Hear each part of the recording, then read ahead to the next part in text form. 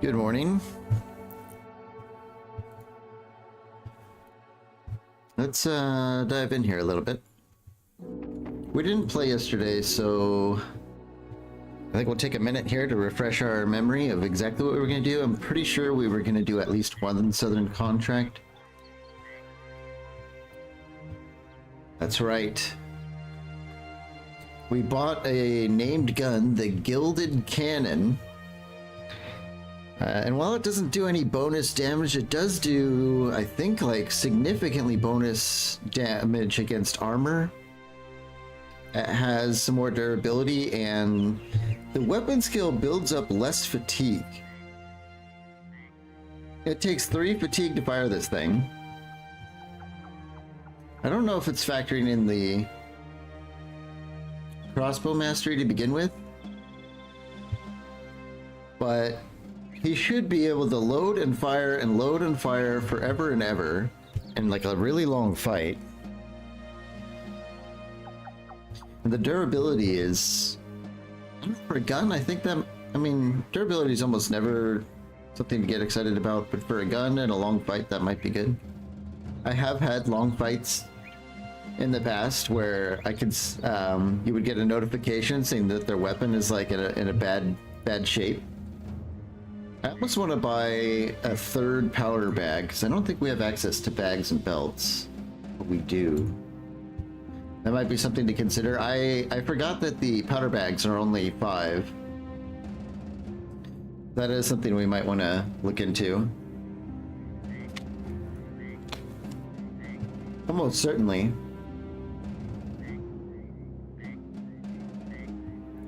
Okay. They're well supplied here, but I think we exhausted all of our options. Money is not too good right now. What are our sell prices? Did we even check? Oh, 18. Pretty sure we bought a bunch of tools and stuff. Okay.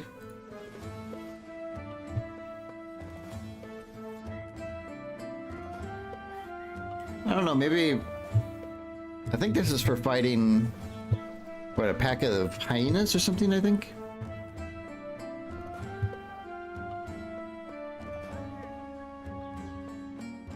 Yeah, they never tell you exactly what beasts they are because they can change on you, can't they? Yeah. It's a big reason I kind of really dislike these, because sometimes it's just like an auto cancel. You go out to hunt hyenas and it turns out to be Ifrits, and there's just pretty much no reason you should ever fight an Ifrit. Ooh, the arena, huh?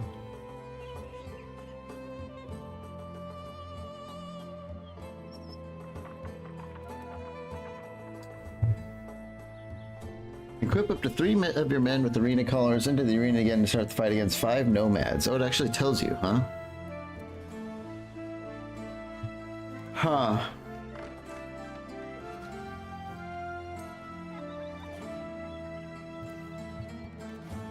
Theoretically, who would we put in there?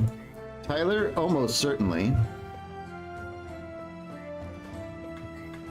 Catnip or Omagash? Definitely.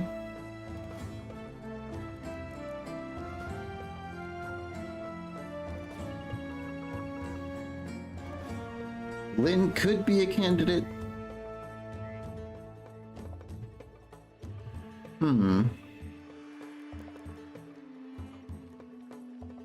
Luness could also be a candidate because she can even throw her javelins at point blank range.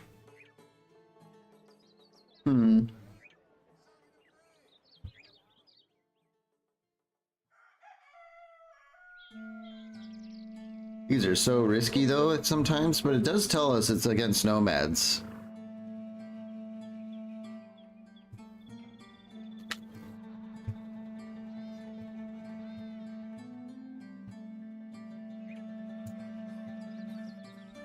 The only trouble is that the arena color might go in this slot, which means Tyler's brand new gladiator Kestis might not be usable in a fight. Can they go here? I guess you can spend round 1 equipping them if we had to. It's not too bad.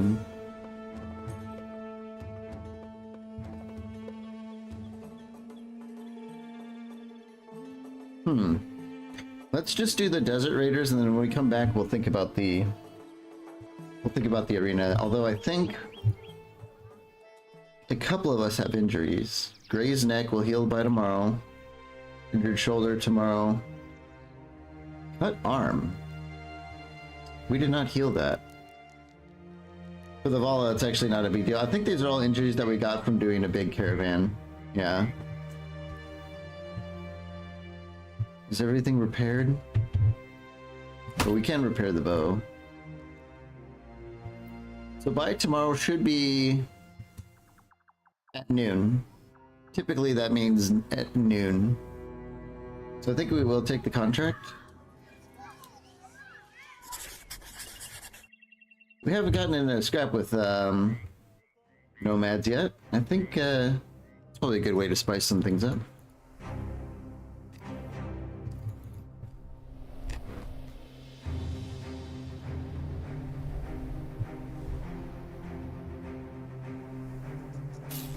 So when you hear that pay sound, that usually means another day has passed, and yep, the injuries of our people have gone.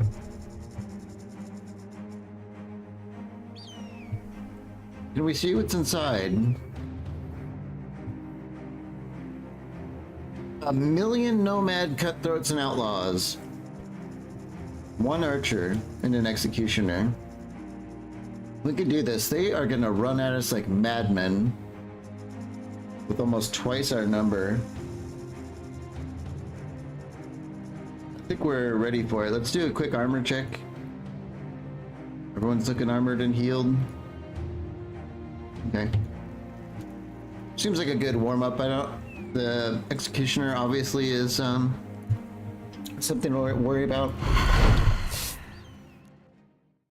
Let's wait. Do they? Yeah, they're just gonna run straight at us like psychos.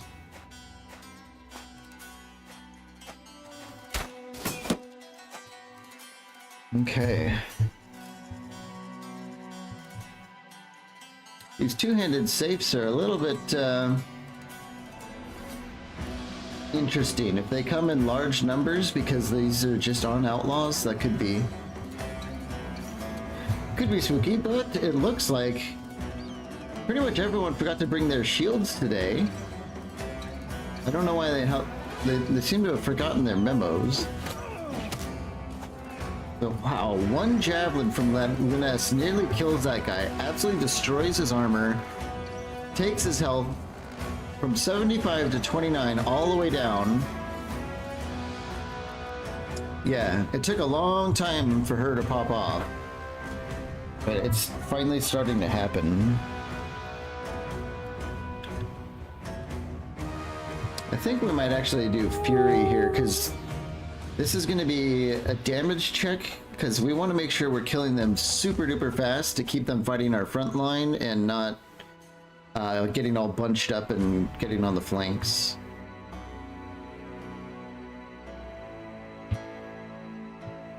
Good afternoon. I see you blinged everyone out. Yeah, the Noble War has done us pretty well.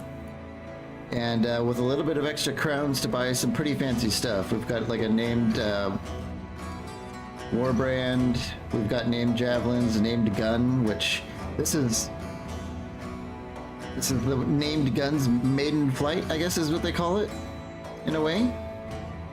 I can't wait to use this.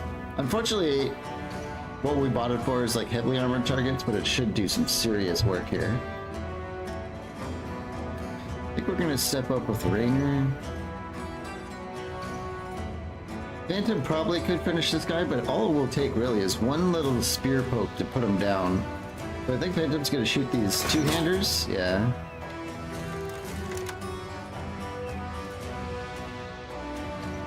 I think we're gonna work around this fireplace a little bit. So Kirby and Cat will be taking a step up, and then we're taking a step down with Lynn, so there'll be some gaps in here. Okay. So, Hey, what's up with our firearm? Did I, what's our vision penalty?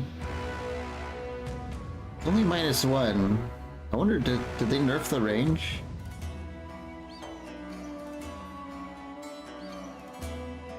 I could swear guns used to shoot farther than this, unless we're missing a perk. Is it like ballistics or something?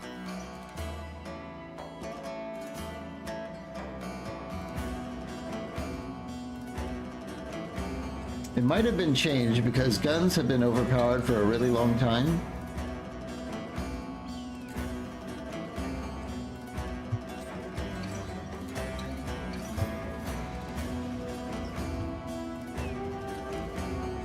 Range of 2 tiles.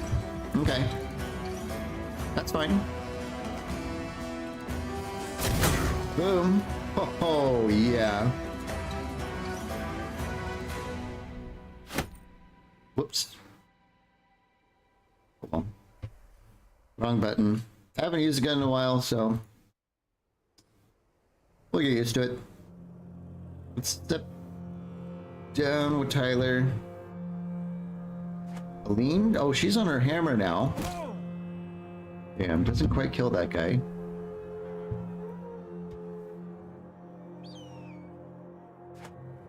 Oh my gosh, could definitely finish this guy off.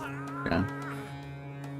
As much as I would like to leave people around for experience to get the final kill on stuff, we really just have to be killing it as fast as humanly possible. Hold the line.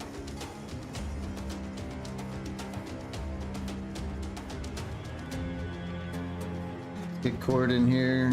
44%. What?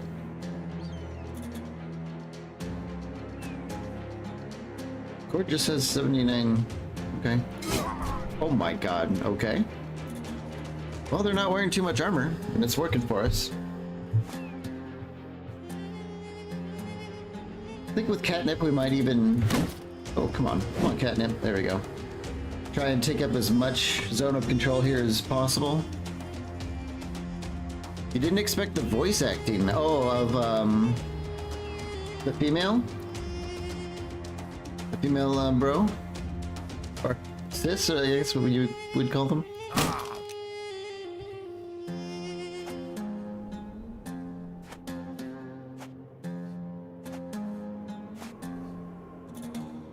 Oh, Spookums gets in there. Oh, the guy who said hold the line. Yeah. There's a couple of other banner abilities that we haven't gotten yet, and I bet you those are line too, like push forward and stuff. That could be cool.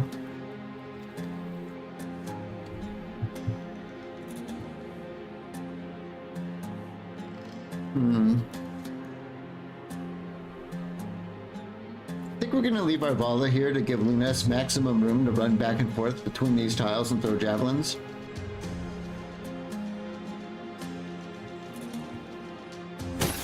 Just throw some punches with Raynor.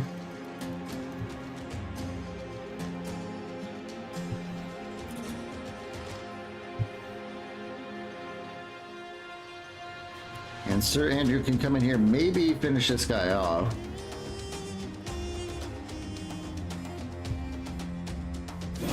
Oh yeah. I think Sir Andrew just got Polearm Mastery, so he should actually be able to take 2 steps in attack. We'll have to remember that. Sorry, I'm a little bit slow this morning. I just woke up. It's one of those rare mornings where I actually sleep in a little bit.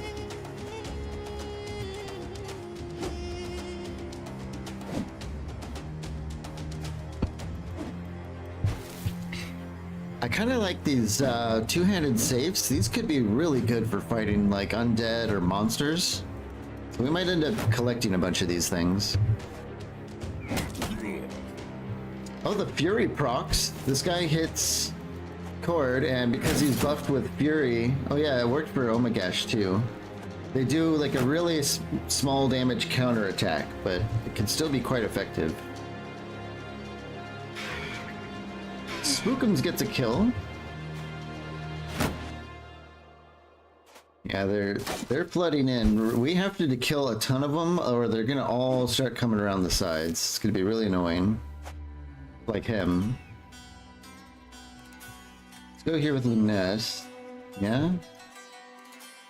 Seems okay. 86% chance. I bet you she could kill this guy. Yeah. 92? Almost killed him. Hello, Lex. Yeah, we've been doing some Battle Brothers action for a while now. Look, it takes 14 fatigue to reload the gun, and then 3 to fire it. He's almost completely fatigue neutral firing his gun.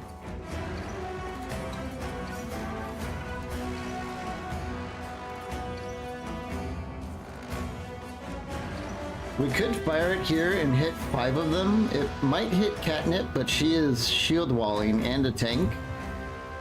Let's shoot it here. Oh yeah. I like that.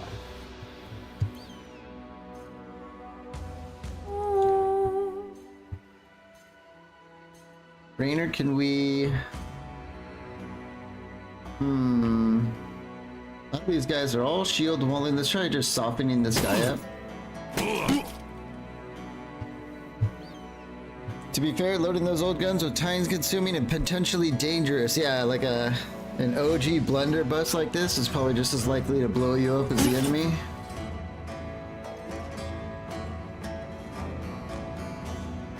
Let's go after, let's try and get a stun on this Nomad. There we go. And then let's follow it up with a normal bonk.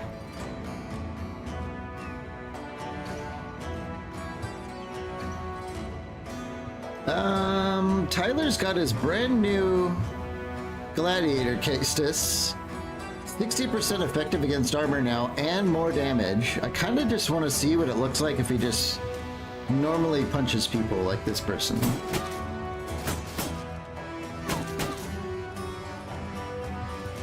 That was okay. It's still not his strong suit, but it's better than the old way. Lynn is set up for a swipe here. But I think I might want to just do 2 attacks on the Nomad to clear her out and get her off Julia, who she's stunning, and I don't like that. Yeah, she's dead.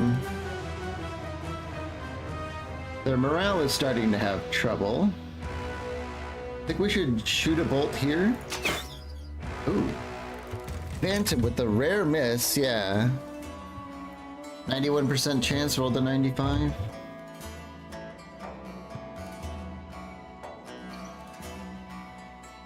We have a 70% chance to be wailing on this cutthroat, and that works.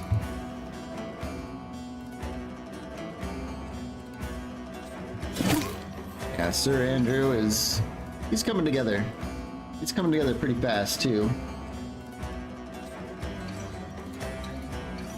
Yeah, 2 cutthroats and an outlaw are broken now. Oh my gosh, doesn't have it. Is this... yeah, the daze has affected his ability to attack twice. Cord might be able to finish it, though. Yeah, Andy's berserk, so we should be able to work that guy over a little bit, too. And I think stepping in with Catnip here is the play. Yeah, that affects his morale even more. Yeah, we're gonna be able to do this pretty simply.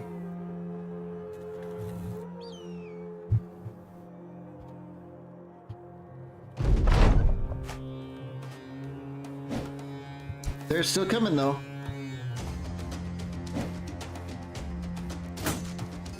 These maces, the 2-handed maces, always have opportunity to be extremely annoying.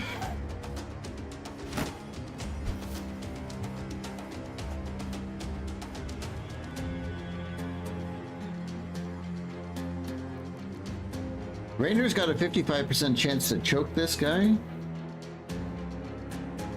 I think we should try and go for a grapple here though. Nice.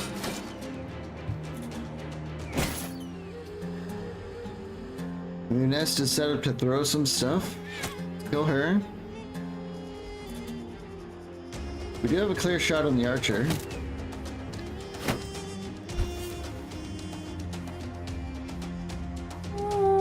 keep using Fury. I don't think there's too much reason to go full defensive here. We should just keep murdering as fast as humanly possible. Let's go with the grapple on Tyler and a choke.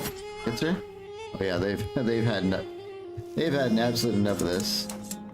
How about another Giga Cannon? Yeah. Let's step in with Lyn and swipe. Ooh, only hit one. Kirby? Oh, it's going downhill real fast for them now. Just shoot in there. Don't really care what happens as long as someone gets hurt. Aline? Aline still needs to work on her melee attack. Sir Andrew, let's see if we can...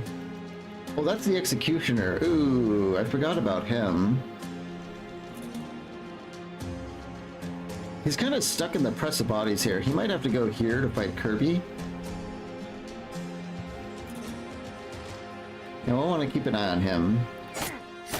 Oh my gosh, get some damage in.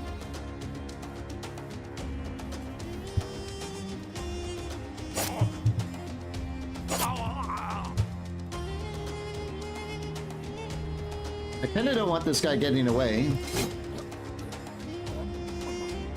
You guys know the old policy. I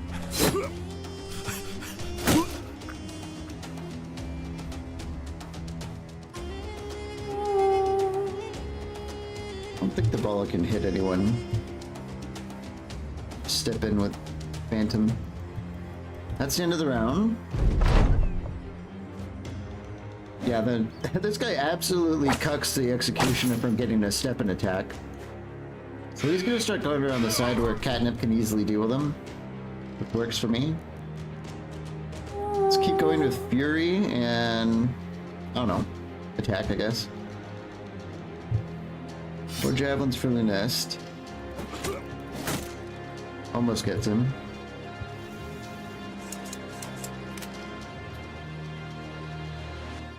I guess we'll just shoot here. Sadly, Leoftet doesn't have too much resolve because I'm sure most of you are familiar with the old fearsome gunner. But he's doing work. He's definitely getting a lot more damage done than when he had the crossbow.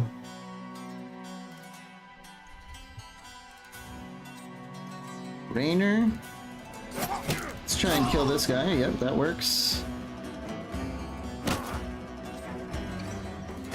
Let's step here with Kirby to see if we can stop this guy from running.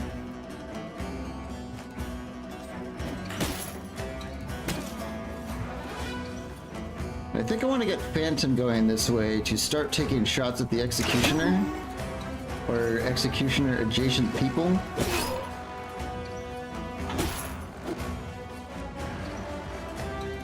We have the banner up here too.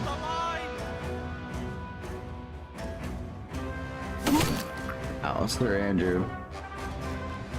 He's still very low level, but I have high expectations for Andrew. Let's get Catnip on this guy. Probably just start fighting him. Cord. Another huge hit from the camp cook.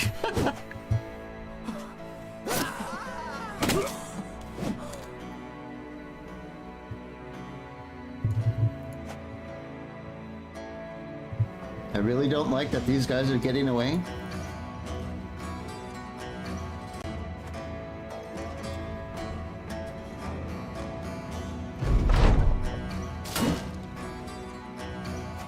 Oh no. I think that's at least one survivor.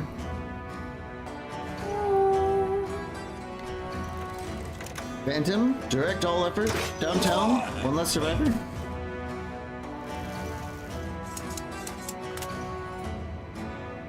Not much to do with Leoftet here. I guess we could get in position to try and get some gunshots on that guy.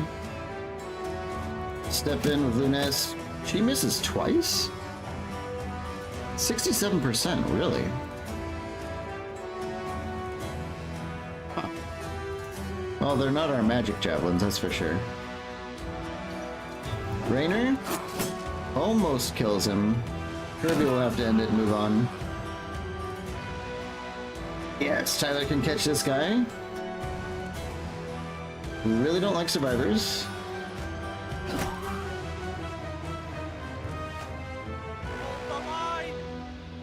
Sir Andrew misses. I probably should have just done a stab thing. Now we're gonna get everyone north to deal with the Executioner. We shouldn't hopefully last too long. That was kind of weird, Tyler. I don't even know if we tried to stop him.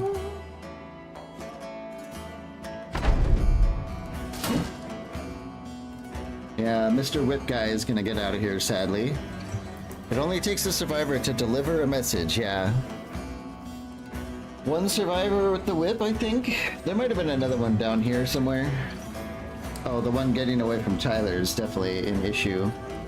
We only need one message, not two. Yeah, the gun strips the rest of his armor off.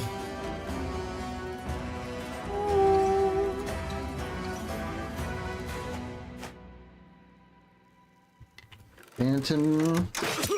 Another injury. Injured shoulder on an Executioner is always good. Heather, can we please just stop this guy? Keep getting Rainer in here. I don't know. These people are never going to get to the... Oh yeah, he's dead. Well, if this guy gets away, we'll call it... Heather? Yes? No. Just end our turns. It's over. I think we did that pretty well. Sir Andrew gains a level. This is like an interesting piece of armor. Southern Conic Helm. I don't think that's actually going to be particularly valuable now that we look at it. We get anything out of that? We got the two-handed safes. These are like two-handed sword slash cleavers. This could be like absolute zombie clearing madness with these things. Other than that though, I mean, I do like the Sapar shields. We got some of those.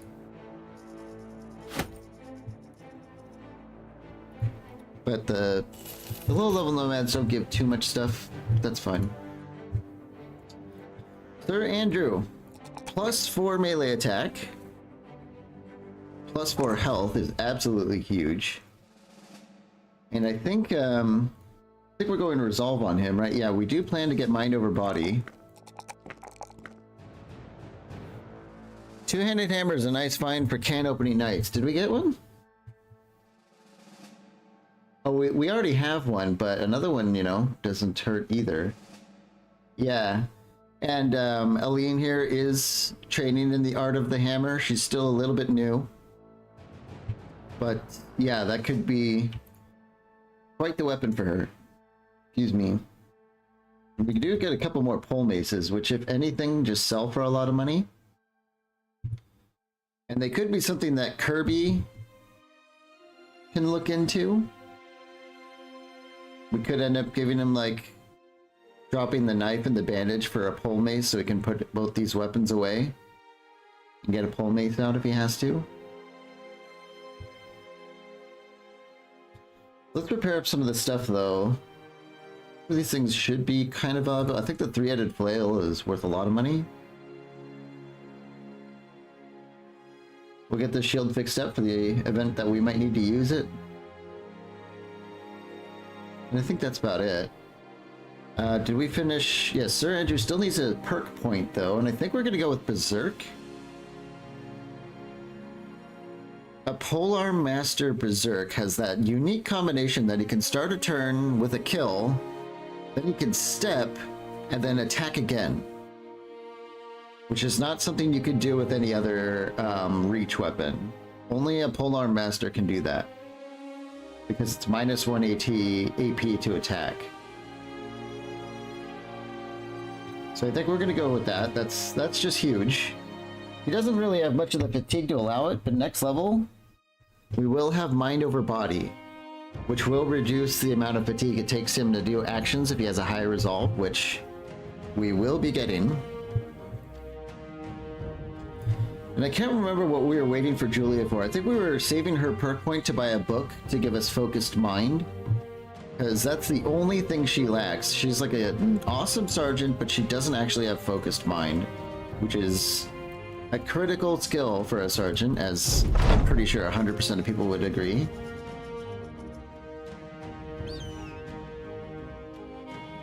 I don't know, I think that was just a notification that being in a desert sucks, which is fine. Are we gonna get to Dahab in time? Yes, we are. I think we can at least sell some goods here. Pretty much the only ones we got. These are just regular bolts. Yeah, we don't need that. We don't need the hand reps anymore. I actually don't want to sell these too fast because there's a certain southern item that we really want to get our hands on.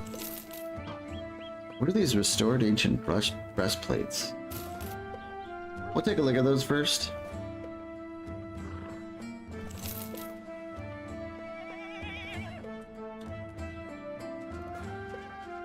We'll get rid of all these good things.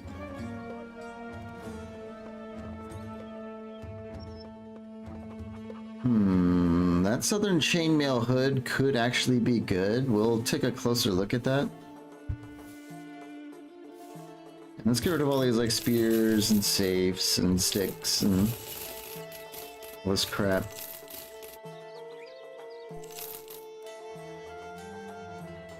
Definitely don't need a two-handed mallet. These little weenie shields, we'll get rid of all those.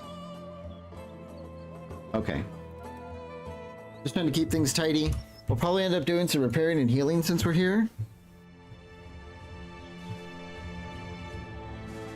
But first we're going to look at these hoods. Sort the inventory and then tear some of this stuff down. We also want to look at the ancient armor. Okay. Yeah, that's not very efficient. 7.3 armor per weight.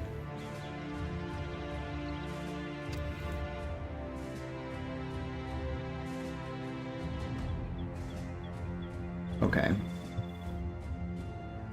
Southern chainmail hood, weight 3, 65 armor. That's the base.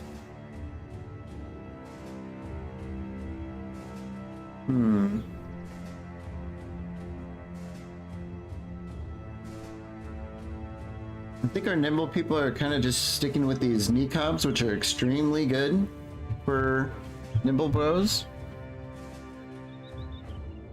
So I don't think these hoods are really all that good, but the knee cobs are amazing. We'll definitely want to grab some of those. Here's our salvaging tent. Just salvage all this stuff. We'll keep that.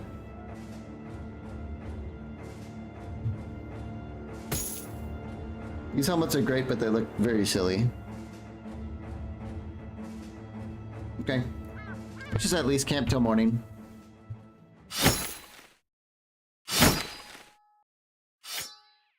You can see our Vala's working on the rune here, 2.5% per hour. Takes a long time. Okay, so we do have an arena fight and a Desert Fangs quest. I don't know if fighting the hyenas is as good as fighting direwolves, though. Is there a taxidermist here? Doesn't look like it. So I don't know what we can craft with hyena pelts.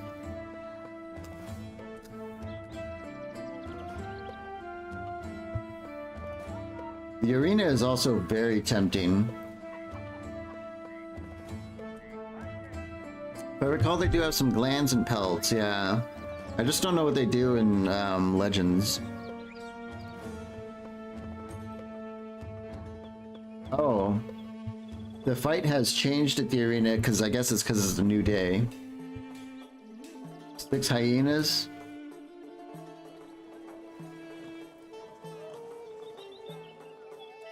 Three people against 6 hyenas. We don't even know what hyenas do. Maybe we should just take this contract.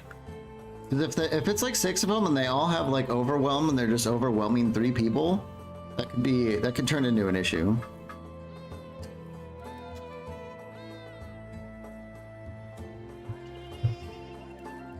I guess we'll take this. I really don't like these contracts, but let's just check it out.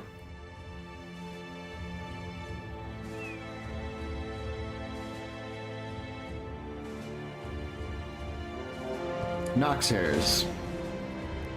Okay. I guess we'll see how this goes.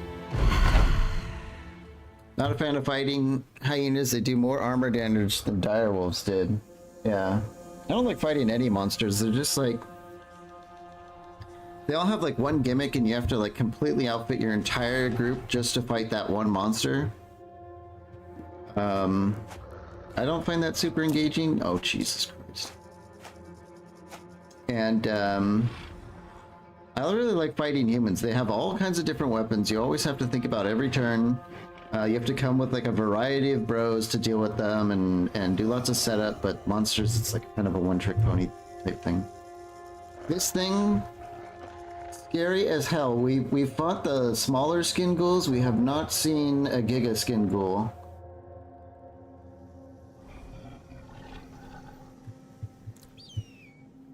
This could already be a huge mistake. We're not sure yet. The normal little weenie Noxers are... And as we found out, these guys actually can swipe with a range of 2. What's the difference between ghouls and Nox? Skin ghouls are extremely powerful. They're on like a... See, I'm done with my morning snack here. They're on like a whole other tier above Noxers. He has 514 health and nimble. 102 melee skill. 152 resolve. These guys are scary. We don't know how much damage they do. These guys... They didn't do that much damage, but they could do sweeping to the back row. And I am assuming they can still eat you.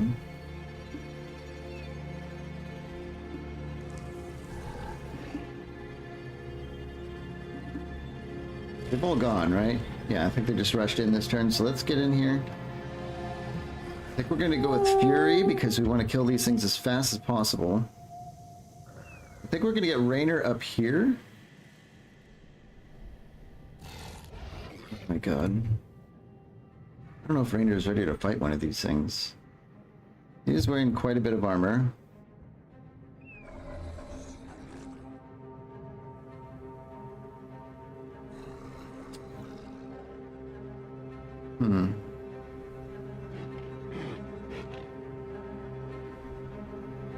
Let's go here with Raynor.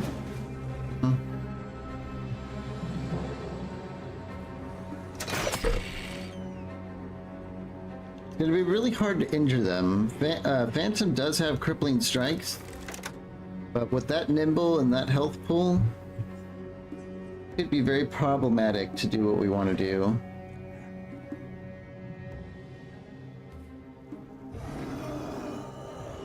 I think we're gonna go over here with Lyn, although she might get eaten, so let's go here with Lyn. Lyn has a special warband. And this thing is just so good at slaughtering light armor targets, which Noxers definitely are. We have to... I guess we could just take a shot. Damn, that was crazy. Almost 100 damage, is that right? Headshot for 104 damage from the firearm, from the Gilded Cannon. Yowza. Tyler here. I think we'll go here with Tyler. This guy's definitely going to step and try and eat someone, so I want other people in range to hold him down when that happens.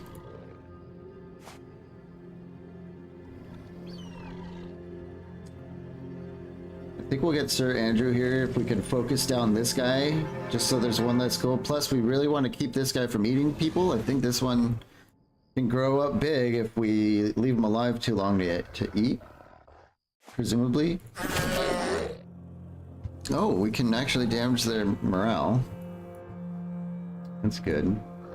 I don't want to get Omegash up here to where the big guys are. Both of our tanks should have Indomitable now, which means they shouldn't be able to get eaten for at least a while. Hold the line. We're gonna use our little banner. I think we're gonna have to rush in with Cord for their setup next turn. And then step in with Catnip here.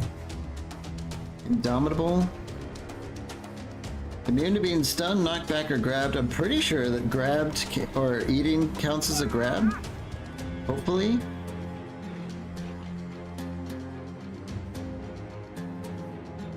And I think Kirby's just gonna wait to react to whatever these guys do. Spookums, yeah, the classic Spookums takes Lunest's spot. Oh, that's so annoying. We're just gonna have to wait. They're not close enough for Lunest to maximize her damage though. Okay, we're all set up for the real turn, which is next turn.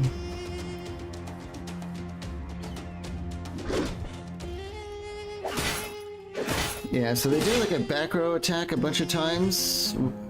That hurts, but we might be able to deal with it.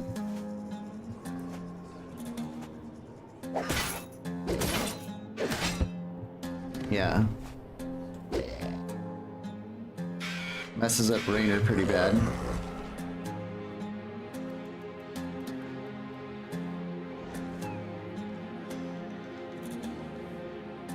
Let's wait with Lunest and see if we can get Spookums to move.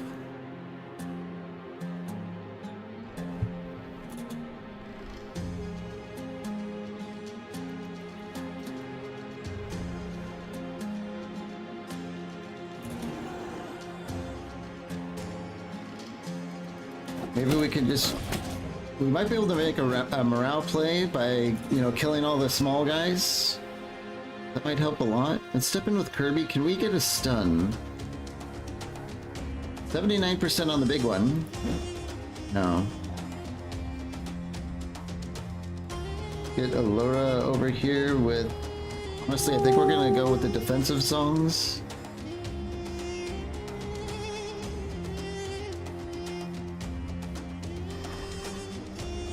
This looks like a good shot with Leoftet. Oh yeah. Very good. Why can't we reload? 5 AP? Okay. Well then, well... Okay. Lynn's set up for a swipe. I don't think a swipe will get any kills. I want kills. Or do I? Because we have a couple free agents back here who can come in and eat if we get a kill right now.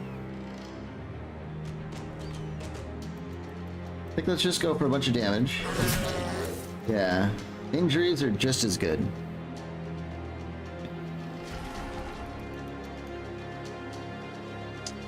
Tyler, 81% chance to hit this guy. What about a choke? 17?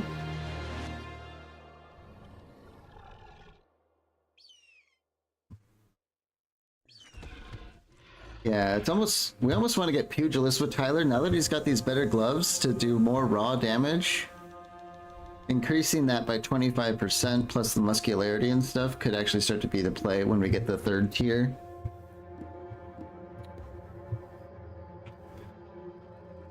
I think we should go with the grapple.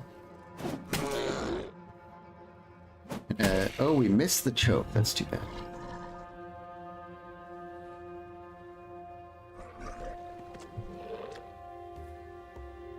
Let's go for these guys in the back. Yeah. If we can get them to run away, that would be good. Oh, Lane's doing some serious damage there. Now, Sir Andrew should be able to get a kill, and he should be able to... Oh, yeah. He gets fatigued very easily until we can get mind over body. Cord here, that would be a kill. And I don't like that. This guy would go in, eat, and then become very big. And we need to wait for next turn with Aline to be able to get a kill and step forward, because you have to be constantly stepping on their bodies, or they'll start eating them, and then the battle gets out of control. So kind of what you want to do, at least in my opinion, and my opinion's dated by like 5 years or something, but you try and kill them as much as possible all in one turn, and then take a step forward with the whole company to constantly deny them the bodies that you're making.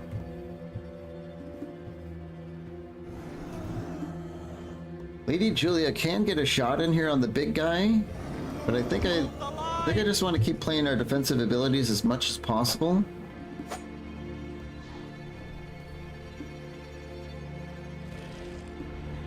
Yeah, we can't really do much about this skin ghoul for now. Let's just try and thin the herd a bit.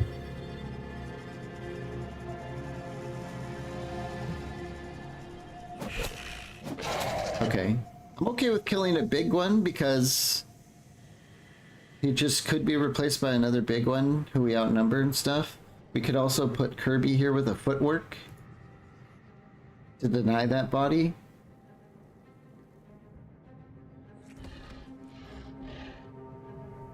I think we should do that. This means one of these weenies can get in here on top of Leoftet and Allura, so let's step back with Leoftet. Spookums might come and take this spot, which would be pretty good.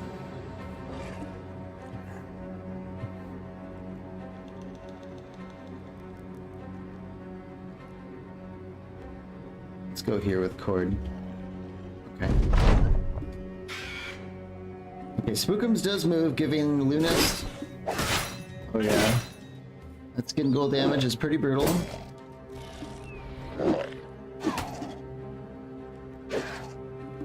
We might see if a skin ghoul can eat someone. Eats our tank. Get Lunest in here. It's time to start getting a bunch of kills, like that one and that one. Let's go to Fury mode now. We want to do as much damage as we can. Raynor could be in a bit of trouble here.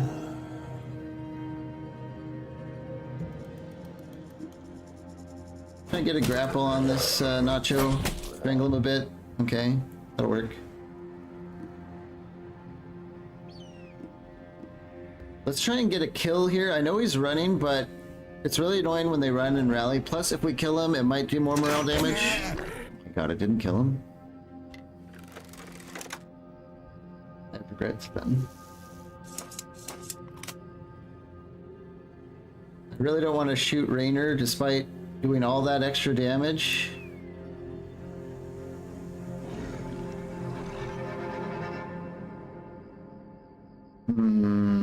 Let's just wait. Aline here.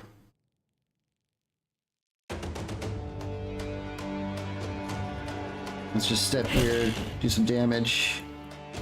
Tyler can go here. Can we get like a grapple on the skin ghoul? Yeah. Lynn just slaughters it. Look at her moving up here. How about a stun? Yes.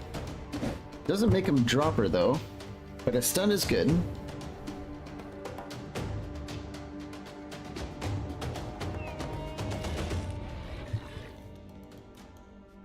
Hold the line! Definitely gonna hold the line a little bit. Oh my gosh. Definitely gonna step in with him and start getting some damage in. Sir Andrew? He's actually getting to be in pretty bad shape now. Let's see if we can hit this guy. And we'll step away. Oh, we don't have enough fatigue to step. Oh, shit. Hopefully Andrew has enough health to survive one more wave of attacks. That might have been a severe misplay.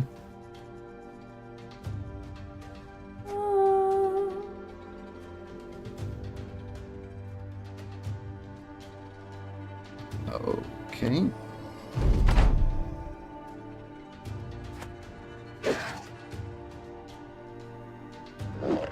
Interesting, that skin ghoul, wait. Do not know why they would do that. Let's throw stuff at this guy. Good stuff. Oh, whoops, we accidentally hit Tyler. That's rare. Those ghouls have scary levels of damage mitigation. They sure do. This is the biggest, toughest one that I know of, though. I don't think they get harder than this unless it's like a champion one, which are extremely rare, I think.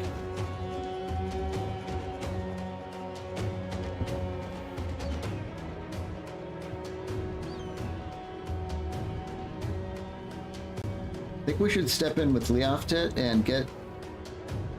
Ah, crap. Let's shoot here. And step back out. It's not a very efficient way, but it is the safest. I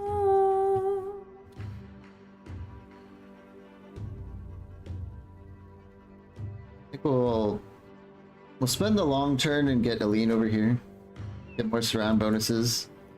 Tyler is set up now to just... You know, we could do a tackle. We haven't done a tackle yet. On a hit, decrease the melee defense by 50%, initiative by 70%, and increases the damage they take by 25%. The more fatigued your target, the more likely the tackle is to succeed. They are quite fatigued. So we tackle them. Punch them a little bit. I guess we'll see how this goes. Let's do a split with Lynn. That was a good split. Step in with Cord. Yep. Kirby is out of fatigue to do a stun. I think we're literally just going to skip his turn and maybe we'll get another stun in next turn. I would like that very much. Finish that one off.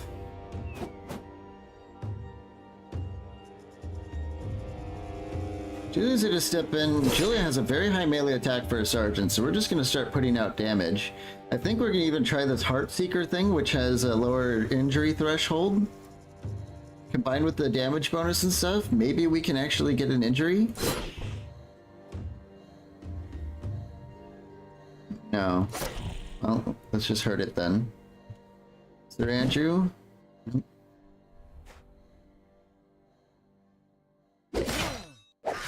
Yeah, he's gonna beat up Raynor a little bit.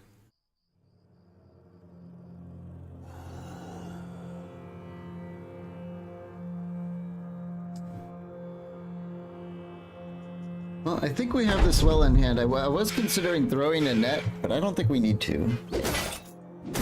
Oh, maybe we do need to? Yeah. Apparently their attacks inflict bleeding.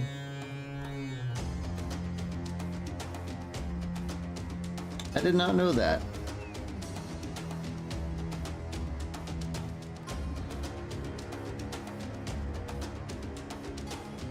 And I was thinking, because the one round ago they were making like cleaver type sounds, and I was like, wow, that sounds like a cleaver.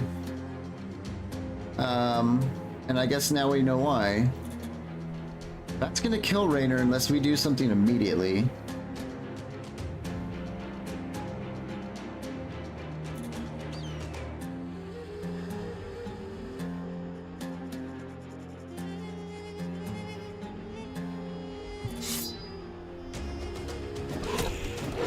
Which we cannot do with really anyone. We can step in with Leoftet and bandage him. We are going to do that at... Oh, he's in melee, so we can't.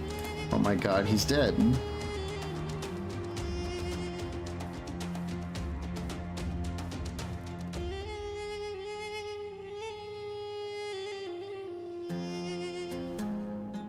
See?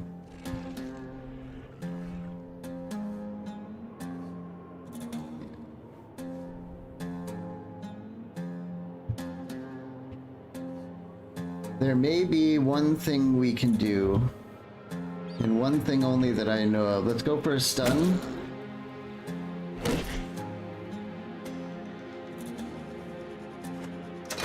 Keep working on this guy with everyone else. We can't do much else other than the one thing that only Aline can do, and I don't know if she has the fatigue to do it.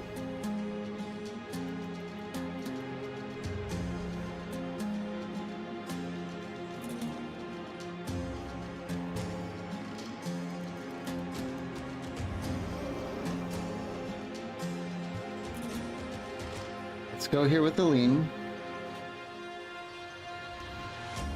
and push Raynor away.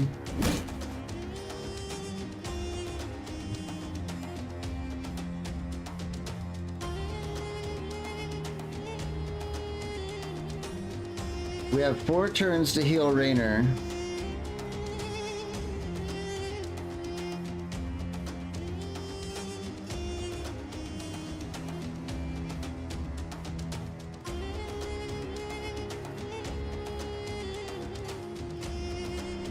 Raynor has his own bandages. He actually has his own bandages. He should be able to bandage himself on his turn before he ends it, because at the end of his turn he will die. I think we solved it. So, let's start raining down as much damage as we can. I want to get Lyn on this ghoul so he can't step in.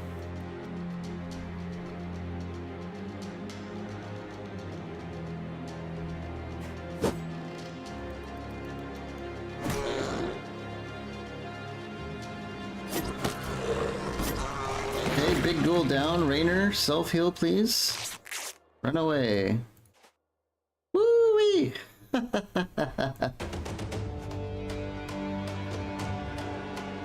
think Sir Andrew's done, especially knowing that their cause bleeding. I think I've just about had it enough with these guys.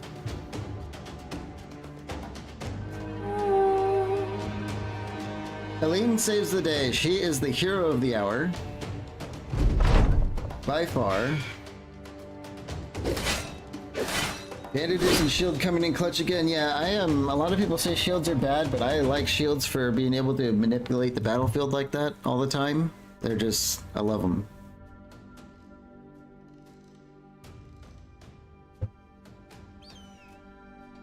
Although I do understand the argument of everyone on a two-handed weapon. That's also extremely valuable. Get the nest here for next turn. We'll have Phantom start making his way on the flank so we can get shots. I'm gonna just get lifted out of the way. His gun's not too valuable here. And Raynor's free and clear.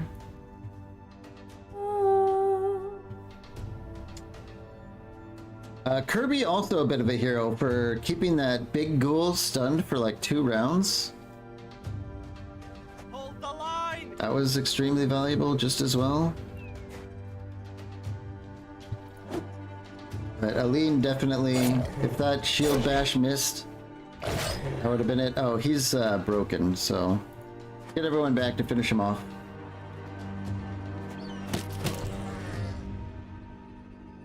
Catnip's mad that she's been gooped. It is not over. We're running down this last stupid ghoul.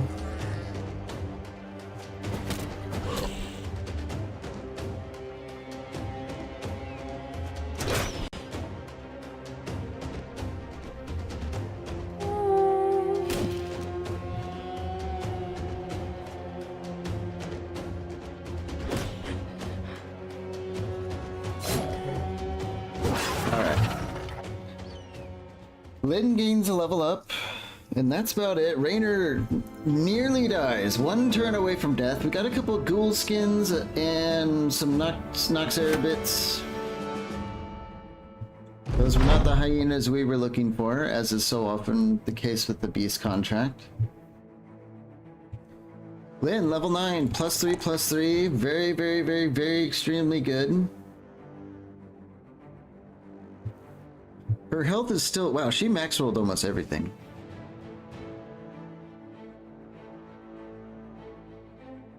I think we're gonna go with the bonus resolve, though. Having only 50 resolve on the front line is not good. And if we max roll it, we should take it.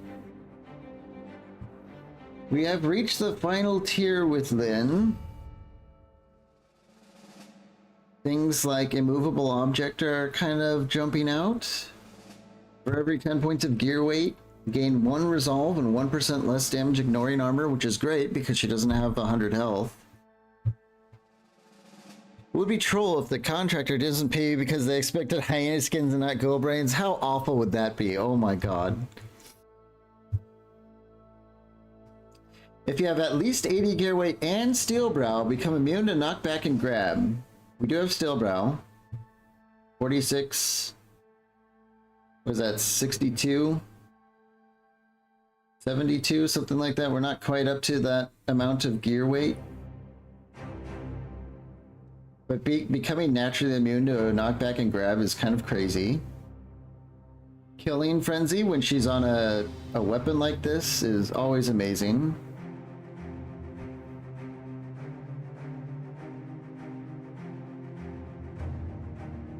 There is Berserk. Quite classic, especially for a weapon like this.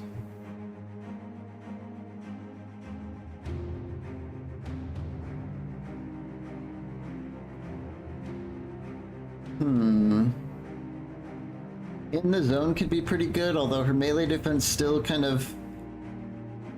I mean, the militia background is pretty good, but I don't think she started with all that much, and I think we've rolled kind of poorly on some of the levels.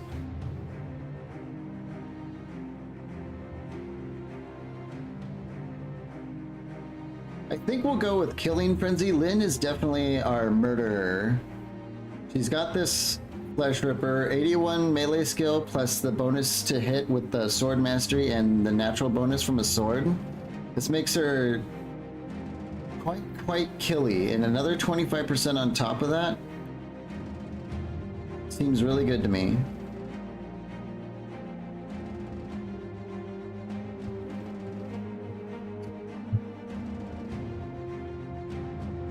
Okay, go back. I don't know what we could do with these ghoul skins, though. We almost lost a bro for it. A measly 1,300 crowns. That would definitely have not been worth it if we lost Raynor, who is just shy of becoming a very, very good bro. Give him some more bandages.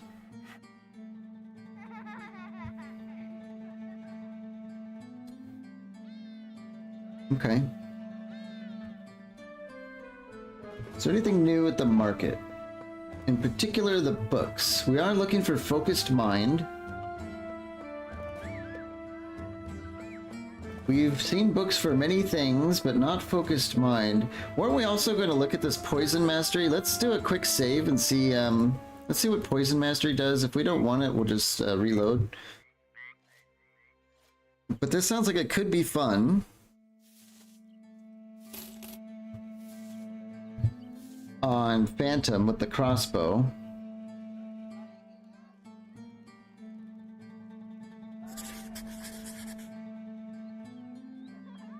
Poison Mastery.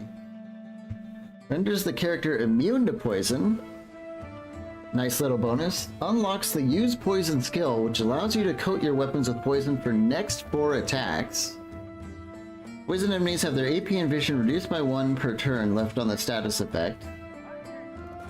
Also lowers initiative by 10 per turn. Base poison duration is 3 turns, so you hit someone, they have -3 AP.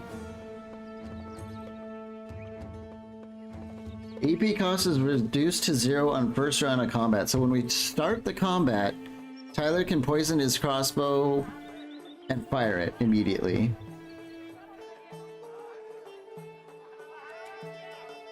Because he's on a crossbow, he has an insane amount of range skill. I don't know what's 96. It was like 100 something yesterday. Oh, because he just read a book. He has a headache. So it's normally like 115 or something like that, plus the natural crossbow hit chance, plus ballistics. Tyler almost never misses. So I do kind of like the idea that we can just start picking people out. We might even want to combine this with Bullseye sometime. But we can start poisoning people like crazy.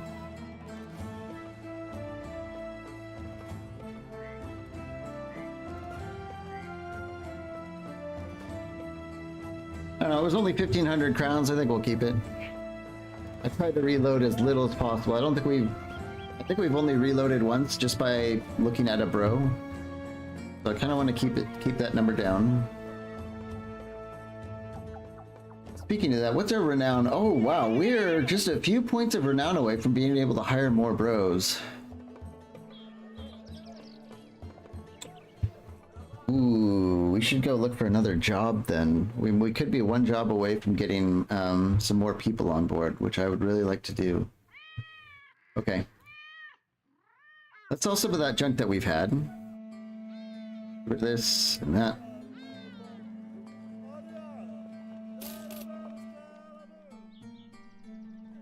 I think that's it. We still don't know what these ghoul skins do. Can we go to camp and check our crafting?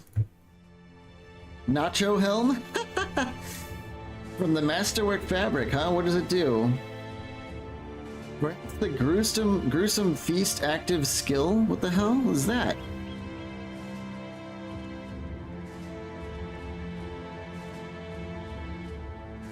I think we found this fabric by raiding caravans, so this is kind of a lucky thing that we just found. We obviously have to make it, right?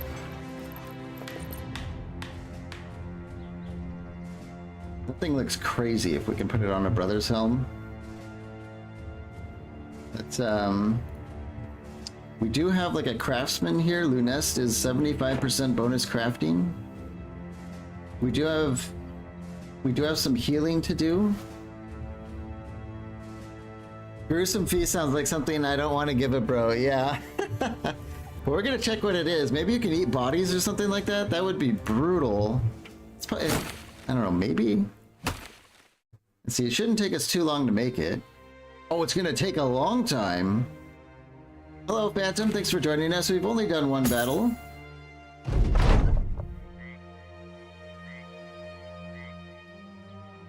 Oh, it's gonna take a long time to make that helmet. That thing might be really good. Let's go south, though. I don't want to sit around trying to craft just one thing. We'll just work on it over time.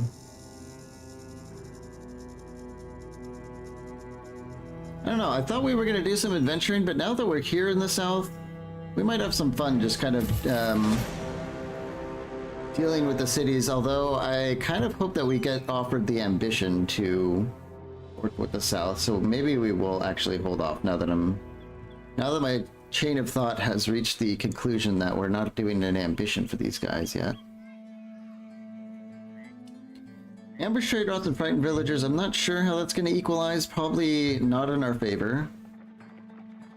Yeah. Oh my god, look at the almost 1,000 crowns for just some medical supplies.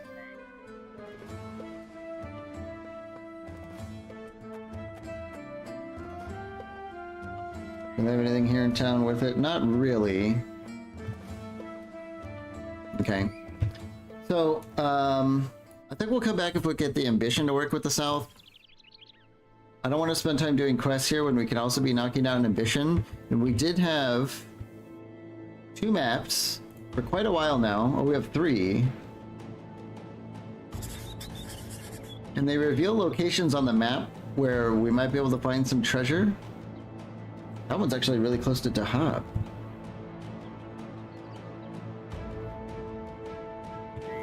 Let's go back to Dahab. We're gonna scout this thing out. I wasn't thinking it would be that close. Oh, wait.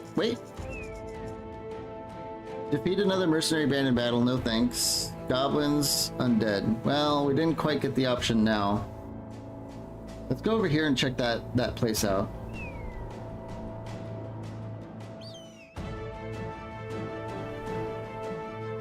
Usually those contracts to like kill like goblins and undead, you have to do like 4 or 5 times, which is just ugh.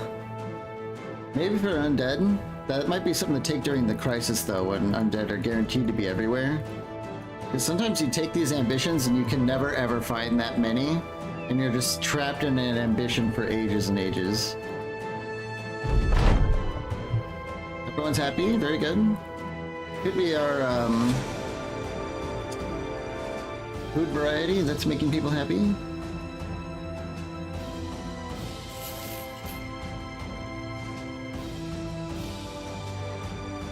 Goblin hunters. Oh, I wonder if this is going to be a goblin camp. 5 ambushers, a goblin harrier. I don't know what that is. I don't know what tribe defenders are, and I'm willing to bet that white direwolf riders are scary as hell. Are we healed up and ready? Rainer's mostly there. Everyone else is fine, but are these guys coming after us? These guys think they can take us.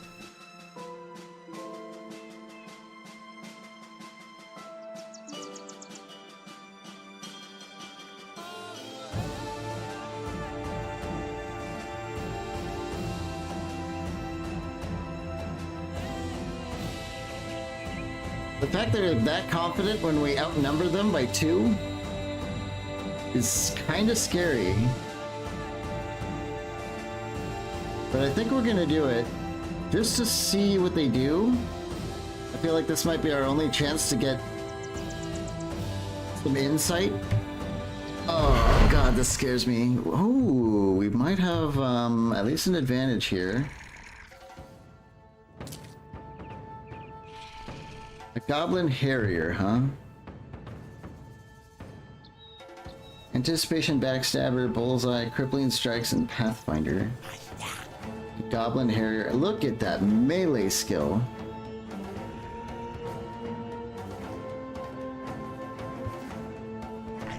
Tribe Defender. He's got a Goblin Spiked Impaler.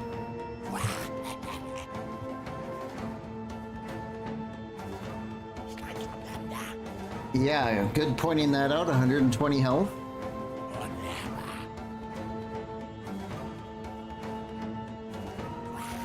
This is definitely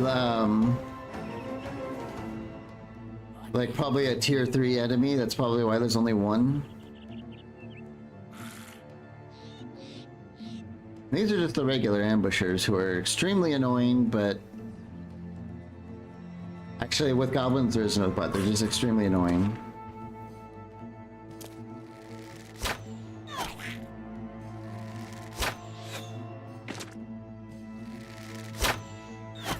And we still have those, okay.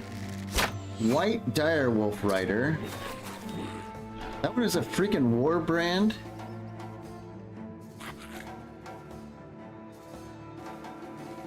Anticipation, Backstabber, Bullseye, Crippling Strikes. Pathfinder, 90 melee skill with a war brand. Oh good. And I think, can't their mounts also attack? I haven't fought goblins in a while. Because, well, look at what we're dealing with.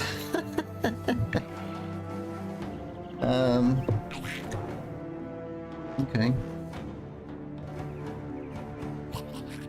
Let's just keep taking it easy here. We might try and like circle the wagons a little bit because they're obviously going to be going for length.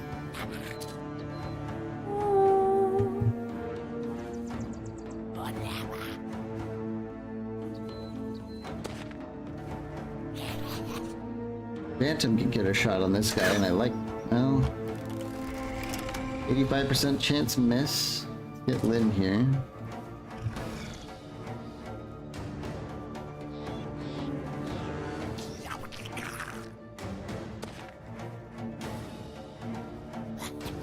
The Spiked Impaler might be kind of interesting to get our hands on for Phantom here. It's been a while, but these things used to be interesting weapons.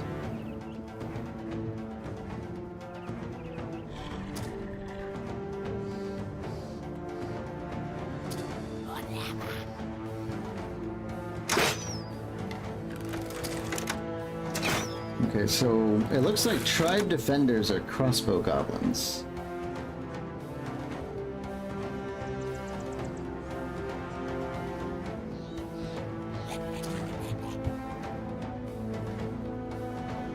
I think Omagash might go here for lots of zone of control. I do like the idea of Lady Julia being behind a rock and a shield. Hold the line! And I think Cord should probably be good here. It's got some natural defense from the low ground.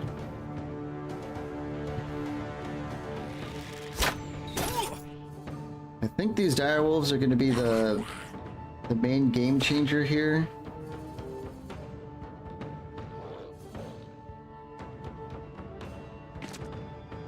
And this isn't in range just yet. Okay, let's see how it plays out next round. Are they going to come at us, or are they going to keep their range advantage until Tyler, or until Phantom, like, seriously injures someone?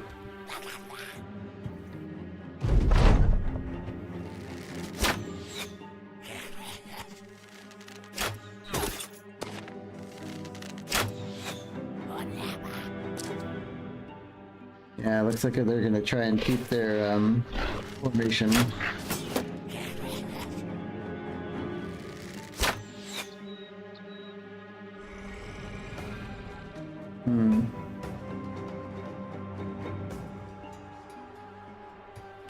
Piccoline's the only one who's been shot, and it was for 14 damage. Maybe not so bad. I should have switched our shield people to kite shields for goblins, but that's fine. I kind of think it's us who has the range advantage, because Phantom should be able to, like... He could probably kill all these people if he had enough time and ammo.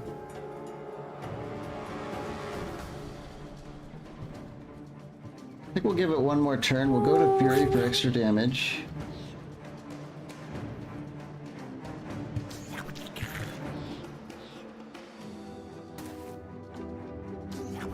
Kinda don't like that Warbrand, although I don't know what these Harrier axes even do. Could be just like a standard two-handed axe? I don't know, or a long axe?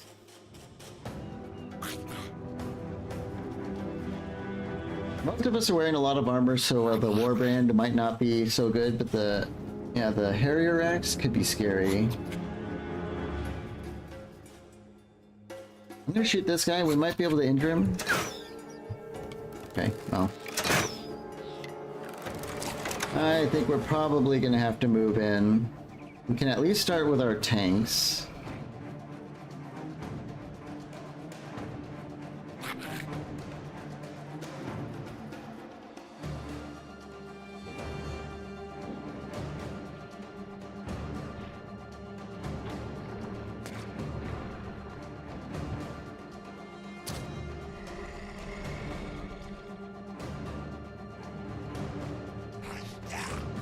Make the aggressive play with the tanks first.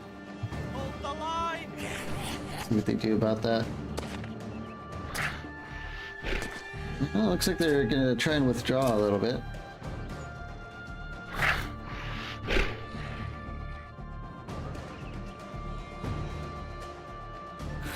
That's all their turns done, right?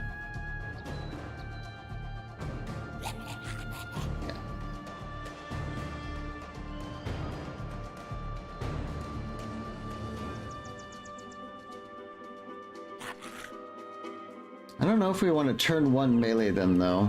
Get right in there on top of them immediately.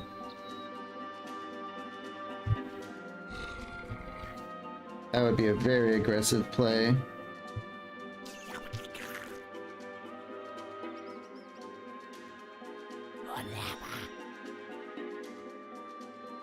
But it would also, if we ran in and tied down their dire wolves, we wouldn't have to worry about the flanking so much, so there is that.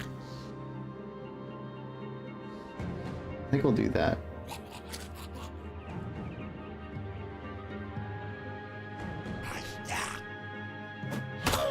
Oh, almost get one.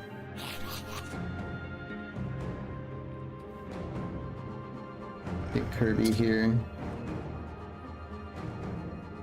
I think Rainer.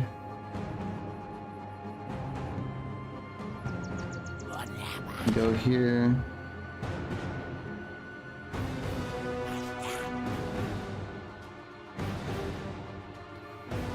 I really don't like that I don't know what these Harrier axes do, but we're gonna find out, and hopefully not in an overly hard way. I don't want to set myself up for a split by going here from the Warbrand, but I guess we'll find out if these are long axes or not if we go here.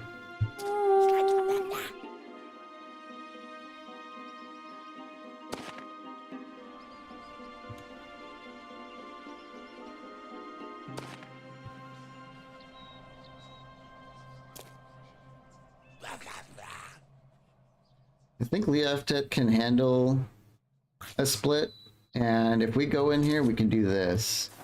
Oh yeah. Yes, guns. Big booms.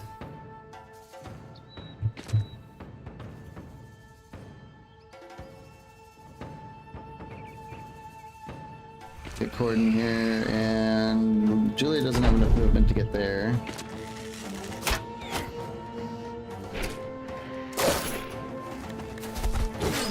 Oh yeah, they do a bunch of dance around bullshit. These Harrier axes seem to do pretty good damage, although Tyler's not a Battleforge tank, so.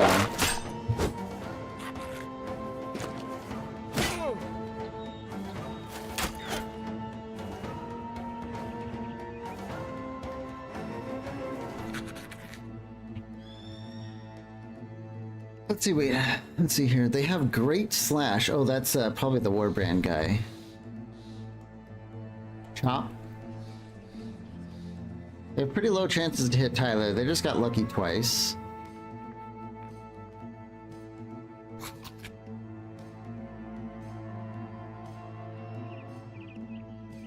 Okay.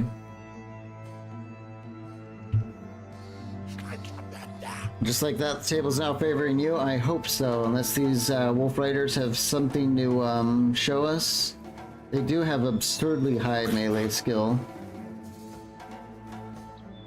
This guy is wavering. Let's see if we can focus him down.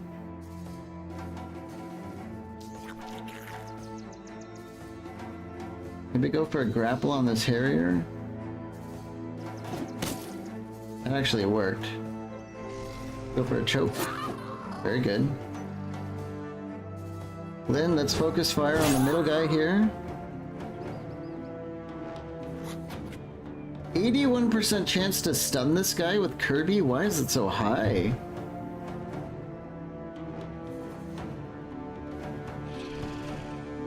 Has Kirby simply just leveled to... Okay, I'll take it. What about this guy? Okay. I think we're gonna have to spend the turn getting Phantom in here, though. Go here and shoot this guy who's kind of out in the open. We're gonna keep using our melee defense perk because these guys have huge melee skill, like wildly high. Go for a daze on this guy. Reduce his fatigue and damage and stuff.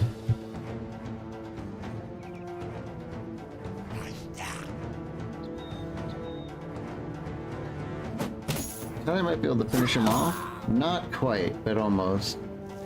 It's not done. He has only just begun. Second. Oh, another big damage. Alien get some hammer action in there. Throw, oh my gosh, on the wide flank here to start tying up these archers. And Sir Andrew just throwing some damage there.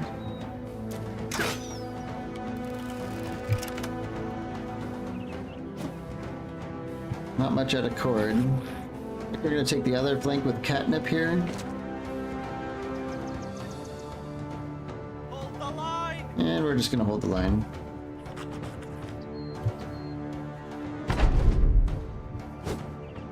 These little knives are scary no matter who you are. I'm sure any one of us who's played Battle Brothers quite a lot has definitely seen the double 5% puncture from a goblin. Oh yeah. Yeah, these Tyler's almost dead already. The Direwolf Riders are very, very scary, as we suspected. Kill that one. Oh, and they turn into a Goblin Harrier. Yeah, they're Harriers on top of white Direwolves. Yeah, these guys are actually insane.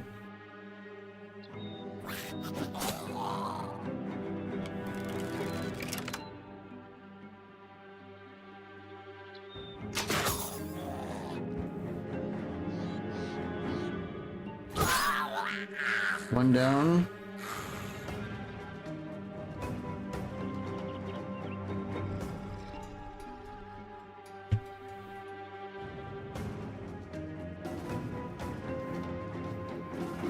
Tyler is our best bro by far. If he dies, it'll be just a perfect example of why you never fight goblins or anything like that.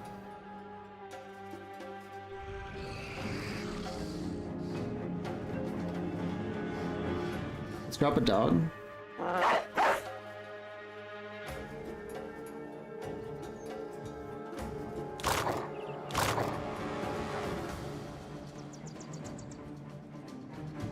We grapple this one. We would kick him a little bit. Keep shooting. More damage.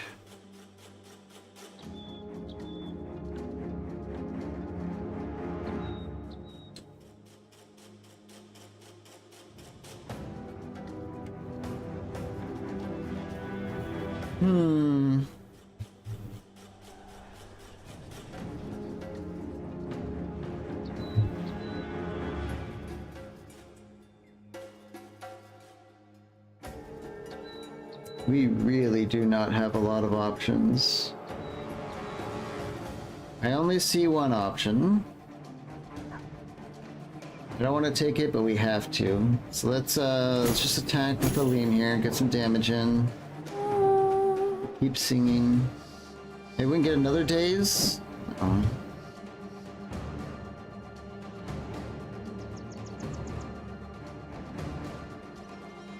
Finish off that ambusher.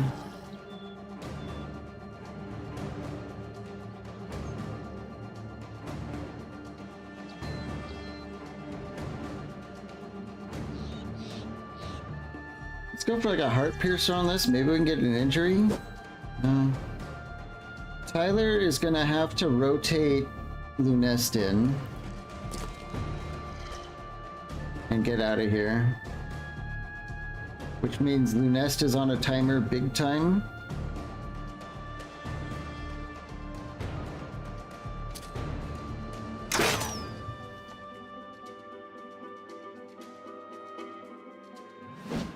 Miss from Sir Andrew. This pry armor ability makes it so that that increases damage ignoring armor by 20% from other sources, but he doesn't really have armor, so just go with a stab.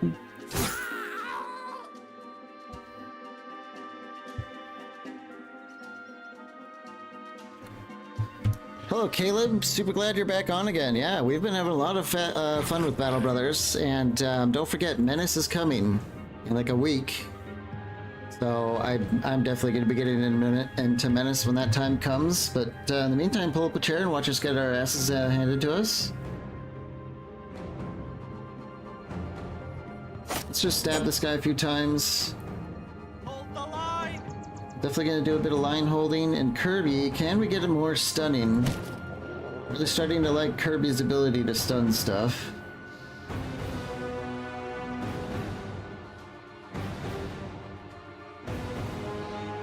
Get damaging down here a little bit.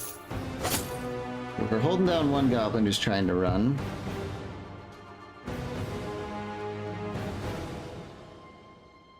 Okay, Arvala's in a bit of trouble from these tribe defenders. I don't know what we can really do about that. I think she's kind of just... Jeez. You saw the trailer for it. Quite the improvement in production value. I'm very proud of how far they've come in as a studio. Yeah. I've heard some like negative things about Menace, but I haven't played the demo myself. But I did watch like a 1 hour, let's play of it, and it looked like it could be a lot of fun. So I'm definitely going in with an open mind, excited to play their next thing. They definitely made one of the best tactical squad-based fighters known to man, so I'm gonna assume that some of that skill carries on.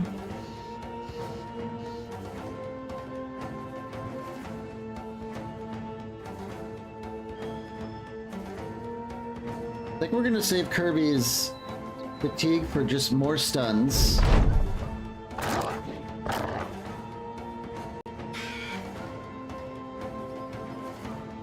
Lunest can throw at point blank, and yes, it does hurt a lot.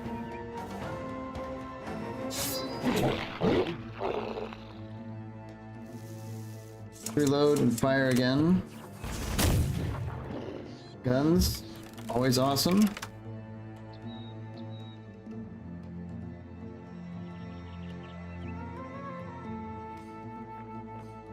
Step in with Phantom here and shoot this guy. He's wavering now. This guy's broken. Alright, I think we might have this under control.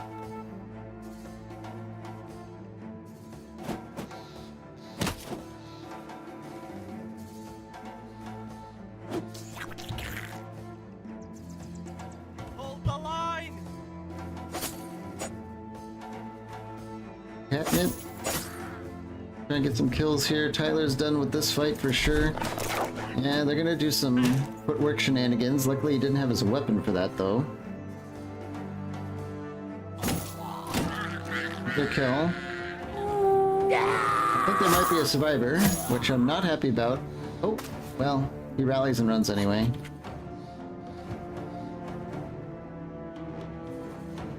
Step in here with Julia.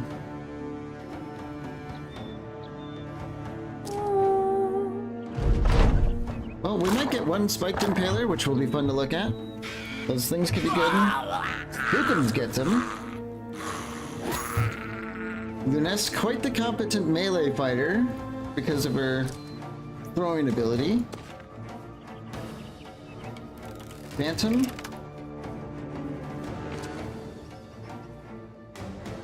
On the hunt, but I don't think we're going to be able to get it. We shoot this guy without... No, we'll hit Catnip.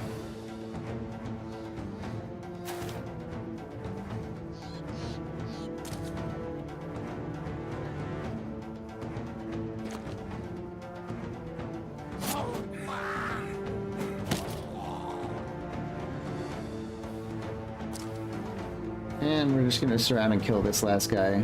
Yeah, that goblin gets away for sure. Not much we can do. He's broken. Stab him. Stab him some more.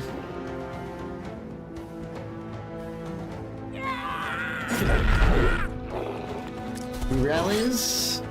Tries to do something. Oh, the dog's going after the goblin.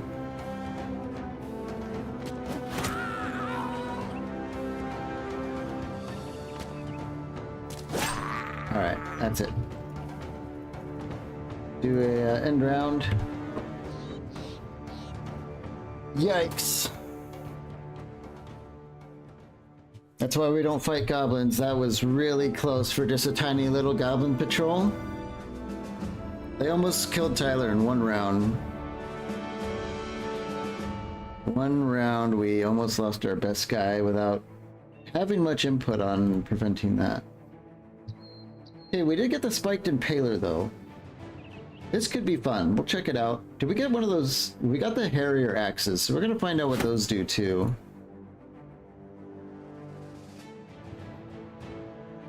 And we got some levels. So let's put the Harrier or the spiked impaler. So a standard heavy crossbow is 50 to 70. Put them side by side. 50 to 70, also 50 to 70. They have the exact same profile of ignore and effective against. The spiked impaler takes less fatigue to hold. It has shoot stake.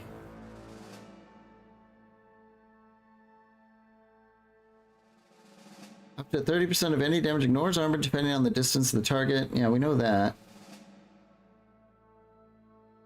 I thought this had something special about it.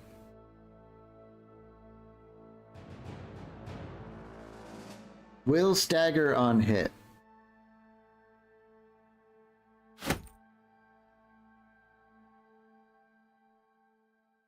So 33 to 47 damage to ignore armor. Same for this. Is this really just a heavy crossbow that inflicts stagger? Oh, it deals plus 100 damage to vampires too. Because it's shooting stakes.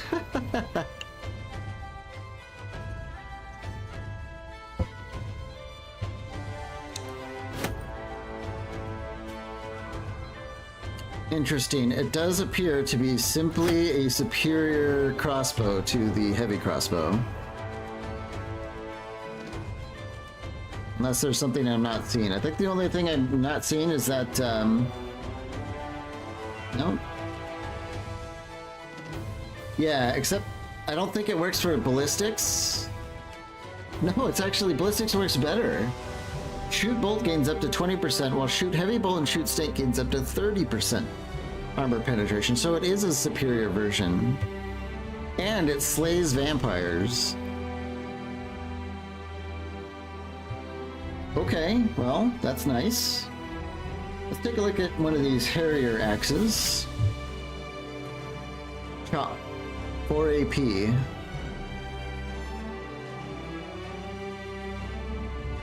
Wow. That is a pretty serious damage profile for a weapon you can swing twice.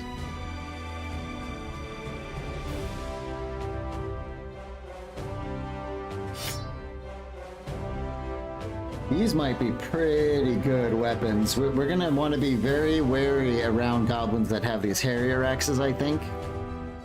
Because that's a good amount of how Tyler just got worked over by a goblin with these riding a White Wolf Rider.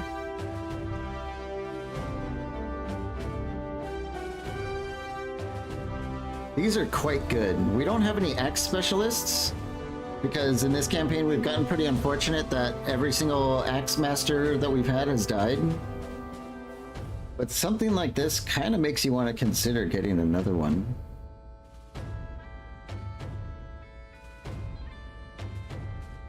As far as these goblin helmets go, what are we looking at? Like a ponytail thing, goblin scarf isn't any good. Goblin chain helm is also bad. Okay, so their armor, as usual, just sucks. And that's fine. The little boondock bows, not so good as usual. Okay, but we did learn that the Harrier axes are very scary, and the crossbows of the spiked impalers are quite good. But that's not unusual. We already knew that. But when it comes to hunting vampires, well, we can. Do we only have one spiked impaler? Yeah. But if we get a second, we can keep it around for Liaftet to switch to. If we ever go after vampires. Let's take these levels now. +2 and +3 for Raynor. Not great, however, very acceptable. We're gonna go for health. Definitely health.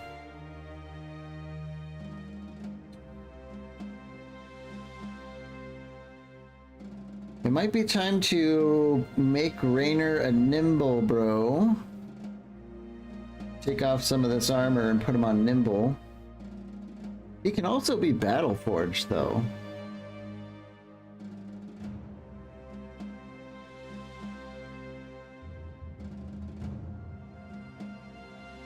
Honestly, I don't see such a bad thing in having a battle forged unarmed guy, because he has bonus fatigue here. How much fatigue does he have? It looks like he's got quite a bit. 116.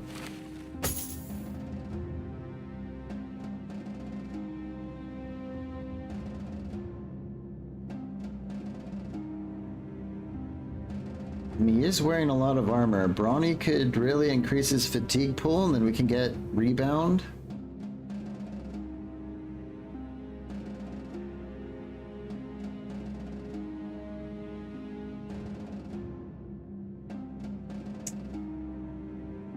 Yeah, Tyler, well, he also has a lot of fatigue, but that's because he's on, he doesn't even have the option for Battle Forged, but Raynor does, and ultimately, at the end of the day, I think Battle Forged is definitely better than Nimble, because Battle Forged people don't have to worry about like a bunch of Nimble counter weapons like cleavers and stuff.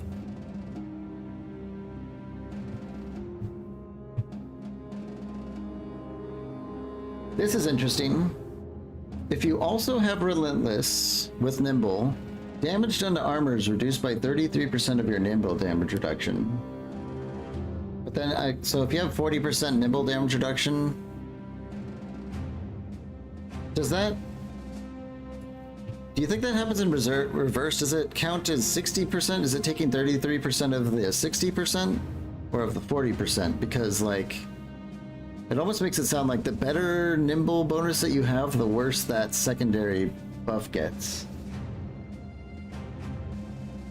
I'm guessing it's the 60%. But that's still not that much. That's like it's like a nice bonus, but I don't think that's something to build around.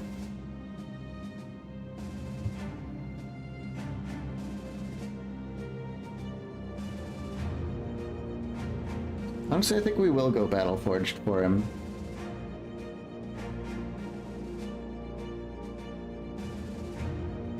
Heavy melee fighter does sound pretty cool. Let's do that.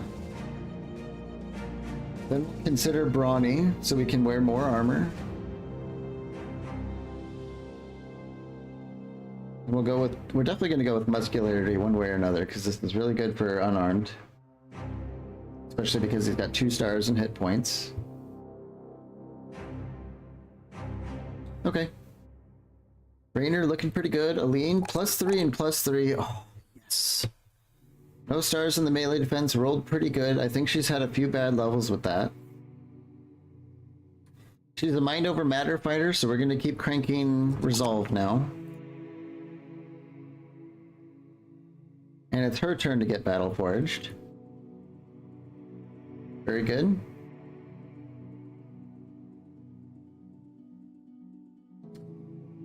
Liaftet, +3 ranged attack.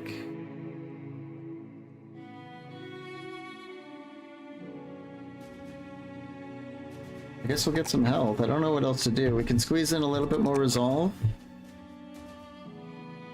Now we're at the maximum level with him. We've got this thing called Anatomical Studies. Unlocks a series of events that lets you create prosthetic parts to help your mercenaries resolve their permanent injuries.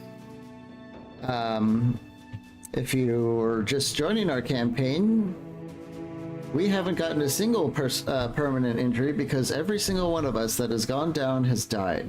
Every single one. All of these people. We haven't gotten a single permanent injury this entire campaign. So we'll keep that one on the back burner in case that does happen. There is Fearsome. Now he only has 56 resolve, but it still causes morale checks.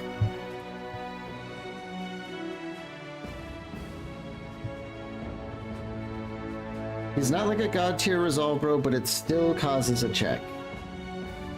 And now we have these special training perks. As long as the character is in the training 10, every character training receives an additional 10% training speed. Just means you have to pay for a retirement party, yeah. Whip them and shake. Kills made by veteran mercenaries in the company earn 100% shared XP from mercenaries who are not veteran yet. Veterans are level 12 and over, so basically everyone. This character does not need to be in combat for the effect to work. I think we might want to get this. We don't have anyone at 12 yet, but... well, maybe it's not going to happen just soon. We're almost there. I almost want to take this now. Well, he's probably going to get another level soon, isn't he? Just because of how much damage he's doing with his gun.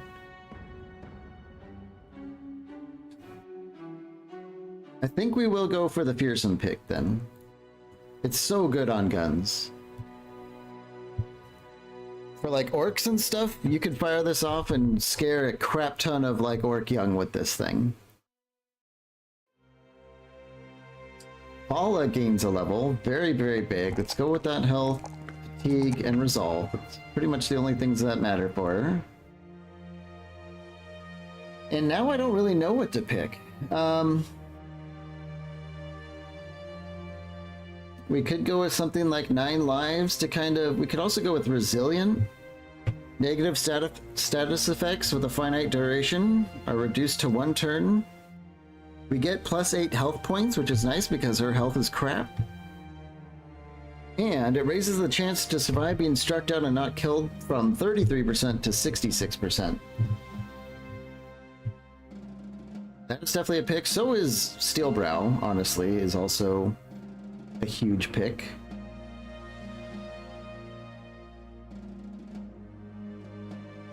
Potion Brewer. The skill unlocks the chance to create Lionheart, Iron Will, Recovery, and Cat potions while gathering.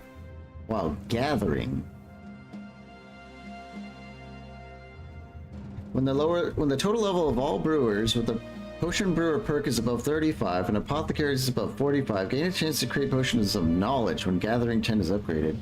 Well, we definitely do not have a combined level of 35. We're not even close to that, but it does say that she can have a chance to kind of just create the low tier ones. That's kind of fun.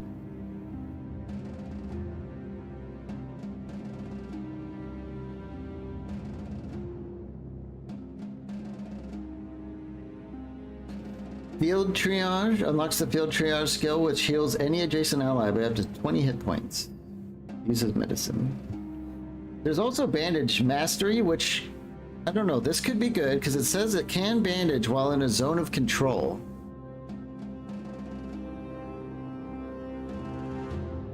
So we might have been able to bandage Tyler or Raynor that one fight, even though he was fighting. That could be extremely valuable.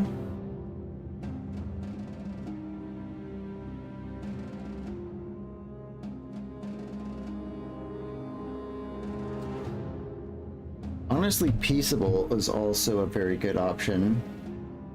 If we give her Peaceable, she'll get 20 resolve right off the bat. Some additional experience gain. She loses melee and range skill, which is already not good. And in combat, she gains 1% XP to all allies. And because of her songs also scale on resolve, her songs will become even more powerful. And the Fortified Mind is going to buff that plus 20 even more. Her resolve is going to go through the roof if we take this.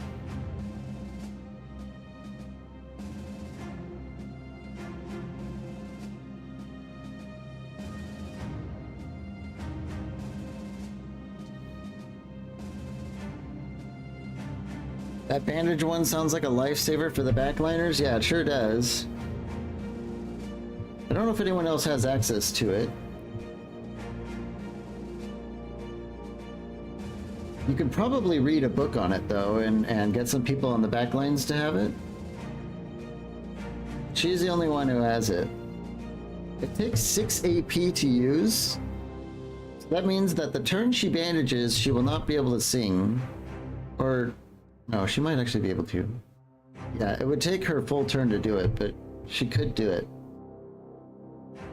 The only question is, it says you can bandage while in a zone of the control. The only question I have for that is, does that also mean that the person you're bandaging can be bandaged while in a zone of control? Because right now it's telling us that we can use it when we're under a zone of control, but it doesn't tell us about the other person, which is what matters the most. So if we take this, it could actually be a huge waste.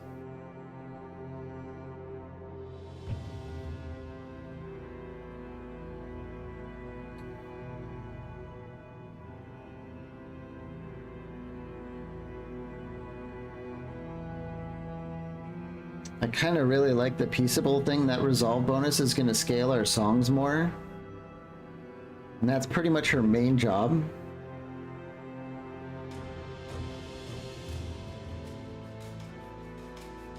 In another manner of thinking, we can say that taking this might reduce the need to even have to use this in the first place by making us more defensible with our songs.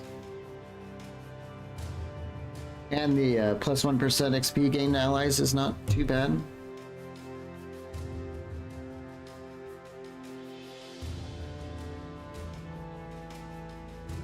We could also take Student. Just put this level off for an experience bonus and eventually have more. The thing about Student is it does last forever. So we will want this at some point. But only if we take it now is it going to give us an additional perk point when we get to level 12. When we take it after, we don't get a free perk point. So we have to take it before max level.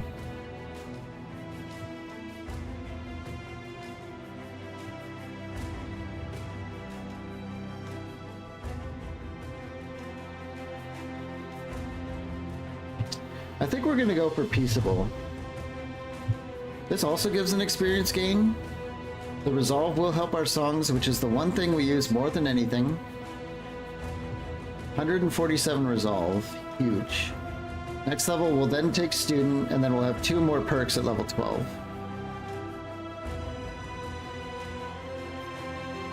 I'm off. I hope you and the rest of the chatters have a splendid stream and rest of your day. Yeah, happy Sunday. Take a break, chill out. And make sure to like the video before you leave, if you would, please, sir. Please, very much. Please, please, please. That'd be great. And it was nice to have you. We'll see you next time.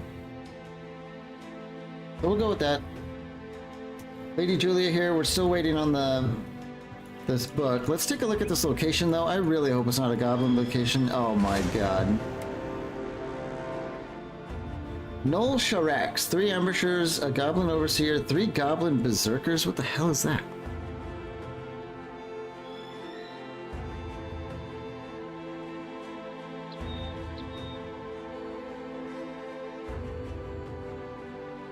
Two goblin tribe defenders, 3 white wolf riders. Honestly,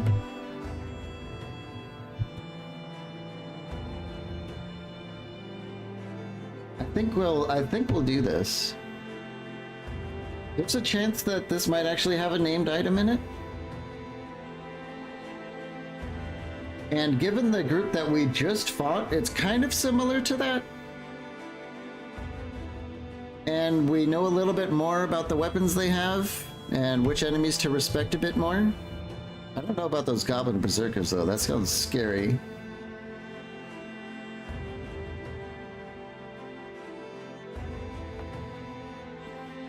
But I think we're gonna try this.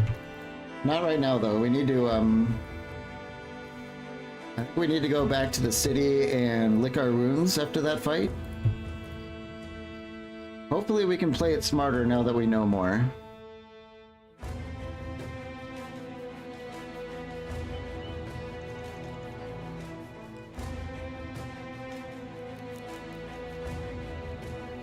Okay. Has anything changed in Dahab while we were gone? They have a rebuilding effort. Does that mean that some things are going to sell better here? It might.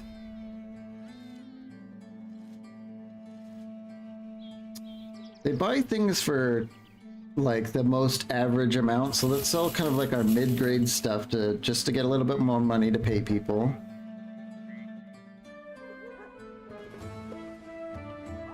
Get rid of the 2 of the Harrier axes. We don't need those too much. We don't need the standard Warbrand.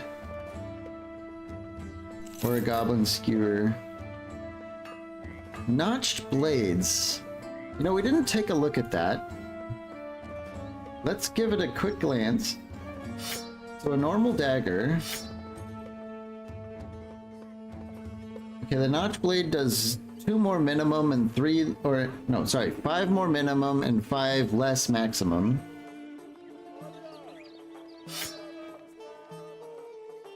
And I think they just do the same old puncture as the dagger does.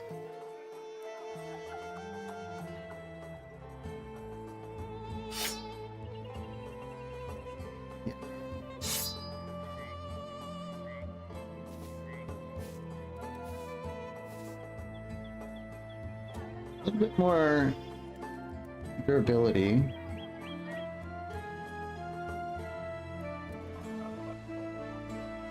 Oh, these... Huh, there's a fatigue penalty for even carrying one of these. So I think that in itself will kind of make it not really worth carrying around. Just like a tiny little bit more minimum damage, but the fatigue penalty is unnecessary, or not worth paying the cost of, maybe is a better way to put it. Let's sell it. They also sell pretty well, so there is that.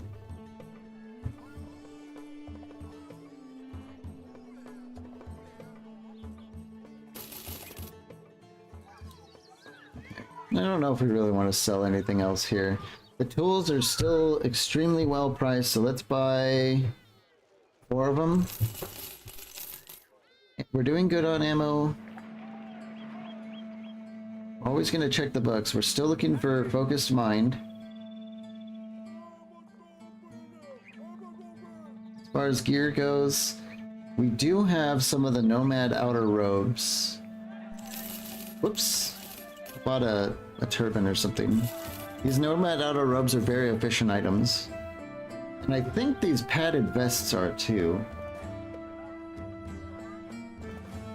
I don't know if I'm going to pay that for them though.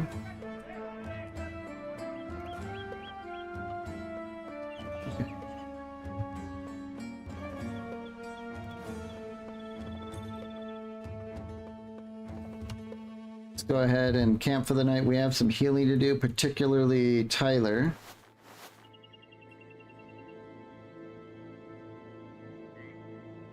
Let me get more people on crafting. Get Leofted on crafting. These two are the crafters. I want to start working on that Nacho helm. That seems like it could be really good. I don't think we have much to salvage. Okay. We're just going to heal. Do we have any more people with a healing bonus? Wait, that's the cook. We don't want to get him on anything but cooking. I guess we'll take the Vala off her enchanting. We really just want to patch up Tyler.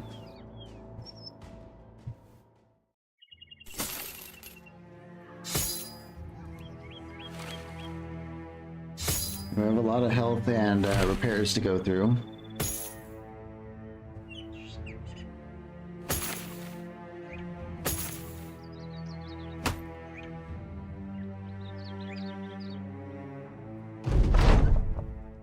Okay, a lot of things are repaired. We can't buy anything. I think maybe we'll just wait until morning. We'll buy some last supplies before we head out. I do not know really what we can expect from these guys. Let's get back on enchanting. 1 healer's fine, 2 crafters.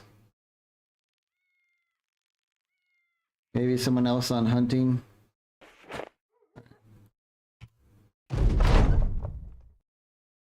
I guess we'll help people get on the road. We get some moral reputation. And as usual, I always say, I have no idea what that does. Can we get some last tools before we set out? Maybe some fresh dates to mix up our food. A lot of this stuff is about to spoil, so we do not want to ignore that halfway there we're going to lose a ton of food. So let's buy some rice.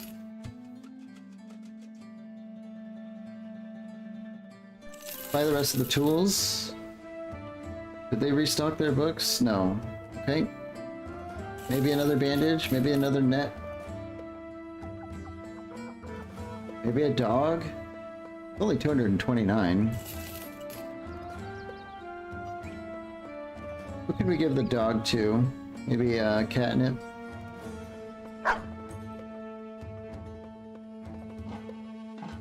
Yeah.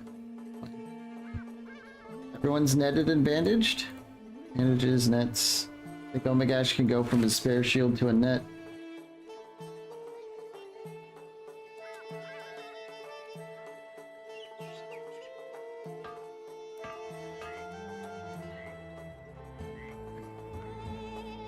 And Tyler should heal on his way there.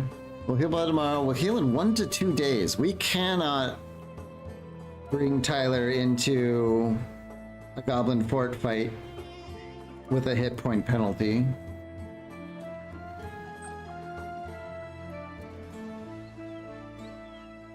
So we're gonna go up here and I think we'll just camp a little bit ways from that city and just wait. Just do hunting and stuff until Tyler's healed up.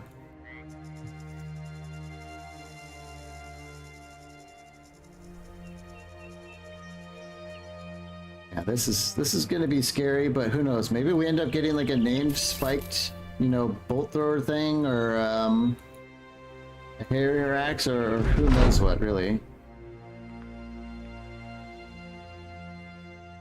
Discover 8 hidden locations by going off on your own and exploring the world. That's all there is to that. But the city-states one, I don't know how many contracts that is, but it does sound fun, and we have been looking for that. 5 contracts for the south isn't too bad. So I think we're gonna just camp here. We do need a scout. Lunas is our best scout, but she's also the crafter. So let's have Tyler and Aline do scouting. And we want a lot of people on food gathering.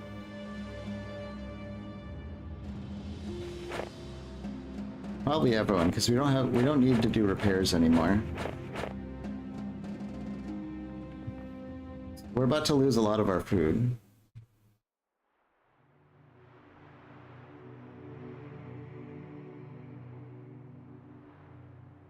What we could also do, though,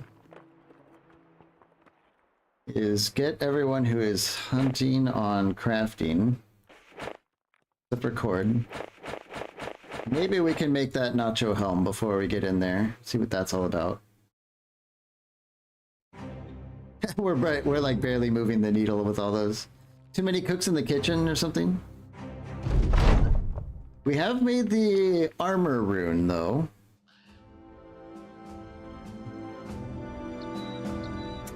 Plus 5% hit points and minus 5% damage received. That's a pretty good roll on that one. I think it's going to be going to Tyler. The Knight's Robe.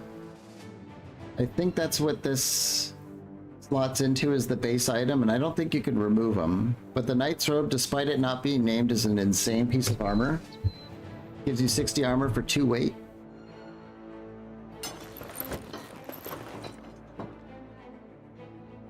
Oh, we can take it off. Huh. Okay. Plus 5% hit points and minus 5% damage received. I mean, that's awesome. Costs us a lot of money and time, but that's fine.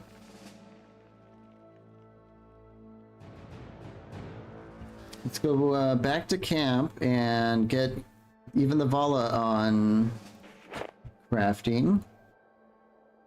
We're just waiting for midday for Tyler to heal his wounds.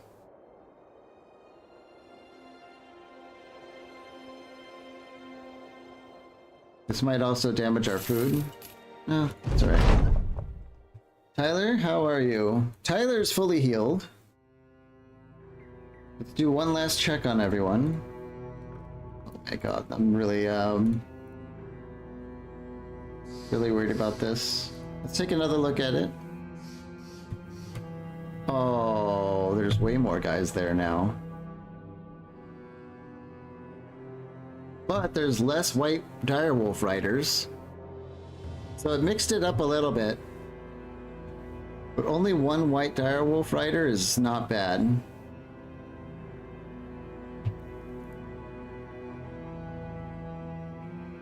An overseer is a crossbow guy, right? It's not one of their... Yeah, I think their mages are called like witch doctors. So no goblin mage.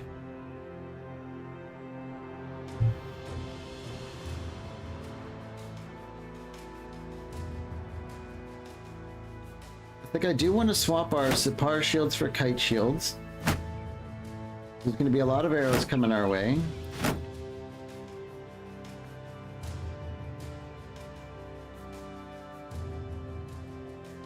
I think.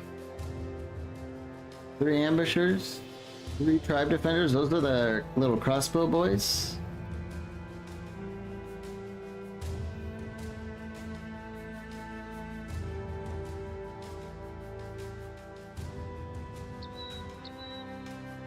We don't need daggers for this kind of fight.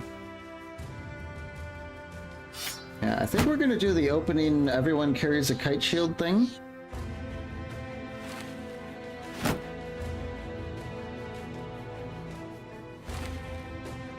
And I'm not willing to drop bandages for it. So the idea here is we just carry kite shields, and then when we get into melee, we put them away.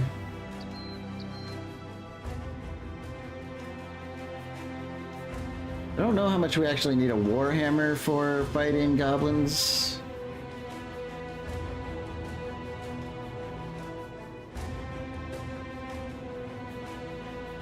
Those harriers, I do remember them being kind of armored. But I think instead of the warhammer, we might swap to a noble sword for Aline. Get that bonus to hit.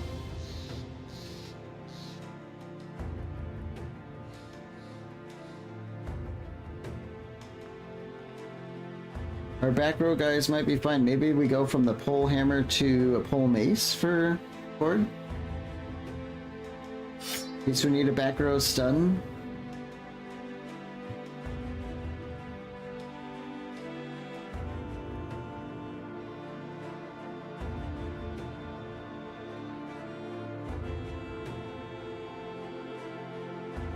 What about the military cleaver on Eileen instead of the sword? I do like the sword though because her melee skill is not too great, and the sword of course comes with its very fancy 10% chance to hit, and these are goblins, so they're going to be really tough to hit.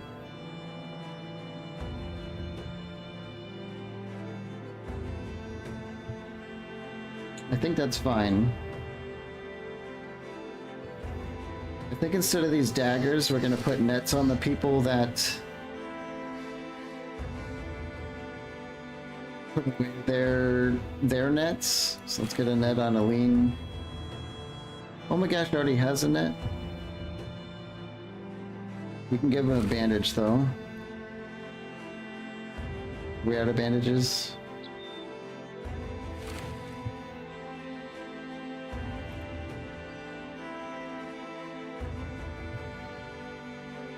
Okay, I think that's really all we can do. Ooh, this kind of...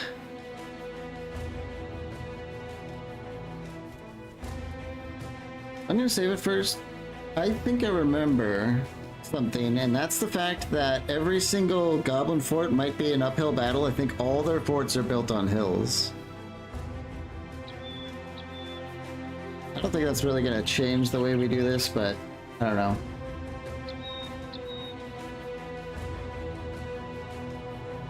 Eight Harriers. Those axes are insanely strong. These guys are probably by far the big threat. The Berserkers could be too.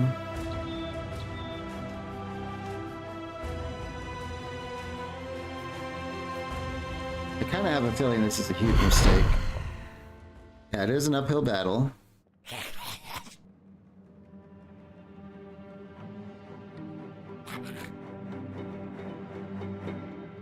Let's at least start claiming.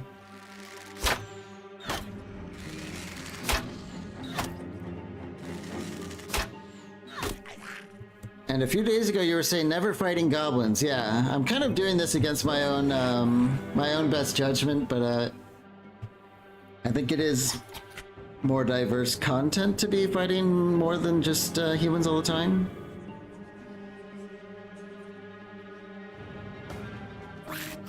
We do have some boulders we can hide behind before we do the climb though. That's quite nice.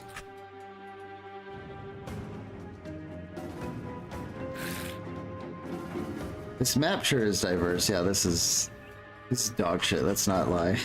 This map sucks. There's no way you can approach, like, all goblin forts are built on hills. It just sucks.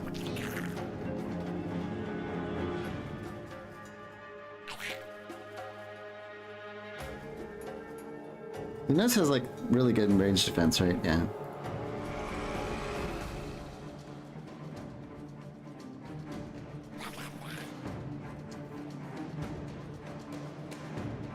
Just wait. Yeah.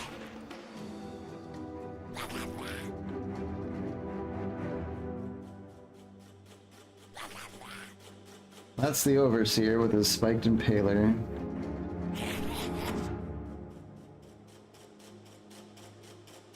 We're obviously gonna have to do this without Julia.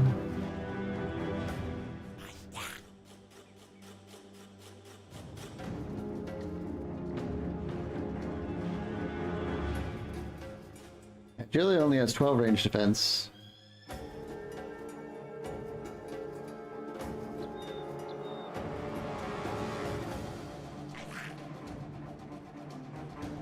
I think it should be relatively much more safer for Allura to do it because she has dodge and she could be chanting the heightened senses. And we can start her off by getting behind a rock.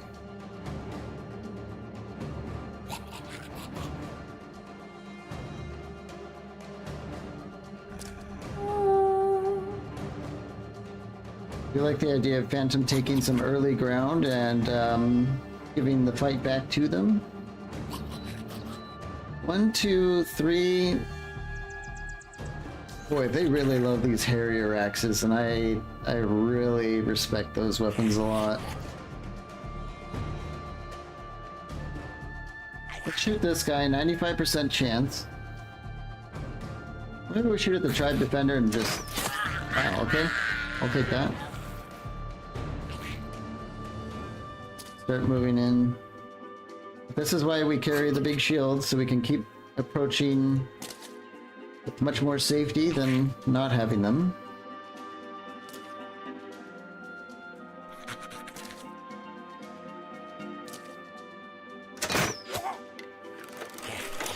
Now we have to take some damage. Oops.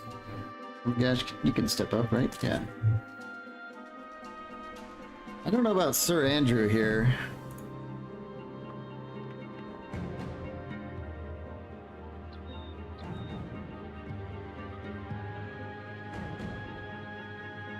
One bad bolt from one of these goblins on Sir Andrew, and he's gonna be one more shot away from death, kinda.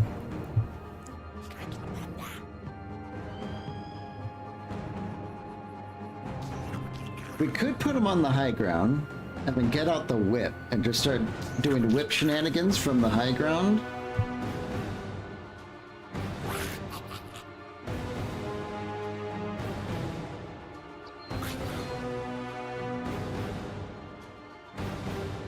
That might be a play.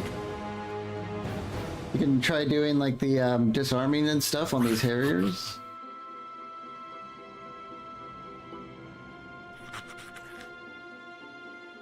And he'll also be in a position to run away if he gets shot without being like stuck in the... and all that mess. So let's try it. Let's go here and then swap to our battle whip. We're going...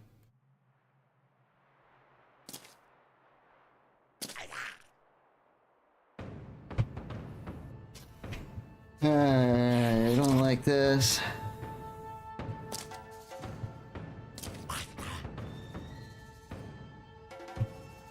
The nest can go... That seems like a good spot for the nest. Julia, let's get out of here. I don't think they could fire that far, I hope. Might have to leave early, but it seems like a shame because this gun is going to do absolutely ruinous damage here. That was a headshot, so maybe that'll be the only one.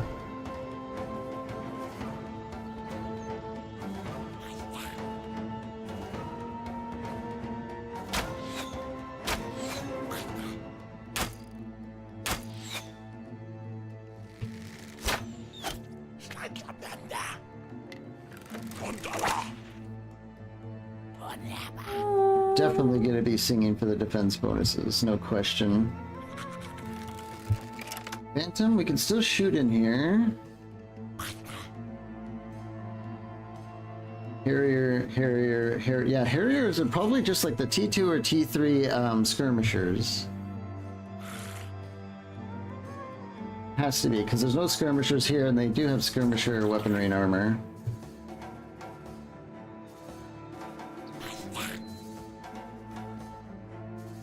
Let's just shoot this guy in the front. Good damage, injury.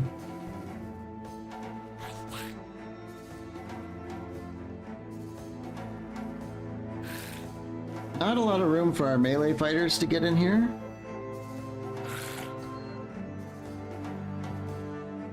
And I'm not sure we want Kirby to be one of them.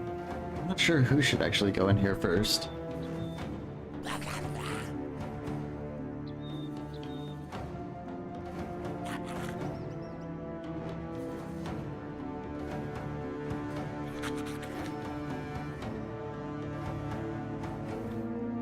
I don't know how far these walls are going to stretch around the sides, but I do feel like maybe we should have like 2 people on the top flank, 2 people on the bottom flank, and then have everyone else try and deal with the middle.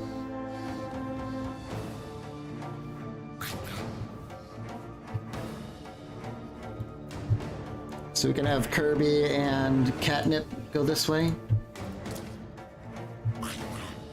Lynn and Tyler and Rainer might be able to deal with the center here.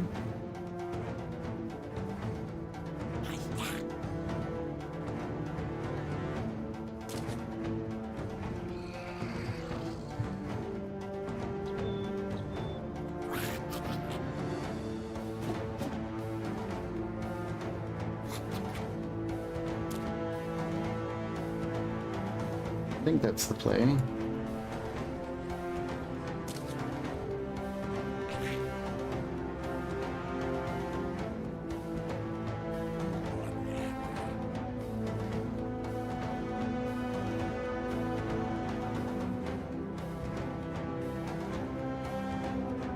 I'm wondering if we should put our shields away now or wait until next turn, or just stand here with the shields while the ranged people try and do the damage.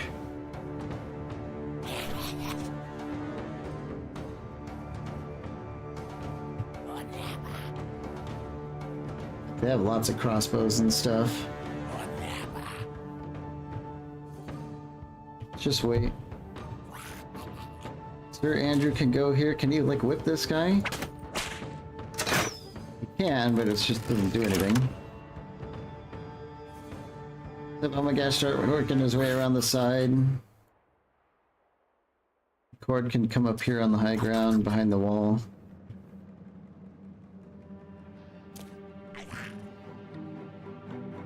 I'm gonna get Julia even further away from that madness.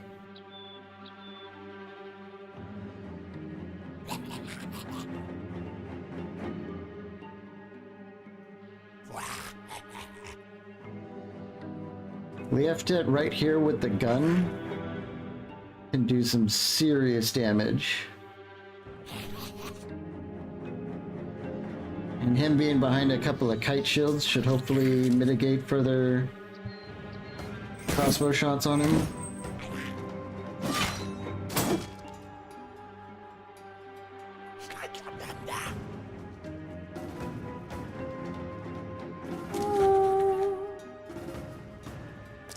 Ness should be able to put some damage on these guys, but she is throwing uphill, which is rough. Those Harrier axes are just absolutely insane.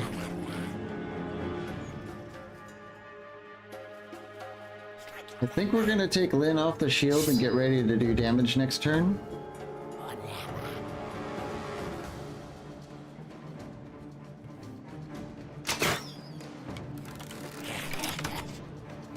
Okay, here we go.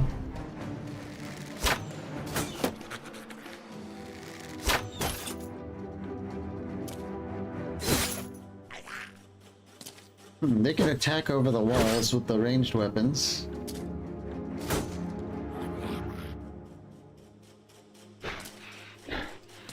If Wolf goes around, that's actually... I think that's kind of a good thing, because this is where Omagash is. Oh, Berserkers, I forgot about them.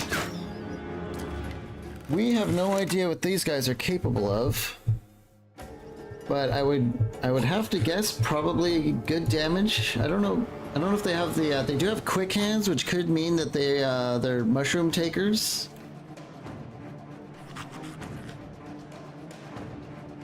Nothing good probably, yep. I bet you they use the mushrooms. However, they are using just the war brands, and we have some couple of heavy armored dudes up here, so it still won't be good, but they could definitely have worse weapons.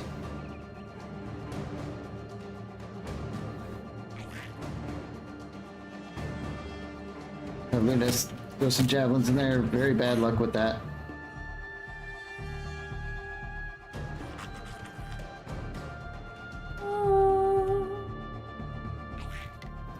I think Phantom's going to be out of range apparently. So let's shoot in the target rich environment. Another injury. Maybe Lynn can finish him off. Albans are really hard to hit. Put our shield away with Tyler. Grapple. We're gonna wait with Aline. I want to get Omagash to get on that Wolf Rider. I think we'll put Rainer's shield away too. This is just... Can we grapple him? No.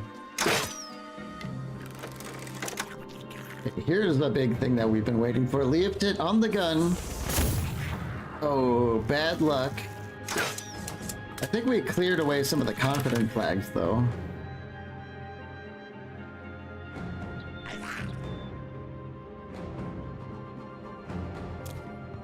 We'll have Elmogash go here, and maybe we can try and shield check him, so we can start pushing in and getting the equal ground on it.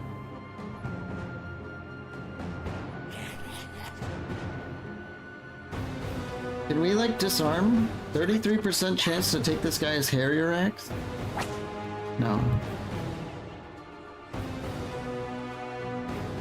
64% chance for Cord to like stun this guy? Nice. I know we brought the pole mace for something. Is this a 2-turn stun? No, that's just the two-handed mace dude that does that. Still though, that did a lot of damage too. What's up, Catnip? Let's deploy a dog. Dog might actually do some serious damage to a Berserker because they have like no defensive stats whatsoever.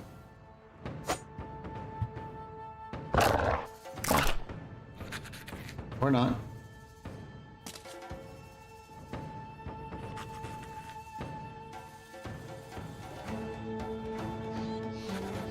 I really don't like that these Berserkers could, yeah, they have like Pathfinder and stuff. We might need Kirby to come back here and do some zone of control. Yeah, Rainer's in huge amounts of trouble.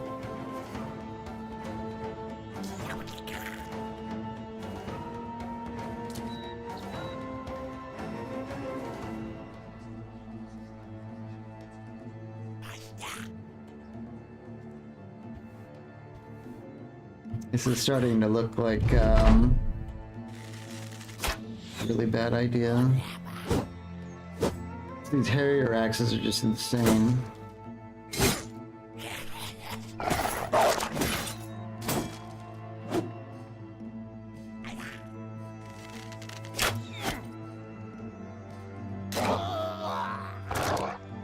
Dog's got some overwhelm. I don't know if Rainer's gonna survive this fight.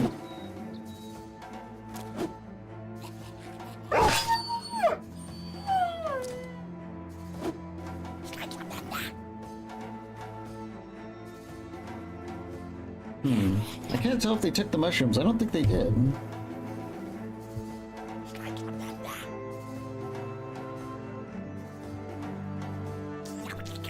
The nest has missed 4 times in a row despite having an over 50% chance.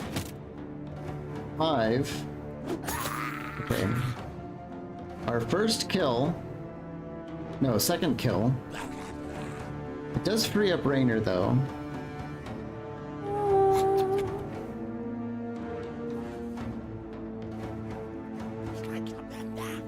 I think I do want to go here with Kirby. Push the Berserker. Take the high ground.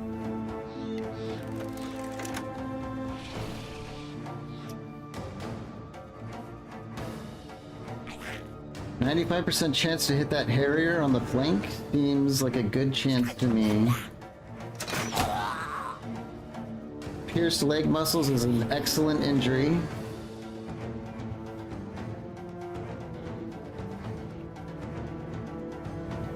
We have a 63% chance to choke this goblin? Yes, huge.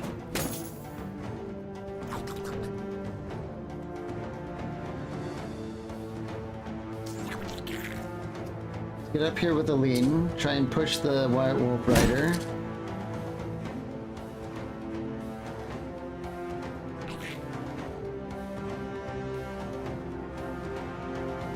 step in.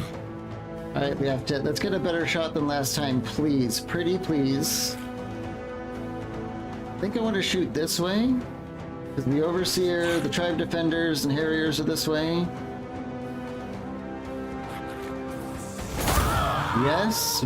Big yes. Firearms, amazing.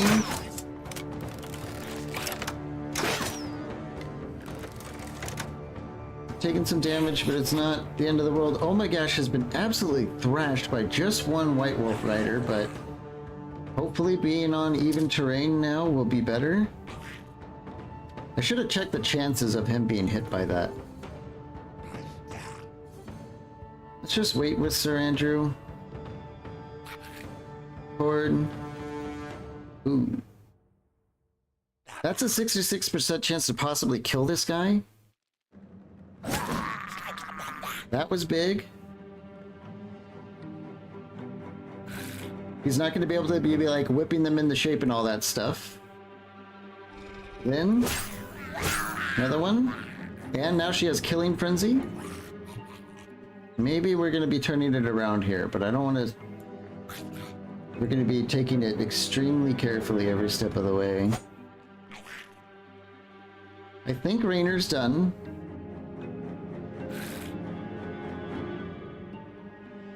He doesn't have enough fatigue to get away because of his cut leg muscles.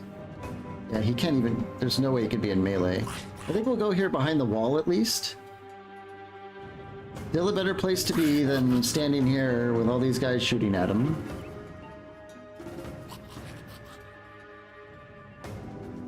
Hopefully next turn he'll have enough fatigue to actually get away.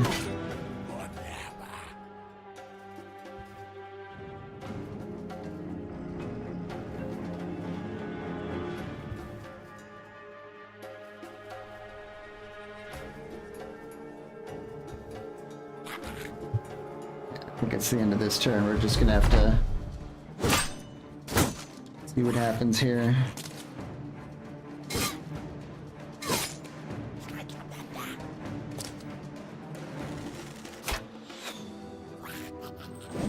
This better be worth it, that's all I can say. It's better be worth losing probably like a year of my life from stress, goblin fighting stress. Okay. Looks like the Berserkers are under control up here. Oh, okay, we should be noting that. These Berserkers have 12 AP. I forgot to be looking at the AP. That's why he was able to attack 3 times with that Warbrand.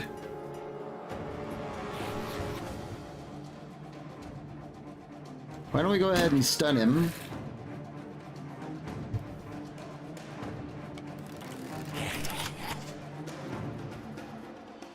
I think we're gonna shoot this Harrier another time. Yep.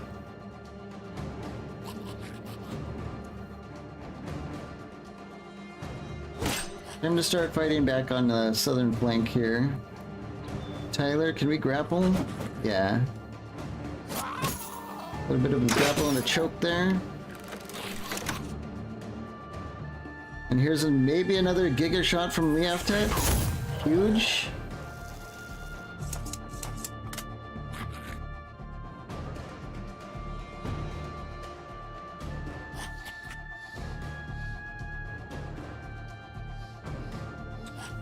I think we might actually go here with Sir Andrew.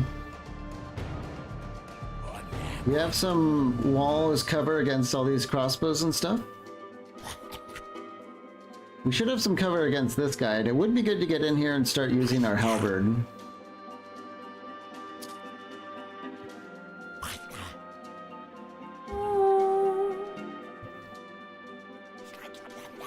Oh my gosh. Just get some damage in. Sword, we could be looking at... I like the 81% chance. Broken nose, that's fine.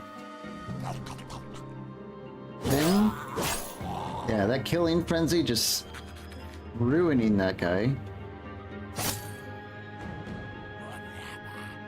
Catnip's not really much good for the offense, that's fine. I think it's Rainer's time to be leaving though. Let's get him over here.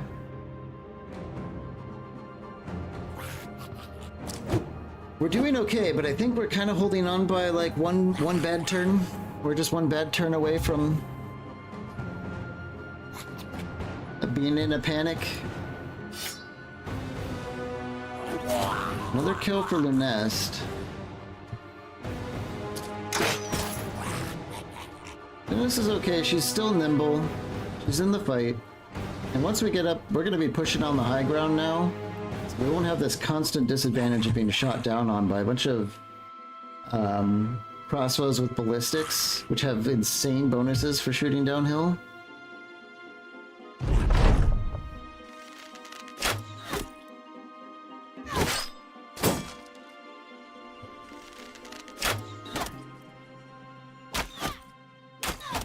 God, they filling us with arrows. Luckily, they're not doing poison. Don't vanilla ambushers inflict poison? So maybe that is a small consolation on Legends, is that the basic ambushers don't do poison anymore.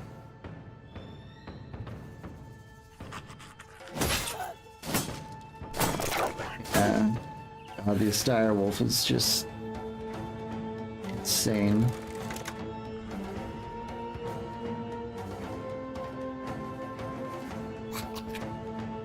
Shoot that Harrier. Yeah, Phantom is... He's the only one who can like reliably hit a goblin, it seems. Kirby, how about another stun on the... Yeah, let's just keep stunning that guy. After it's ready to step in and shoot, we're gonna wait until he can do that. And this one direwolf rider is destroying our tank and second person. I should have got out a net. I don't know if we have enough AP for that though. Or fatigue. Get on the halberd. Start doing halberd things.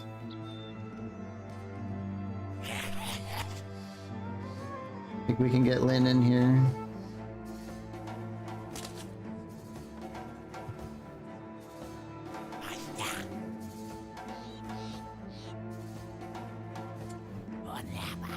I do kind of want to get Tyler immediately down here to start helping with this. We're one turn away from this white wolf rider just absolutely just thrashing someone to death in an instant.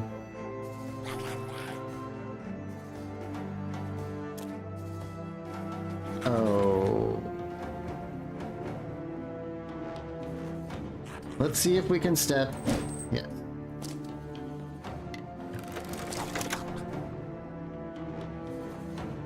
Can we get like an injury on this guy? 50%? Nope.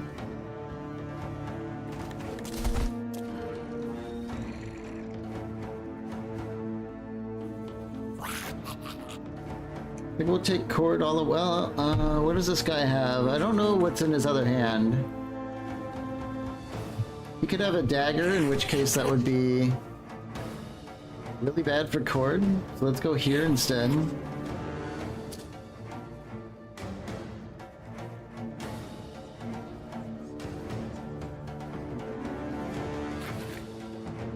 I do kind of want to get Raynor over here to try and help with this Harrier.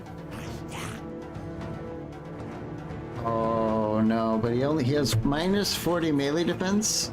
If we go here and we're unable to do 2 more damage to kill him, he could absolutely kill Raynor.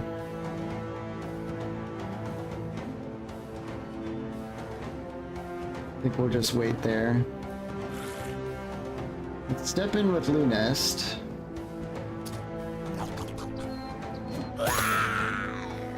Very, very good kill. Let's keep moving in with her.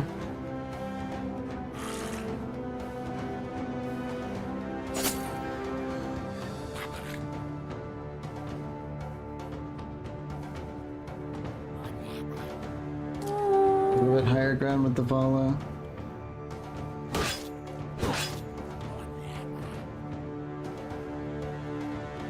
We have to can move here, maybe get a good gun. Yes.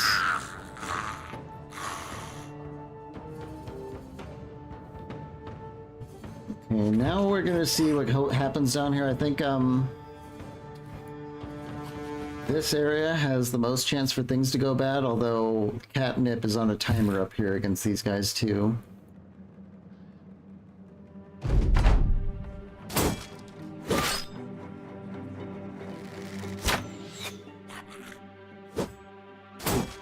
Good.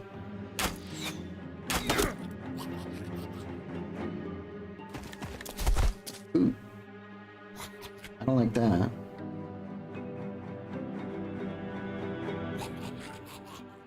Let's thing with the Vala.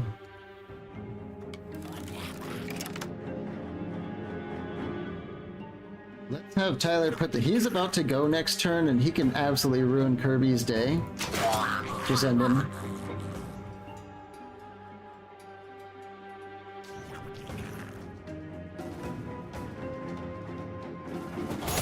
Throw stuff in there with Lunest. Kirby still has enough fatigue to just keep chain stunning this guy, and I'm gonna keep doing it while we can. Another good shot from Leoftet, maybe? Yes. That fearsome is working occasionally. It brought his flag down one more.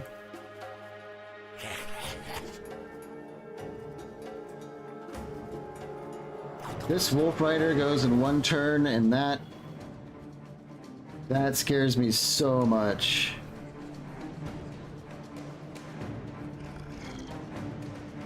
We do not have enough fatigue to throw a net. Pretty sure throwing a net is 25 fatigue. We don't have enough to shield wall either.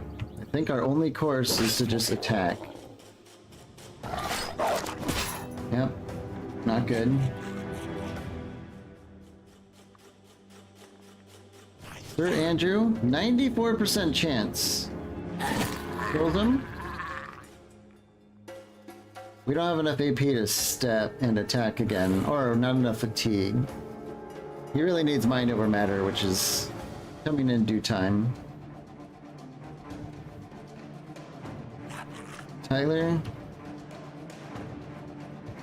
grapple this guy. Pretty much all we can do right now. Go for another injury from Omegash. There we go, a pierced hand, that's huge. Minus 20 melee skill, very, very good. I think with Lyn we'll drop a dog. He only had enough fatigue to attack once, so we might as well drop the dog.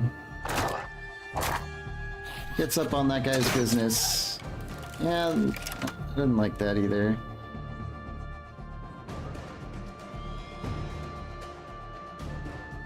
They're making our way down here with Cord. I think Rainer's in a okay space. We can get him over here.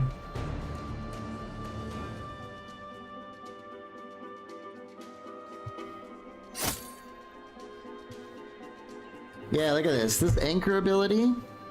We're up to plus 20 melee skill and melee defense because she hasn't moved for a long time.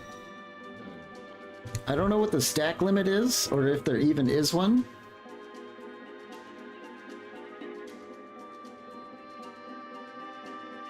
But I think that's a real good pick when you're a tank who just stands there for a while.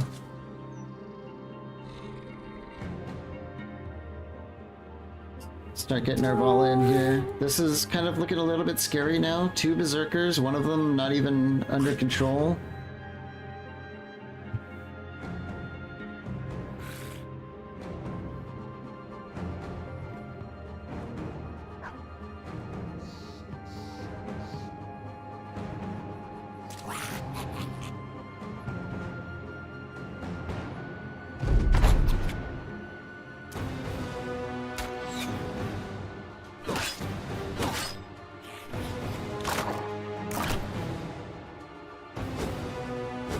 Yeah, the dog's proving to be a pretty good distraction. Ooh, yeah. Power move from the Berserker. They have Pathfinder and 12 AP. Come to think of it, we really cannot underestimate how damn far these guys can run.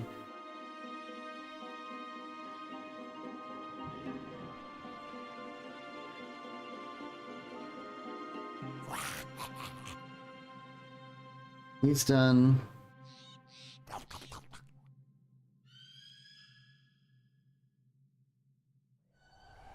I think we'll use a Fury this turn.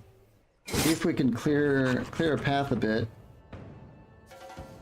We'll get Julia down here. I don't know. We'll just do something with her. Phantom has to shoot this guy. There's no question.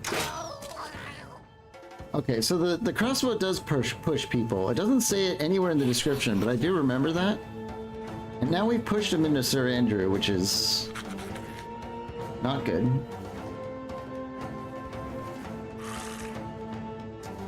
Lunest can throw in melee.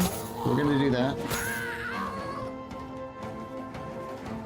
Kirby has run out of abilities to stun.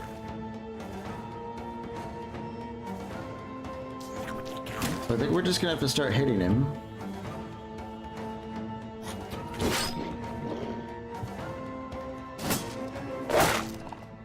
I think we're definitely benefiting from that pierced hand there.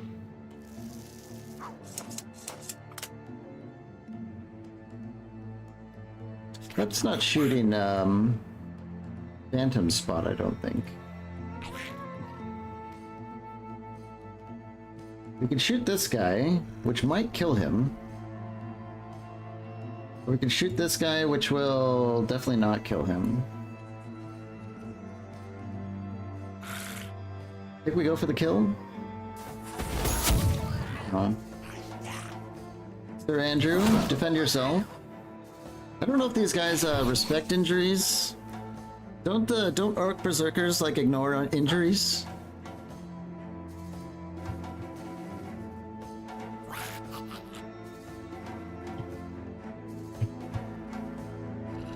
Gosh.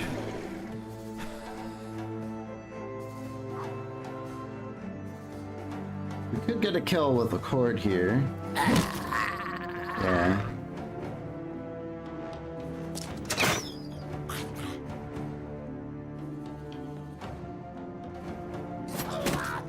We break that guy. Let's move in down here now. We broke the White Wolf Rider for now until he goes down.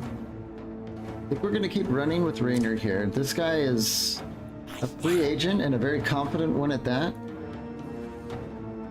He could give Sir Andrew some serious hurt.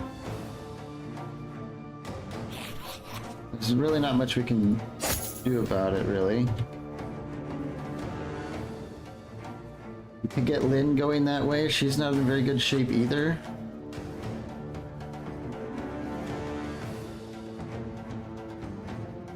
I think we're gonna do that though.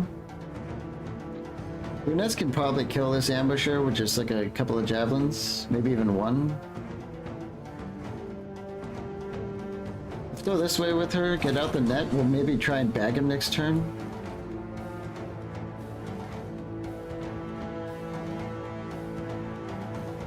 We'll go here with the lure to get our next defensive song in good range of Sir Andrew, who's gonna need it.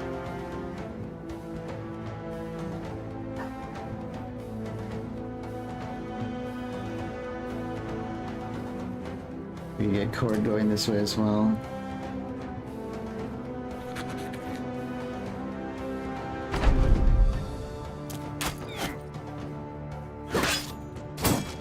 And Catnip's still holding the line, but still not so good.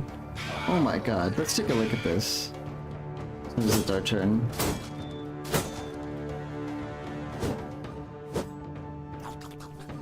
So this carrier attacked Catnip, and I thought I saw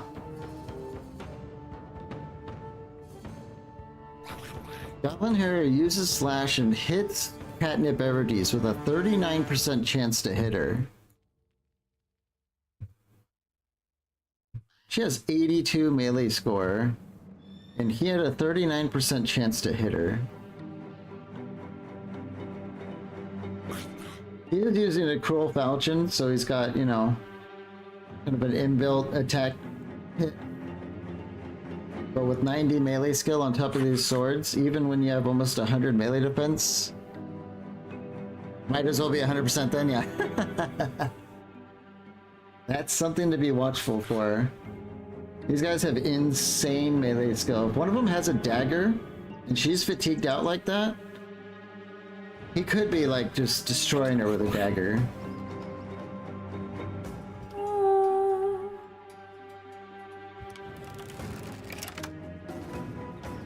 I want to shoot this guy with Phantom, but it might move him again. I'm not sure if that's good.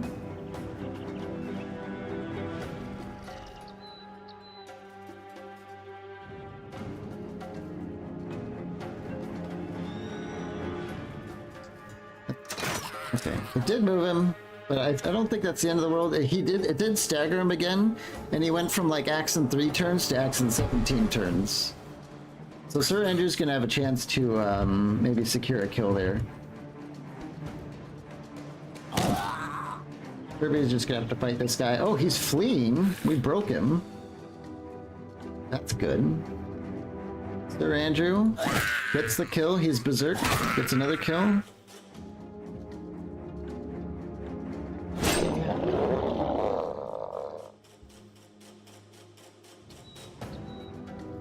Get the nest in here, get on the throwing axis. I wanted to try and break this guy before he goes, but it looks like his turn is done. We're gonna get going this way with Lyn to try and help Catnip. Oh my gosh. Breaks him. Not much more to do with Liaftet here. Let's just get him on... What happened? I put the new ammo on him. Okay, I was kind of like a little bit of a bug there. I'll just reload with him. Tyler. Just kind of melee these guys a little bit. I think we're gonna win. Well, I mean, we are gonna win, but what I really mean by win is that no one dies. Which is a huge win.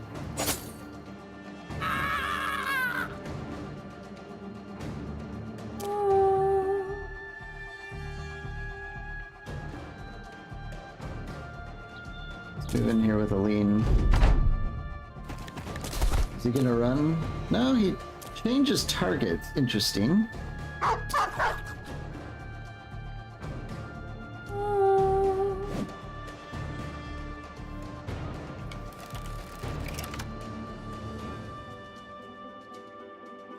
Let's start getting Phantom this way to help with the Berserker. We can get another stun. This poor Berserker has just not... This has not been his fight. Get in. This Harrier is like completely uncontrolled. I think we're gonna actually bag him. We don't have enough fatigue for that. Let's get Omagash going this way. And Lunest going this way.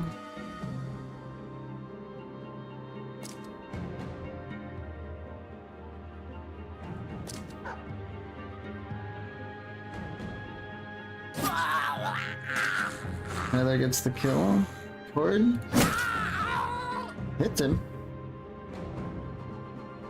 Big Catnip here on the flank. That's the Tribe Defender. We did kill the Overseer, who might have had something nice, so... Just a regular guy getting away is maybe not so bad. Unless the dog has something to do about it. Well...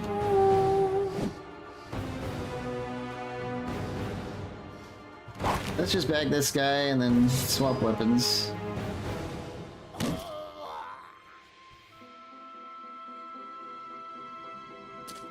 Phantom's in position to make a shot next turn. I think we might... Well, this guy might end up killing the dog, but... We can get Aline going this way.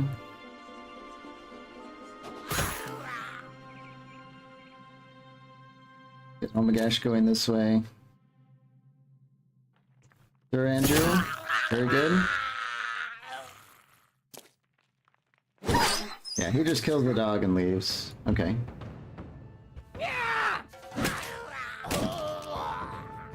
Let's just say it's over. Bunch of levels. Now for the big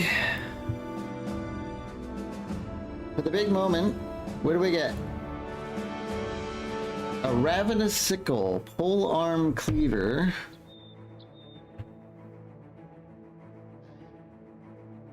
This thing looks like garbage. No bonus damage. A little bit less maximum fatigue and durability. This thing is probably the worst item I've ever seen. And that's it. It definitely leaves much to be desired, doesn't it?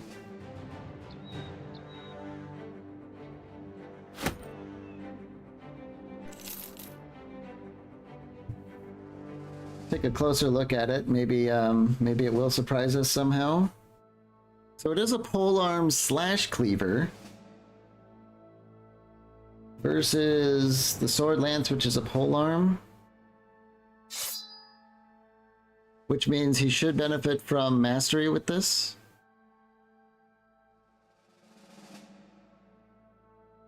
It does cleave, 5 AP.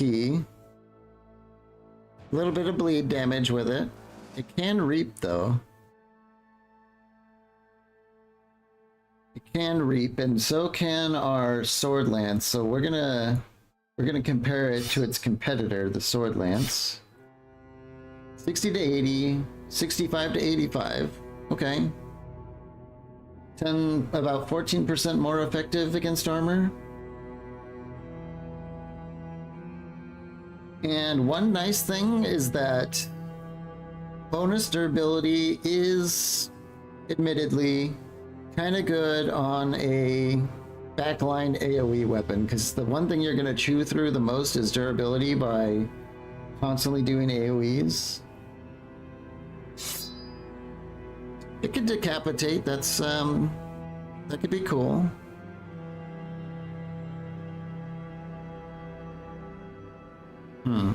Okay, I think bottom line is this is still just kind of objectively bad. However, the very fact that it is a polearm cleaver still is good. With Reap taking only 5 AP, and with Sir Andrew here, Berserk, and soon to be Mind Over Body, we could be looking at him doing 2 Reaps per turn if he gets a kill in the first Reap.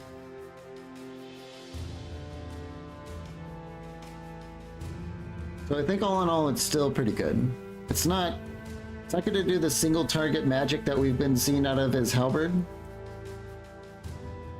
which is where effective against armor is huge. We lose a lot of that, but it still should be a pretty good multi-purpose weapon. It also,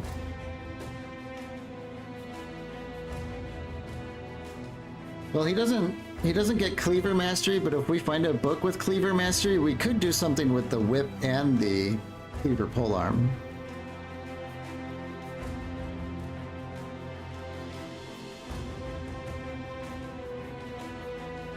So I wouldn't say it's great, but it's not terrible either.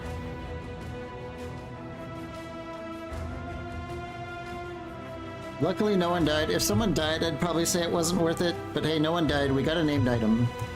We can't do too much complaining. A little Kirby here. +4 melee skill. +3 melee defense. Kirby is slowly but surely coming into his own. I don't see...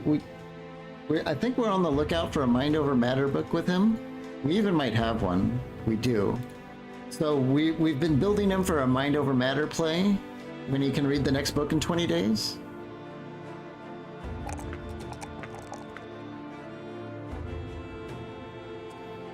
So we can get Killing Frenzy or Immovable Object.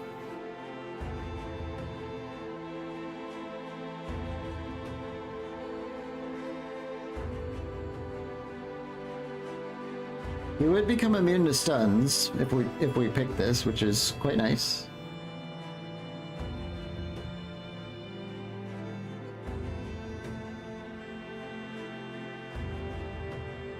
Killing Frenzy is always good on everyone, but he is a mace guy and he does stuns kind of more than he does kills.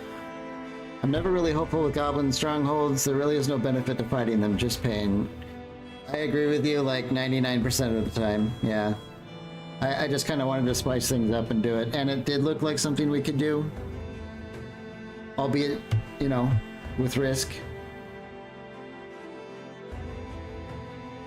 I think we'll actually do the Fortified Mind in 20 days, which shouldn't be too long. We will be able to get Mind over Body, which is going to be huge for him.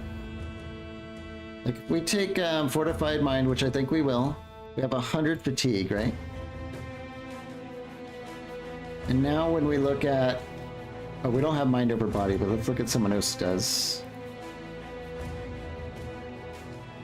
At 100 Resolve, you have a 22% fatigue reduction on everything you do.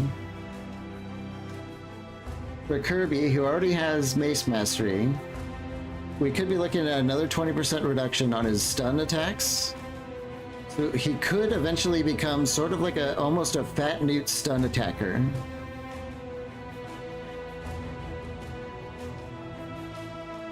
If we ever change him to a two-handed mace, every turn he can just rain down gigantic stuns on people. Plus, with 100 Resolve, we can start to take things on like Hexen and stuff, who will very, very poorly be able to, you know, mess with some of our bros.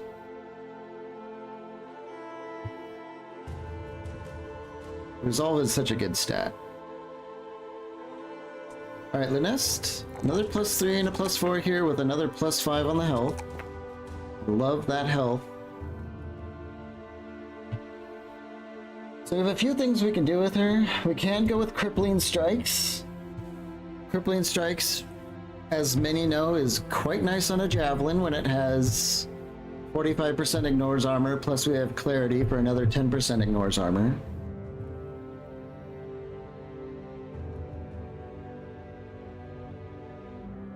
So this is just more injuries.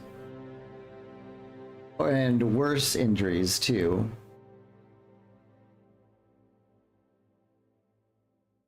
We can also hold out for a book that gives bags and belts, so we can give her more stuff. Although it's kind of rare now that she runs out of stuff, but it does happen.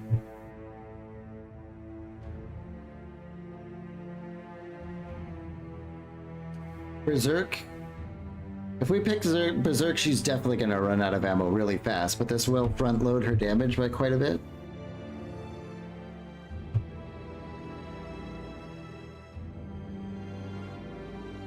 Duelist has changed. It says when holding a buckler, mummy shield, or parrying dagger in your offhand, an extra 25% of damage ignores armor on melee attacks. Oh, so it doesn't even work on ranged weapons anymore?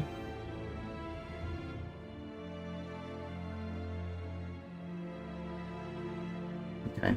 Yeah, Duelist has been nerfed. This used to be a must pick on throwing weapons because it worked when you were dual gripping, but I think they nerfed that. I have noticed that they definitely nerfed throwing, and probably rightly so. I am seeing that it's still good, but it used to be just godly to have throwers. But it does feel a little bit more on parity with everyone else.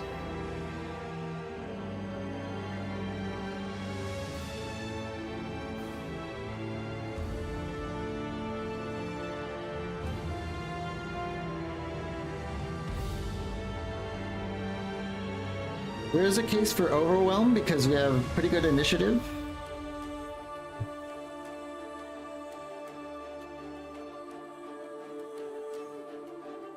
I don't know. Only 2 attacks, that's a 10% debuff. And as soon as she gets tired, we're not going to be doing too many Overwhelms.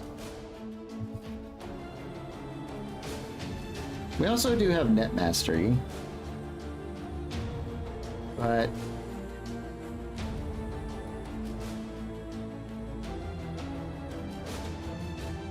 I don't think I want to get Net Mastery unless we have bags and belts to hold more stuff.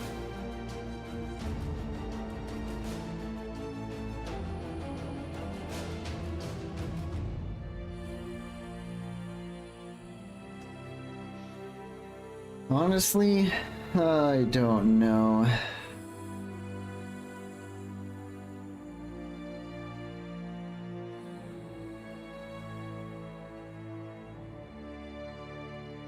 I am tempted to just go with Assured Conquest, which is like another 10% to everything when you're confident, which is gigantic. That's a total of 20% bonus to all stats when confident. Oh, Killing Frenzy. Duh. Instant pick. I don't even know why I didn't have that highlighted, but Killing Frenzy is a pretty obvious pick for a thrower. Forward. +3 melee skill. We'll squeeze in some more resolve. Maybe some more fatigue.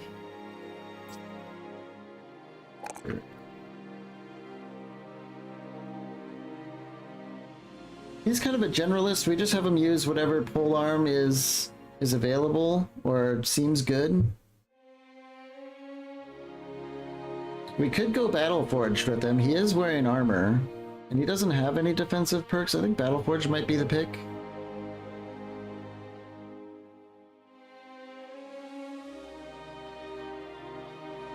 Especially because he's on the outer flanks here, and he will be in melee occasionally. I think we'll go with Battleforged.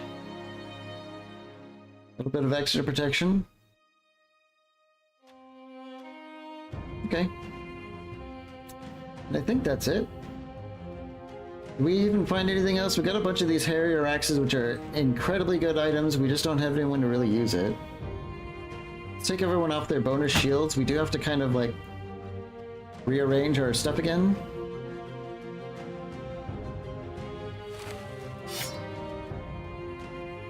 Our fist fighters, let's get them on the bandages and nets.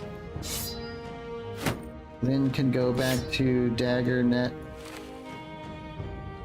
Tyler. We have another net here for him.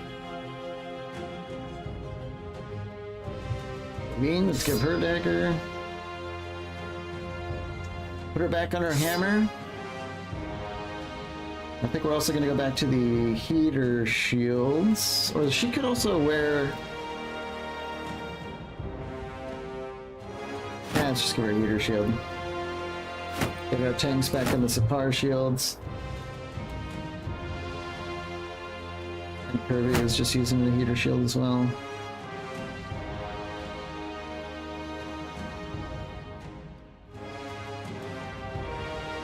I think that's everyone.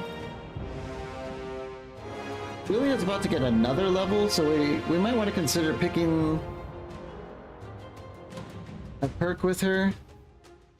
Maybe ideally something defensive.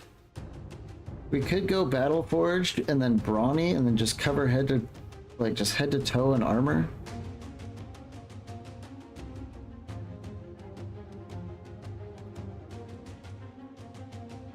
There's also another banner ability. Where is that?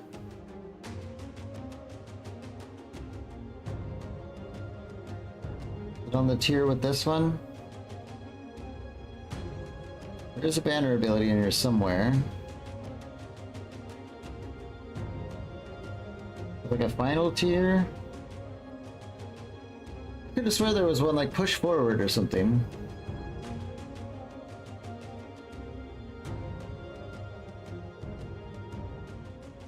Battlefield control. Has a 50% lower chance to inflict friendly fire. Okay. Oh, so this... Huh. Knockback will also inflict the taunt effect. Knockback the shield ability? Yeah. Well, that's quite interesting. Does anyone else actually have that, or does our banner have that for some reason?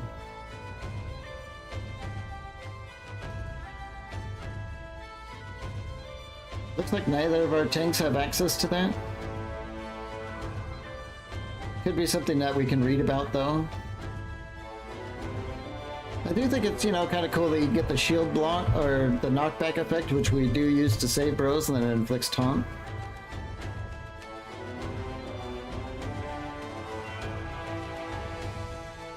Shields up. Taking this perk ensures every mercenary with a shield will use shield wall before the start of each battle. I mean, I guess it could be okay, especially on that first turn with the goblins, but after that it like doesn't do anything, so I don't know.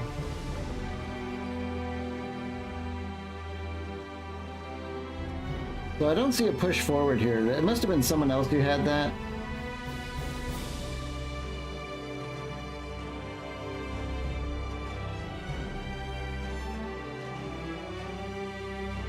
So with our sergeant, I think, I mean, we could go recover, but we are getting mind over body more and more, so I don't know if that's too good. There's also, okay, she doesn't have Pathfinder, which is really good on a banner. She doesn't have that.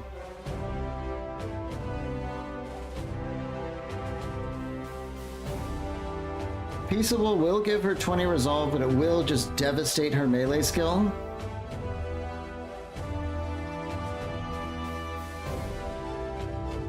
I don't know how badly we need to take this just yet.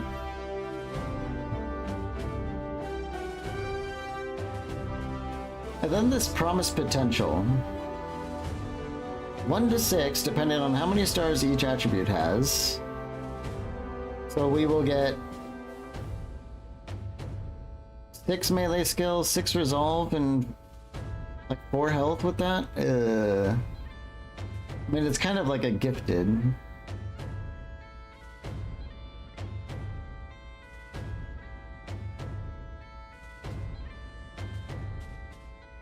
I think we'll just kind of consider that as a luxury perk down the line.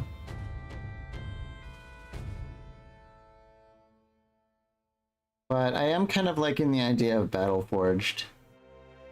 Ronnie Battleforged. He has no survivability skills. It would make me feel a lot better.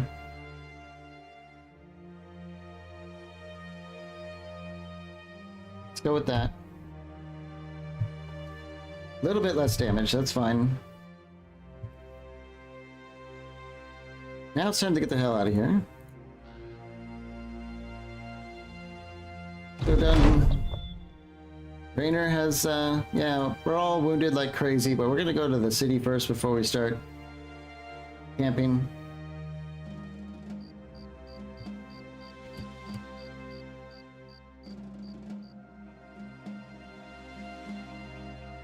Then we're gonna do some work down here, I think. Maybe attack some nomad camps and stuff. That could be a lot of fun.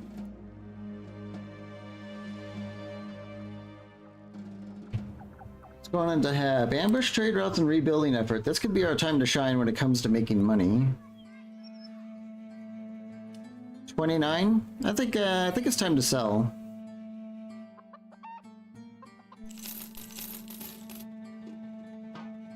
I guess we don't need heavy crossbows now that we have spiked impalers.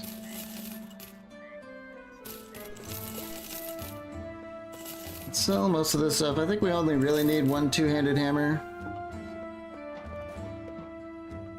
We don't need the sword lance anymore that we have kind of like a better sword lance. These two-handed safes, I'm not sure what to call them, but I don't know, I feel like we could use these against undead or something. Give her the flail though, we don't need that. We don't need these extra daggers. Whoops, what did I just sell? Heavy southern mace, yeah, we don't need that. We're gonna keep our noble sword, I like that weapon, it's done as well.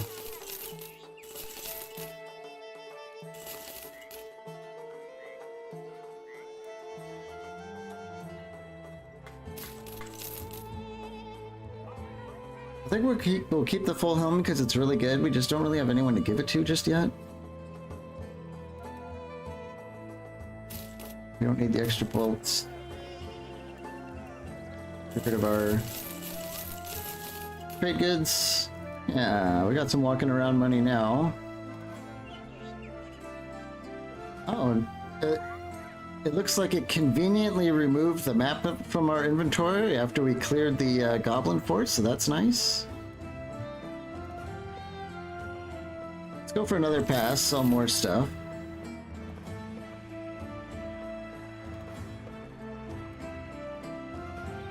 Maybe we don't need this many two-handed scythes when they sell for this much. It's also something we're going to be finding in abundance by the look of it from all their outcasts. I think I'd rather have the money now. Who knows when the next time we're gonna get Goblin Harrier axes? And, oh yeah, we do have, like, just this stuff. 23 grand, not bad.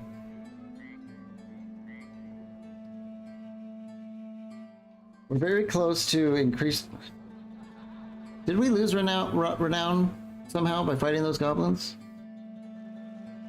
I don't know.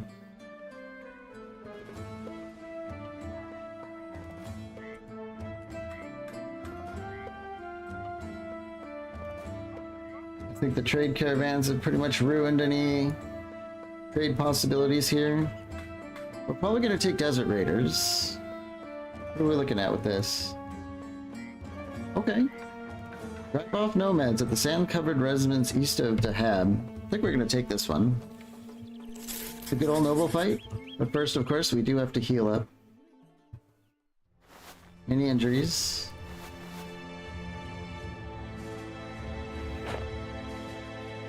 Get our healers on healing. We do have a lot of repairs to do.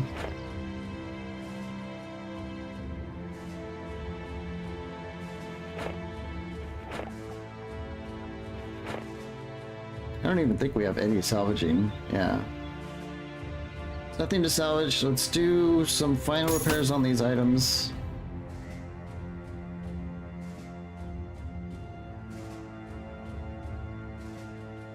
And we'll just get more people on repairing. Who's our crafter?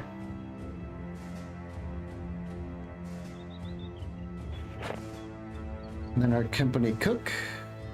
Horde, he's on cooking. Okay, we're ready. Let's camp. Oh boy. Freaking goblins. I can't believe we only had one scare there.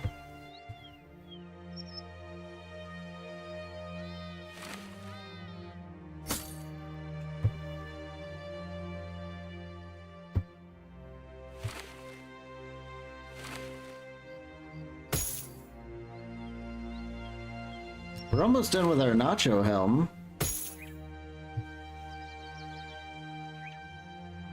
Still doing repairs.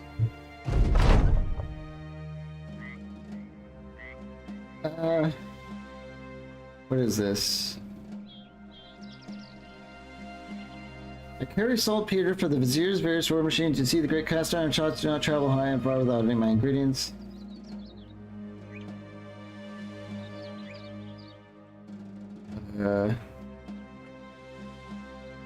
Ooh, he's selling a handgun for only 2,500 crowns.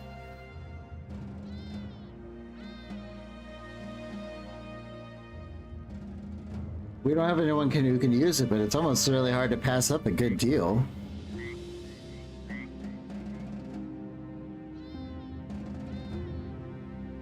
Yeah. As much as I love a good deal, we don't have anyone who can use it or even get close to using it. Let's wait until we're done with our helm, why not? There we go. Let's check out the Nacho helm.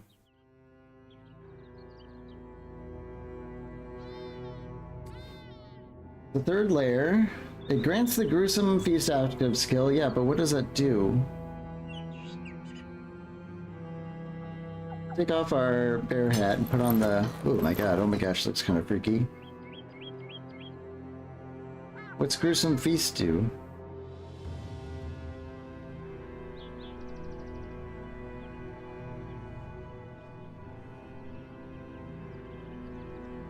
Okay, we still don't know what gruesome feast does.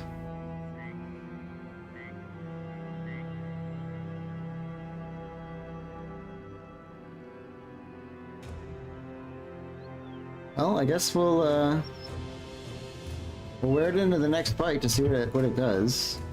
It's to have first before I forget, and ooh, tools are expensive now.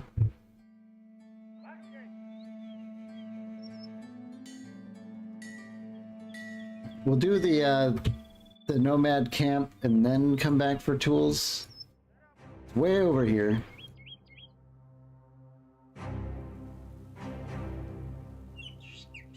This nomad camp's far enough out here to, I don't know, maybe it could have a named item, but from a quest, probably not. Hello, Mr. Hero, how's it going?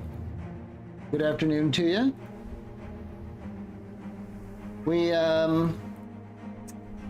What did we do today? We fought some goblins today, and we learned, well, we didn't learn anything, but we were reminded that we hate goblins. Luckily, we didn't lose anyone, and we did get this. A ravenous sickle. As far as sickles go, it's horrible. It has almost no redeeming qualities, but it does have lots of durability, which could be good on a sickle. Durability is almost useless on everything else, but a sickle, it could be good. Particularly because of Reap.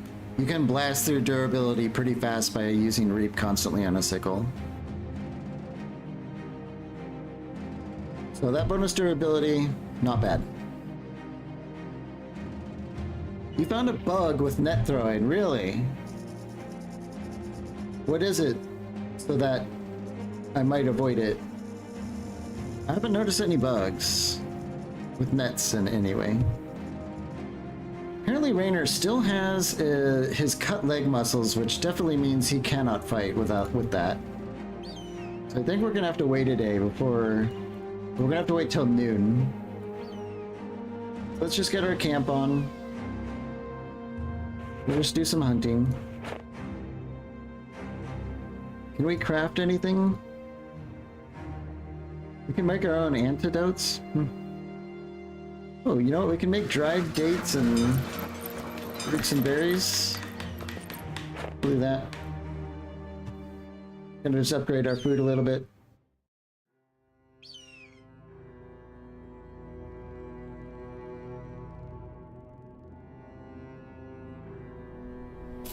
Okay. That should heal Raynor. Yep, he's ready to go. The whole company's ready to go. I think when you combine Net Mastery with Point Blank and you try to throw the net more than 3 tiles, it crashes the game. That's a hell of a bug, but I don't think I'm going to be going with that combo, but that is good to know. I've never seen Legends crash before, but that does kind of seem like a very specific set of circumstances that vanilla never ever accounted for. So maybe it's just anathema to Battle Brothers logic. I really don't like that we can't see anyone here. Like if this is Ifrits or something, this contract is just going to be over before it began. Wait, we gave all our basic items back, right? Everyone's the same? Okay. Shredded tents, baskets, unwovens? Oh no. In the middle of it all sits a man in a black cloak, his gassy face peering from its hooded shade. You were both late and right on time.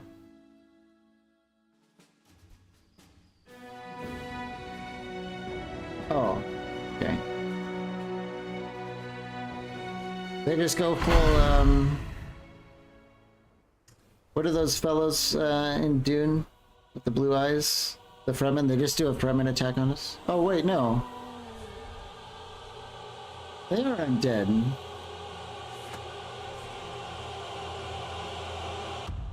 Undead nomads, huh? I don't know why the description was, it became lively. But I do not consider this to be lively.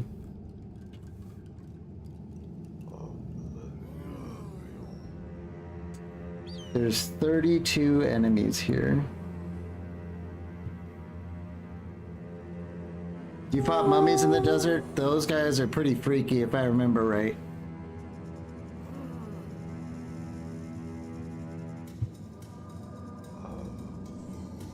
Okay, you know what? Before we get into this is probably going to be a really long battle. I'm going to go to the bathroom, get some water. I'll probably make some tea. We're going to take a tea break before we get into this. I'll be back here in a little bit.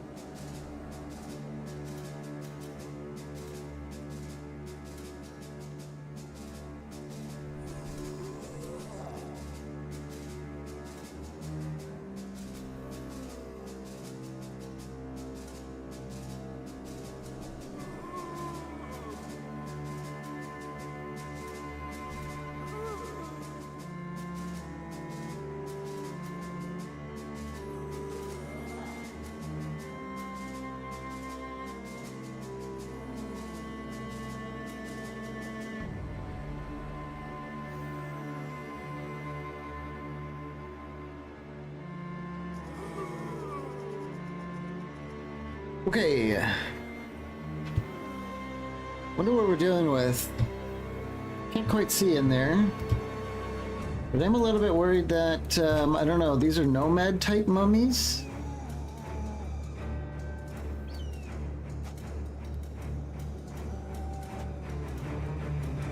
Fallen Hero. That looks like kind of the classic Fallen Hero. I do remember the main thing we were to be worried about is these fallen betrayers, right? Oh man, Liaftet's gun is going to be pretty awesome for this.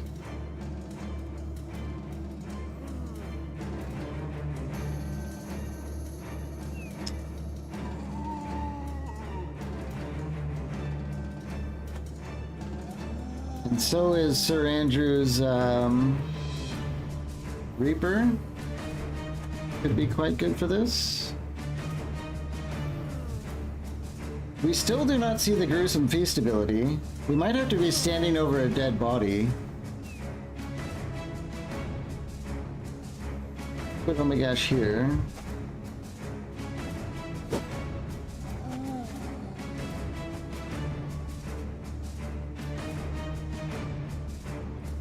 We definitely want our banner to be central, I would say. Hold the line! Over there.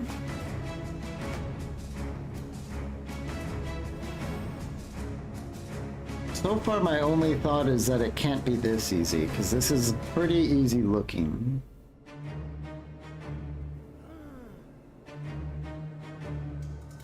Board here. I wouldn't want to eat zombie meat. Yeah, neither would I, but it is a magic helmet. Maybe it, like, freshens it up for you?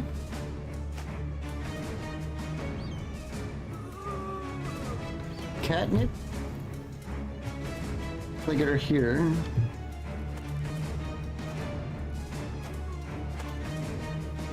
There's a fallen betrayer. Thankfully, he does not have that insane two-handed weapon that he had last time, at least so far. Start putting out damage.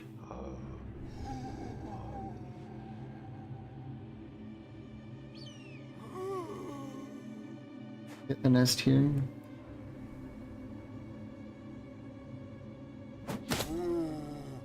Oh man.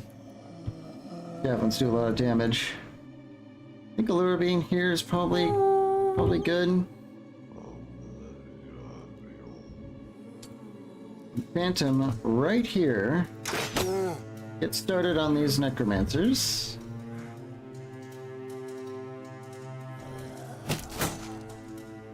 Just do a little bit of punching with people. We're starting the whole fight with confident for literally everyone after the first kill, which is huge. This is why we build for resolve. One kill and everyone in the group has 10% to everything. This is just punch. Tyler's Gladiator's Kiss. This could come in quite useful on these guys.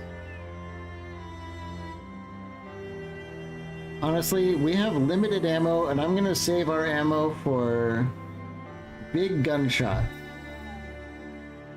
to hit a lot of people with.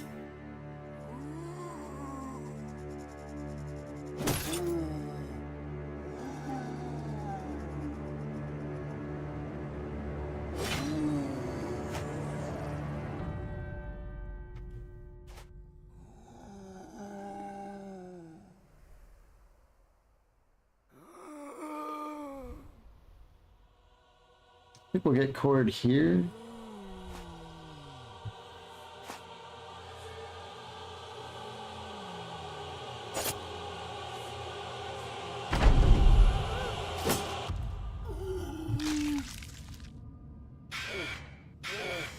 Spookums, definitely making the next ranchers jealous.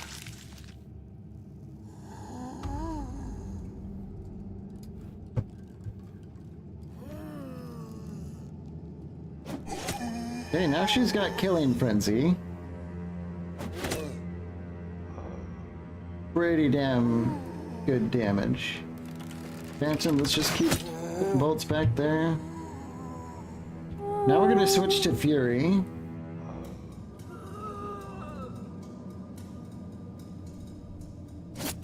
I guess you could just straight choke undead, which is interesting. Let's start pushing in.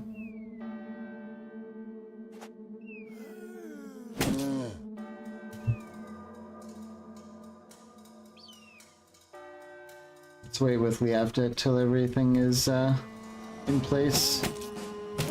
Oh yeah, Tyler does tons of damage with his Kistis. Step and split with Lyn. Very good.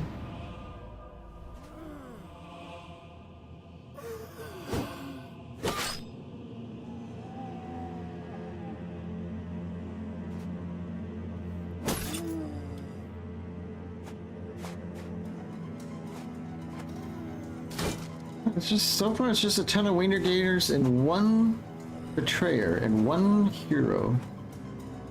There's another hero. Another hero there.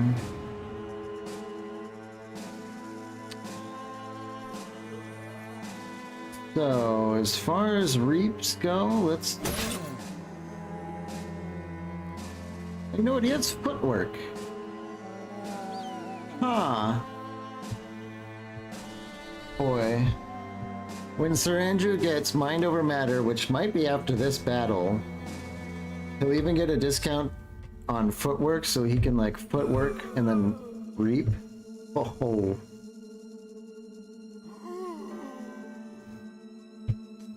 Only 4 AP for a ranged decapitate.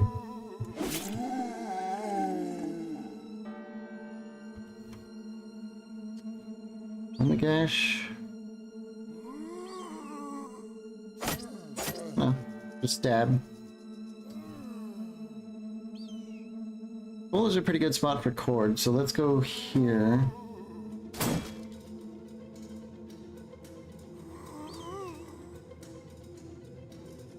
Hold the line! Catnip. This guy's quite annoying. Let's start dealing damage to him.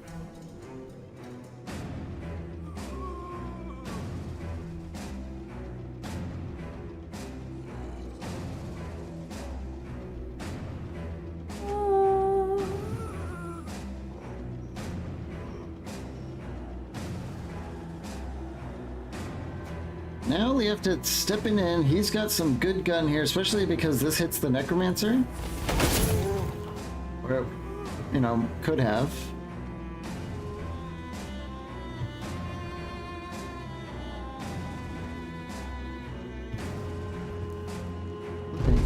So far I'm not too worried about this battle. No guys, nothing wacky.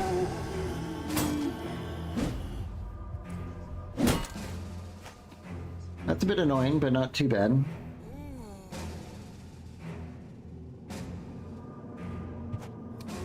So here with Lunest, can we get any kill shots?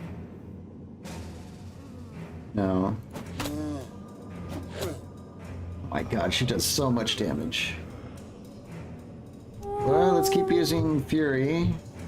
How much is this Fury giving us? 6 to... Okay, now it's looking kind of a little bit more solid because we gave her the Peaceable, I think. We do 6% more damage baseline and have pretty much a 50% chance to retaliate for 37% damage if someone hits us. Not too bad. Tyler?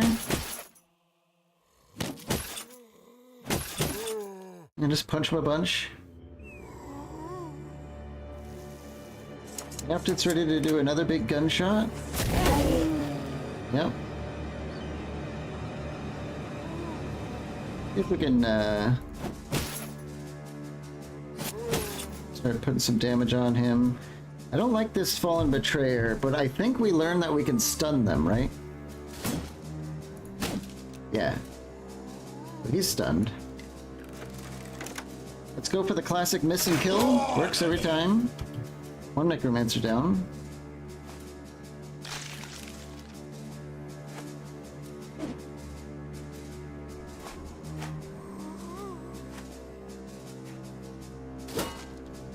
This guy could be set up for a swing with that hammer. I don't like that.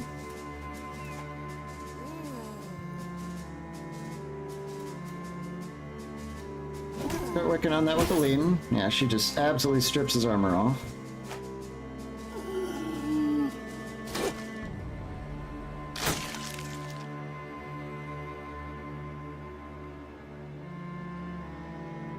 I think we'll just have Lynn focus on this guy. Oh man.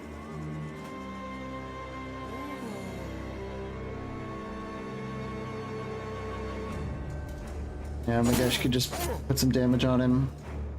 And Cord can probably get the kill. Cord with Berserk. It's that guy too. Hold the line! Yeah, Andrew does not have really very good fatigue for the stuff we really want to be doing with him soon. So let's just go after this guy.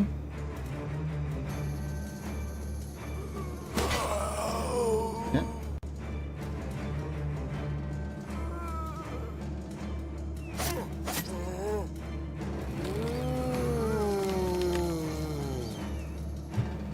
A little bit of poetic justice here in the back.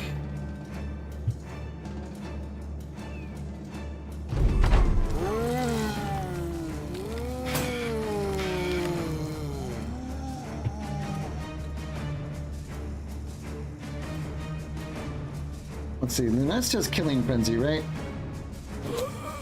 Get that Killing Frenzy going again.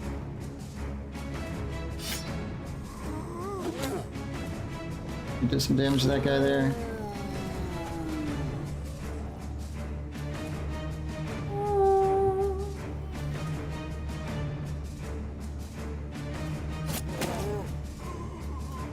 Another kill for Tyler.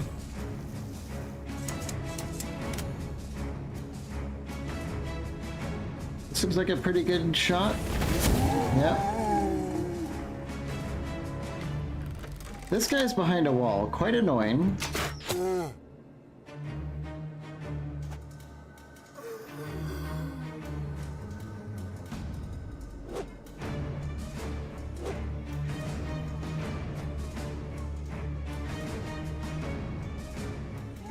I think we're just gonna wait with Kirby here and try and go for the another stun while Lynn works him down.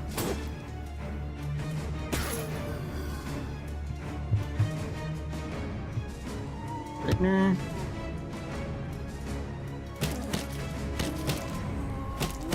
Almost gets him. But Rainer doesn't have the really cool gloves just yet.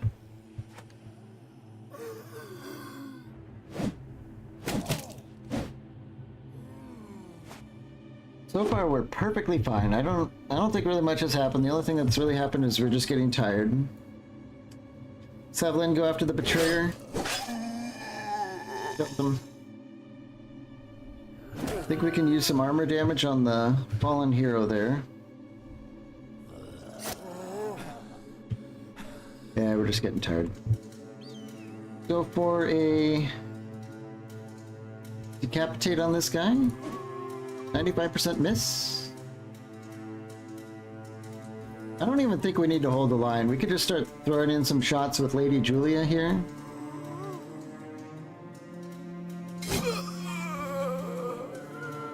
Cord. Another one down.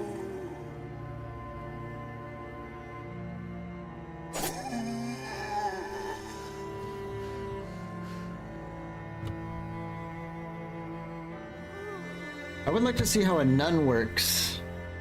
I think nuns and monks both have the same abilities, but yeah, if it wasn't for our luck with Lady Julia, I would definitely have like a nun or a monk. But they have like really cool anti-undead magic that is... It feels like it belongs in Battle Brothers, and it's very strong. I'm almost bummed that we got Lady Julia instead of a monk. But we could still, I mean, look for one. Maybe keep them in reserves until such time to bring them out. I don't know.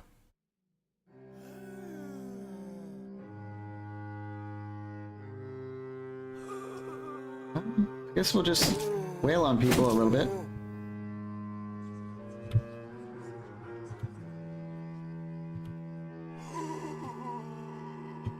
Probably should have stepped in actually with Kirby, but we can do that next turn.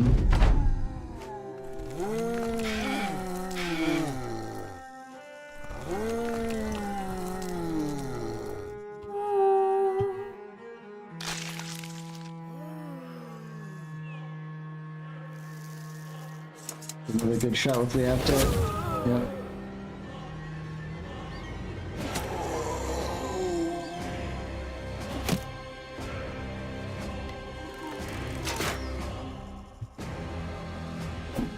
I don't like that they can do double splits with that sword, as shown.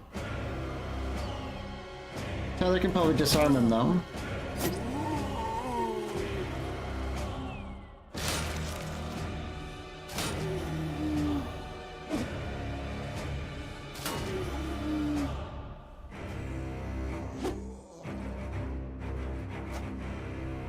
Boy, that Necromancer really likes his guards. Usually they only have one, but he's got 4 of them.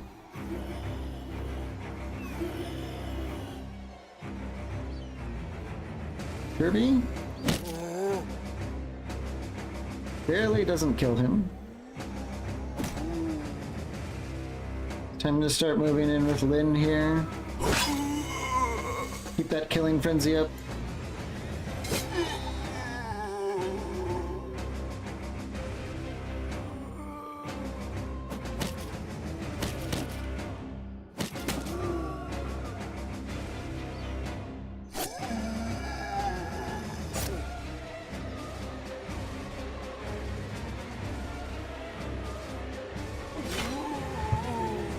We'll just kill stuff. Sword misses.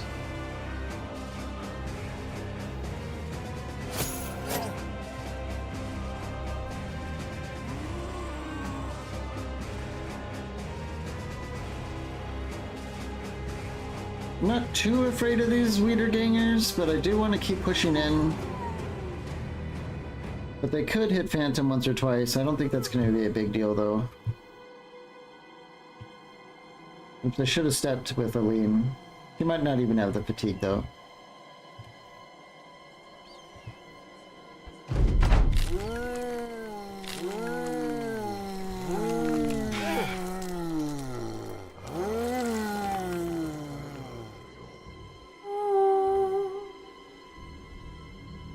Reload with me up to it. We have another Giga Shot here. Huge.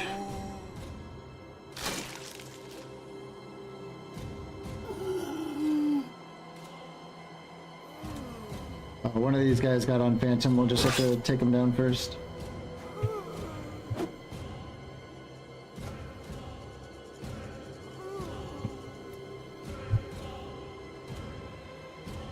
I think Lunis really ought to help around here with this guy.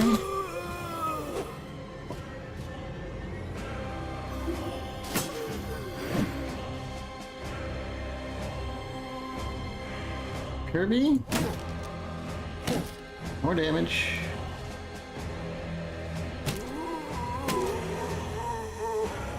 Start pushing in with Tyler. Start pushing in with Julia.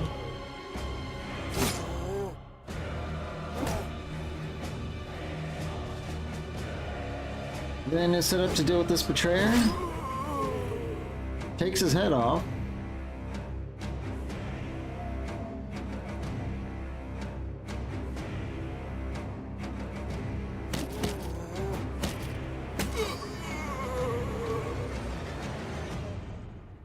Guess we can go for another behead there.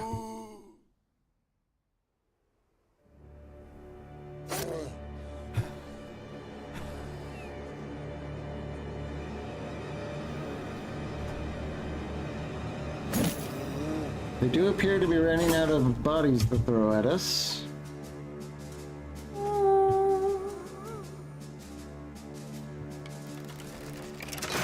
Oh shit, I should have tried shooting at him. Whoopsie daisy.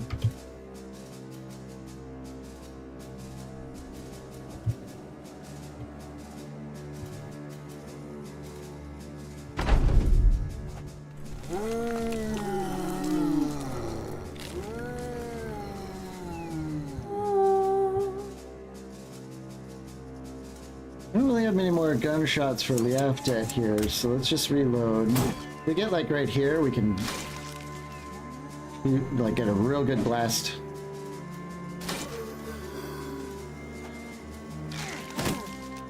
Ooh. Nice little counterattack there.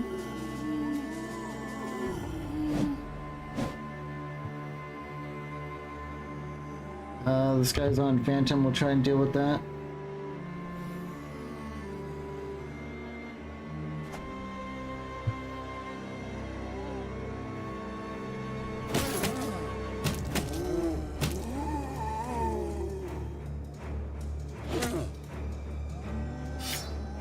Running out of throwing stuff with Lunest here.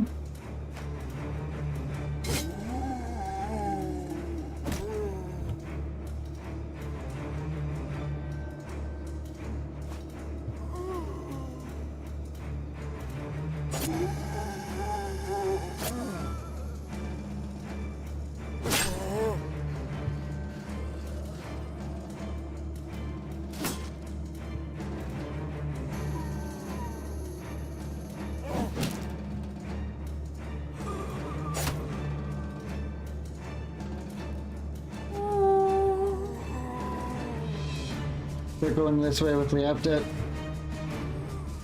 Phantom can now... He actually hits him. Damn it. Oh well. It's not that big of a deal.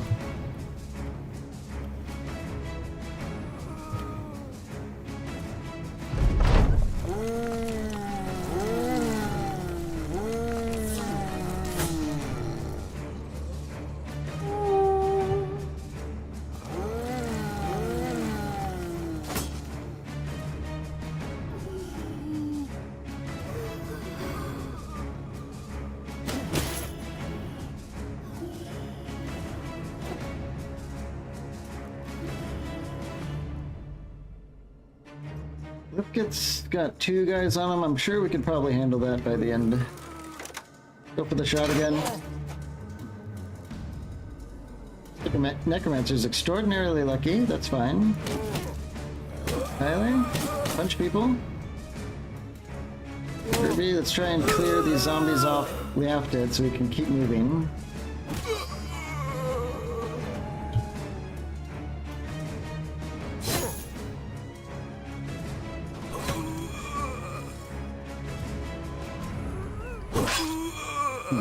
Does Lynn have some sort of ability where she just constantly gets fatalities? I think she's beheaded every single zombie.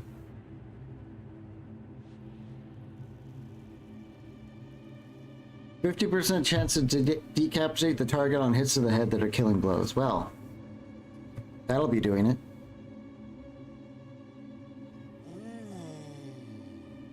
Slowly start moving in with her.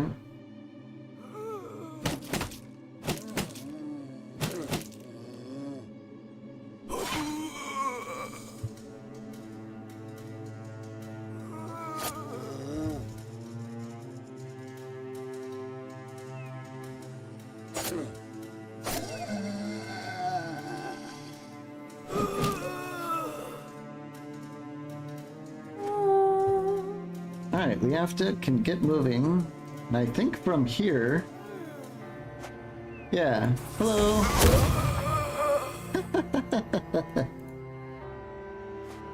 Time to start leaving. That was his goal, and he succeeded wildly. One shot's the Necromancer. I'll take it.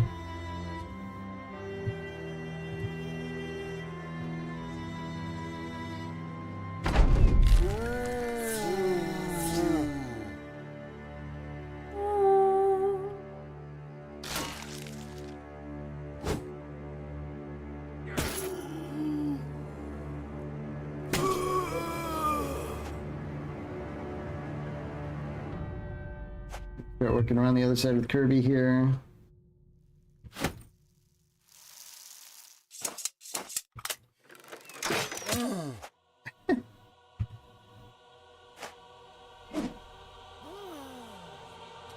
And get in here with Julia to help with the banner. I think they have it under control down there, so Link can start moving this way.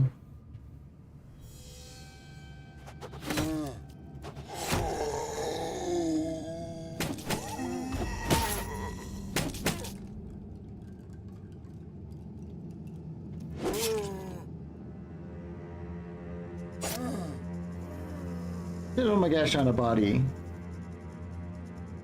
I don't see a gruesome feast thing. Maybe you can't do it on undead? We still don't know what it is yet.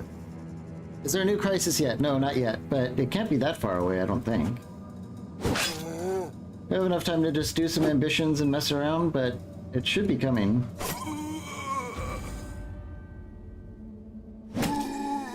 Yeah, this fight's pretty much over. But like all undead fights, they drag on until the very end.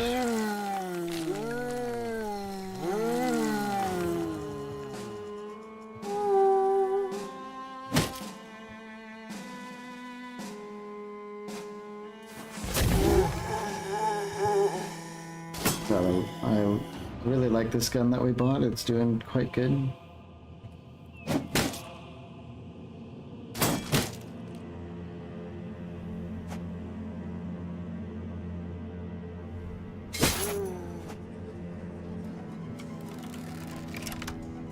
Yeah, the one bad thing about the stake throwing crossbow is that you can accidentally move enemies out of position. We'll have to be careful with that. But I have a feeling I'm gonna forget that a lot. Maybe you can't eat undead. Yeah, I was thinking the same thing.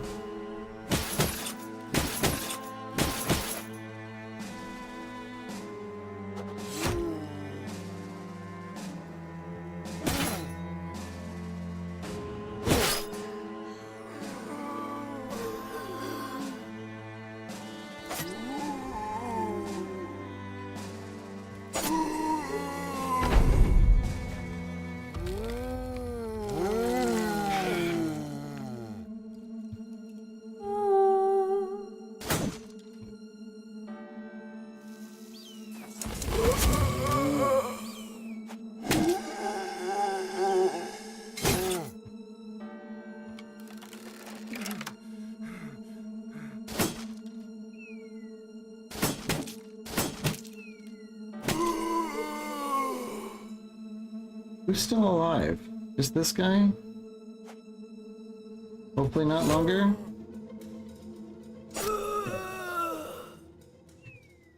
I think that's Lady Julia's next level. Sir Andrew gains a level. Yeah, we didn't really get anything good. That's too bad.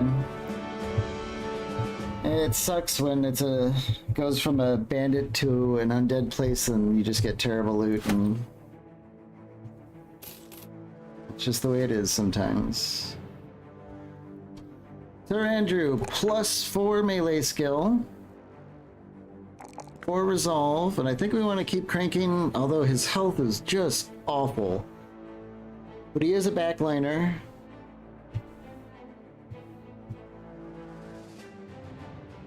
And a max roll on fatigue when fatigue is really, really, really what he needs. I think we'll take it. That health is just...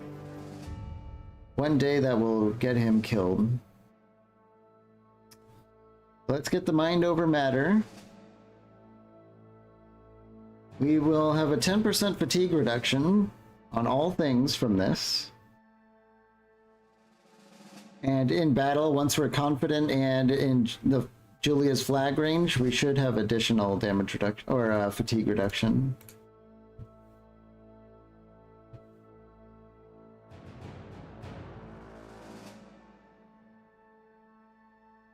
Lady Julia, +5, +4.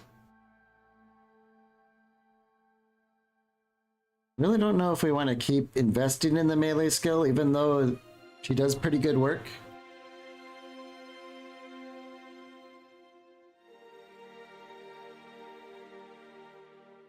Maybe we go fatigue.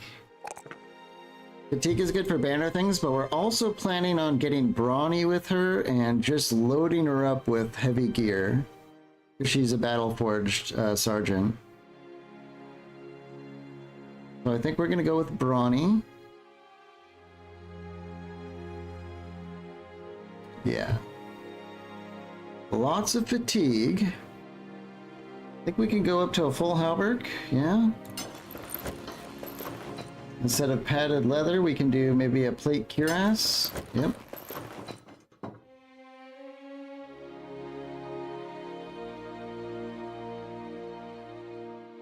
Can we do anything for the helmet? Maybe we can give her a great helm?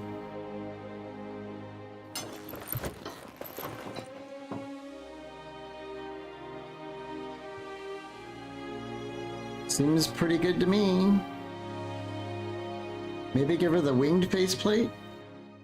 It's honestly a little bit less, it's slightly less armor, but I don't know. Do we like her with the pointy face or like the winged face?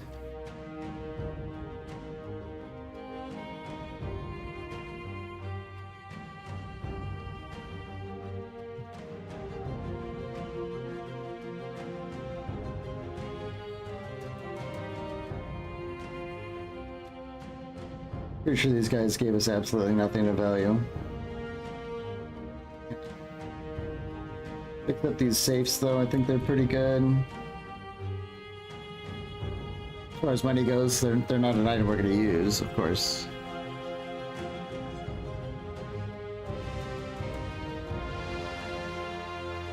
Yeah, we got her Battle Forged to 68% with 93 health. I think I feel quite good about her tanking abilities now.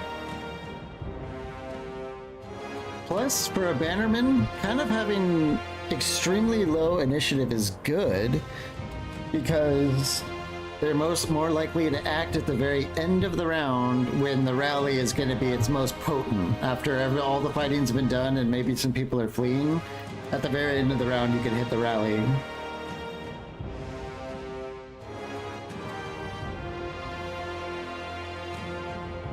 I think that should do her up good. Head back to Dahab.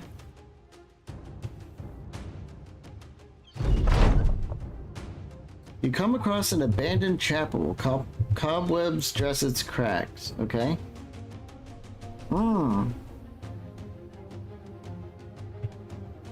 So we're getting something from our inventor for being knowledgeable.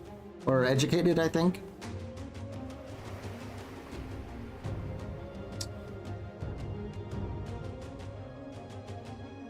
The scrolls were interesting. How interesting, we ask? Well, they've been written in a very ancient language. I'm not well versed in it, but I certainly read portions here and there.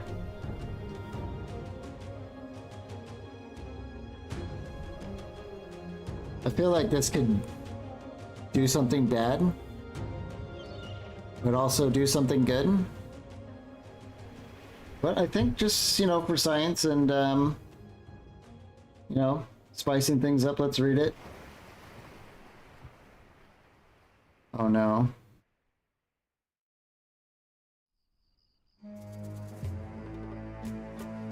Something about what? Oh god.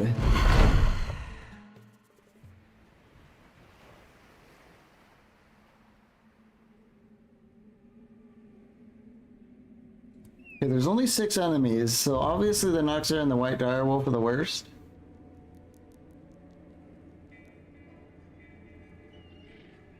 I think this is okay.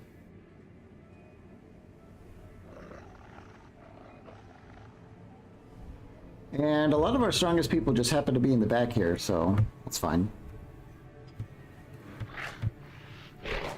Hopefully there's no more surprises.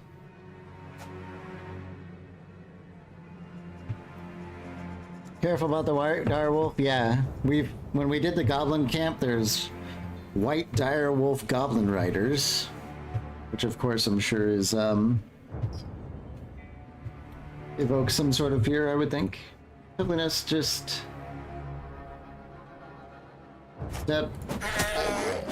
assassinate one of these guys for the killing frenzy. We're definitely going to get in here and sing for defense. Take a closer look at these guys. 14 AP. Berserk Executioner, fast adaptation for 14 AP. Here's some footwork, inspiring presence. Battleheart. Battleheart is scary. Last I remember, Battleheart, unless it's changed recently, is basically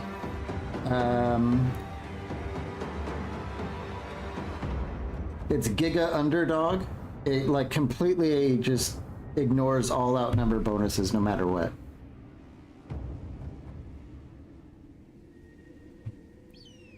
Terrifying Visage, True Blazer, Overwhelm, Pathfinder Recover Rotation, yeah. Luckily, only 73 melee skill, but with the fast adaptation and 14 AP, you're going to be hitting constantly, no matter what we do. Get Rainer down here to help.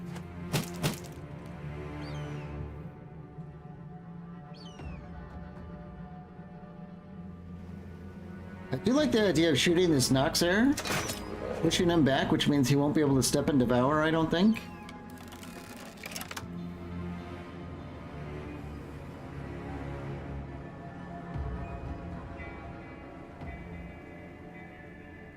$243 fatigue.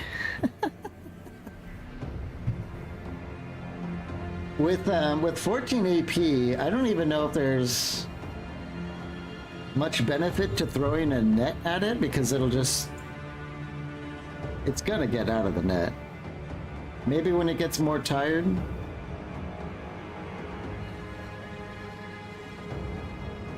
I think we're gonna have to get in here though. One thing of note is that I don't think it has any way to resist a stun. So Kirby here could get a stun on it.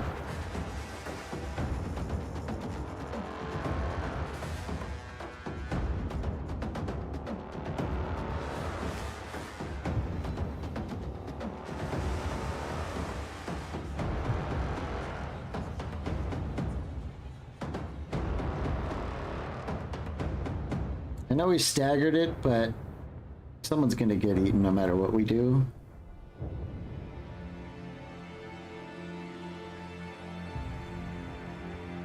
Let's see if we can grapple it. No. 81% chance miss on the grapple. Let's get Aline here. Aline is very likely to be eaten. And out of everyone here, I think that's fine. I mean, it's not fine, but we can take 2 steps with Sir Andrew and hit this guy.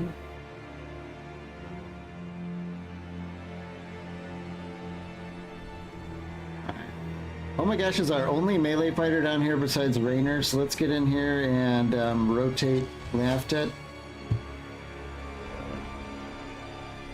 We want Julia up here to hold the line. Hold the line! Maybe we can get a stun on the wolf. Yes, we can. Wow, I can't believe we can just stun it, but that's really good. Let's get Catnip over here, because if it eats Aline, we don't want him to run away with anyone, so we have one person to hold her down. Let's get Kirby on the other side, so he can deliver stuns anyway. I think we're kind of set up to deal with these guys. We have to canal fire. Go here and fire. Yep.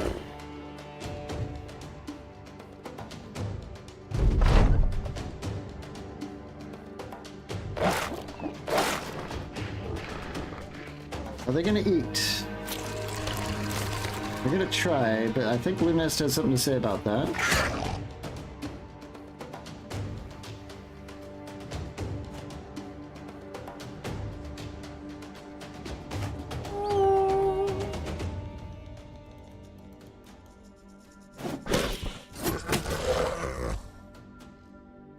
Can we stun the wolf again? Okay. I really don't want to see what this wolf can do. I don't care. I don't care enough.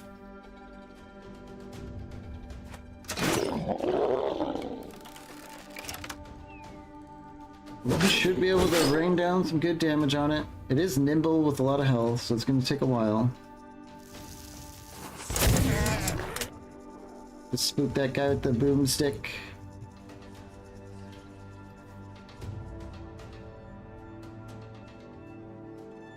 Maybe we get a tackle on the wolf. Aline can follow it up with a... Though her hammer just does not do good against beasts. Alright, so it decides to eat Catnip, who I think was eaten last time. And her name is Catnip. just pointing that out. This guy's dead. Let's start running this way. Hold the line!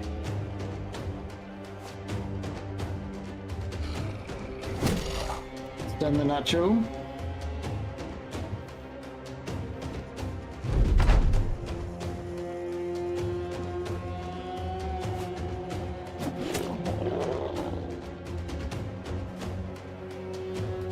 Let's go to Fury now to do as much damage as we can. Oh yeah, Lynn does huge damage to this guy. We don't want to forget about this thing. Keep getting people over here to deal with it. Kirby can wait till the stuns go away. And Tyler is just strangling a white direwolf. I like the Polearm Master. We could do 2 moves and a reap. Big damage.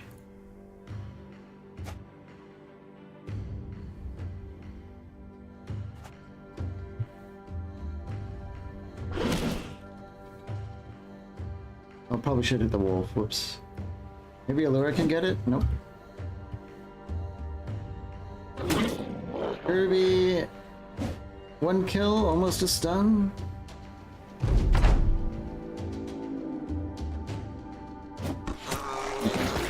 Not bad. I mean, it was just kind of like a story ambush. We did get a white wolf pelt and some syllables. Okay. Back to Dahab. I don't know what the first regiment of Dahab's doing out here.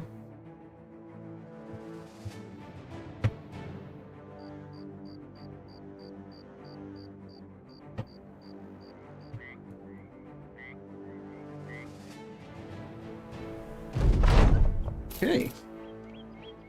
No longer has ambush trade routes, but it does have mirage sightings. Yikes. I guess we'll hire someone? Hold on. Belly dancer, huh?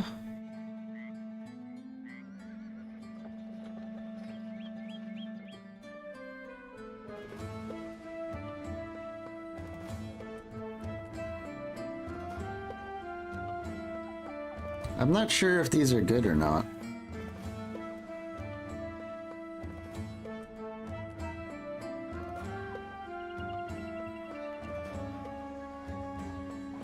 This seems like an obvious it'll recruit her, but I don't know what complimenting does. If this just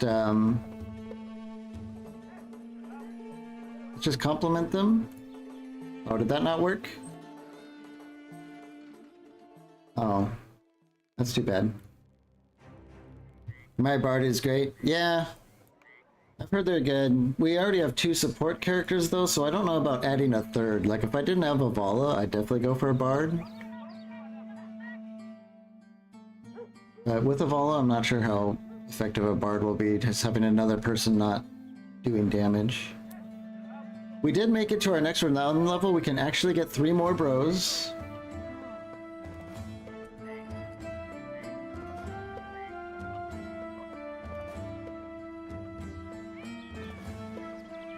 They can give everyone a free action point, yeah. Those are pretty good support abilities. Zorion the Dervish. I don't know what they're really cheap, so I'm not too sure this is actually any good. However, this Muladi person seems really cheap, and I think these guys can be pretty good, can't they?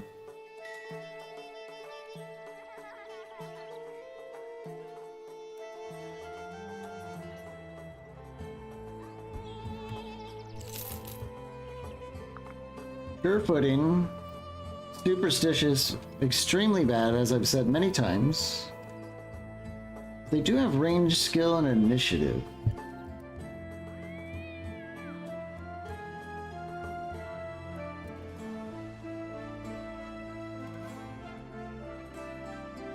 They might be a potential recruit for a slinger on that northern sling that does insane damage.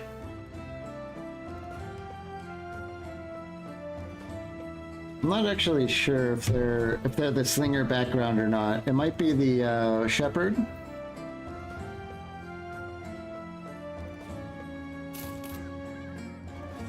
Faint-hearted, tiny, good health, but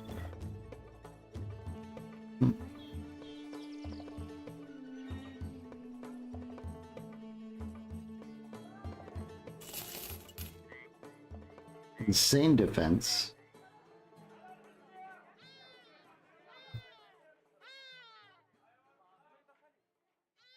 But I doubt these guys have any perks related to tanking, though.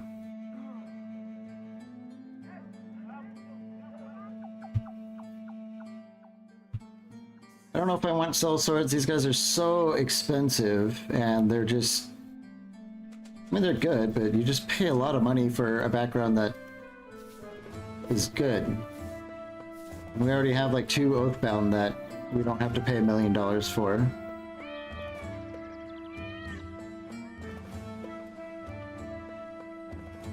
Take a look at this guy. Bleeder, not good. Tiny, pretty good. These guys have what? Shepherd's Signature, I think, is the staff bonus. The sling staff bonus, I should say.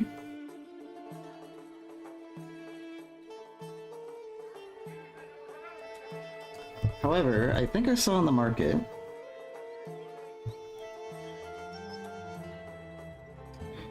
a book that might give sling bonuses.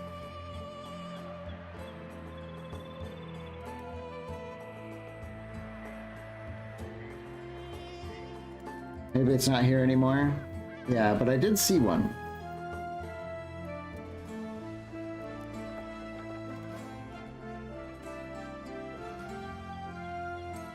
So I am tempted to try and hire the Mulati. Even though they don't really have any good traits, but they are 1,000 and they have 2 points in range skill, and I think they're a range background. Expert Hunter, Ranger, Lowborn.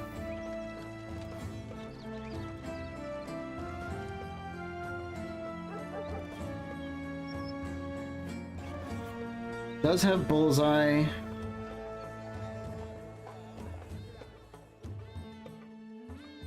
Sling Mastery, Keen Eyesight. These should all be things that would be pretty good on a slinger. Let's try it. It's only 1,000 gold.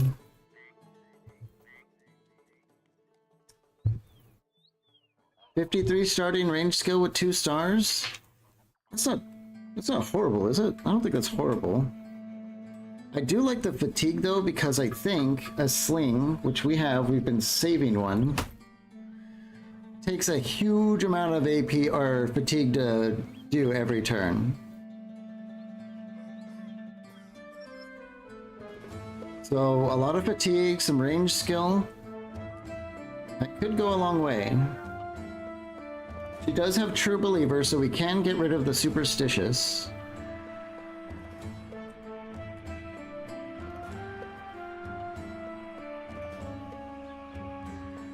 We can go like Student, True Believer, back to Gifted or something, then we can move on to Sling Mastery.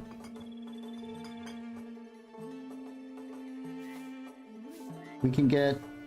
I don't know if Berserk is actually getting anything. This takes 7 AP to fire. Yeah, so even with Berserk, you wouldn't have enough to do it a second time. We could do Bullseye.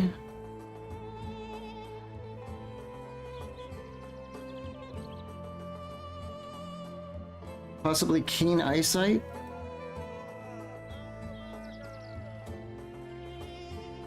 Barrage. Sling Heavy Stone is what we're going for. Sling Heavy Stone will stun on headshot.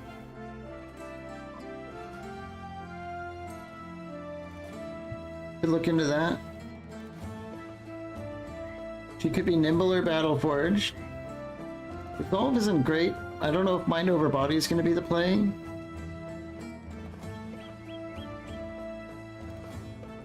He could be a Dog Master too.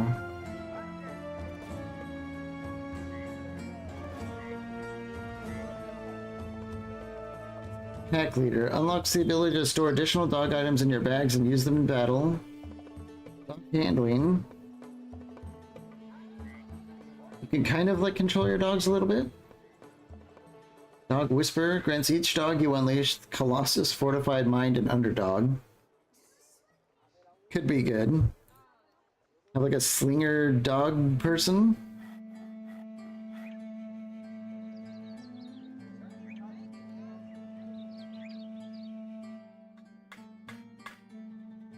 This thing does insane damage. It's not,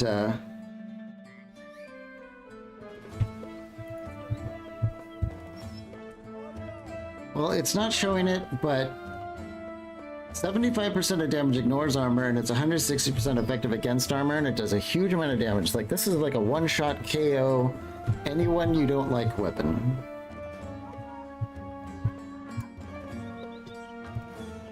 I think we'll keep her. We'll try her out. Oh, she even comes with the dog.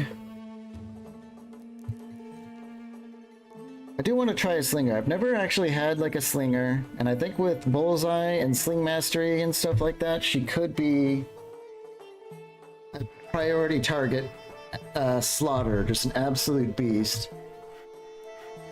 Let's get her dressed up. We have a Gambison. We've got some light scale armor. Let's give her like a Niqab.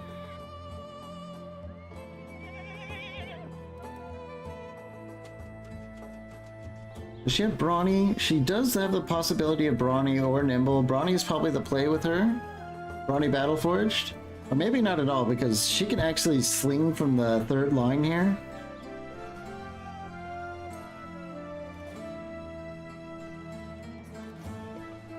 Maybe we just go with a reinforced mail shirt? Yeah. We don't want any vision penalties. We want her to see very, very far. Chain attachment does good for that. Oh, she needs a tabard, of course.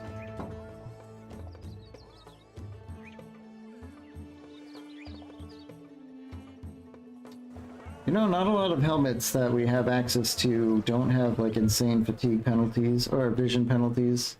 I don't like that 70 though, that's kind of scary.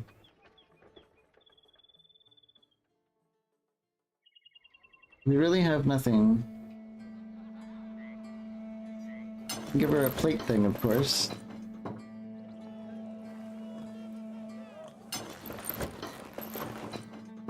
Put the plate over the turban, maybe? Turban and plate? That looks kind of neat. But I do want a bottom layer, but I don't think we actually do have one that's good for her. Well, that's scary as hell. Maybe we can buy something? That's kind of like a yikes territory, just one shot dead. Good shot from downtown. Buy bandages, we're kind of running low. Nets too. More dogs. Yeah, I don't see any first layer helmets here. We'll just have to roll the dice on it. She only cost 1,000. Let's pick up a ton of tools. We can carry 229. So like 6.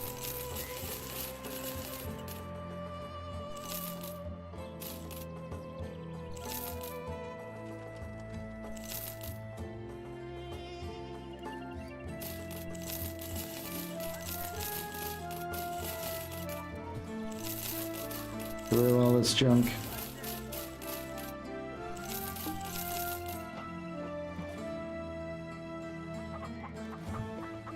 Okay. We need ammo. We kind of do. Let's just get some before I forget and we run out someday. But I think that's it. I don't think we need to spend much more time here.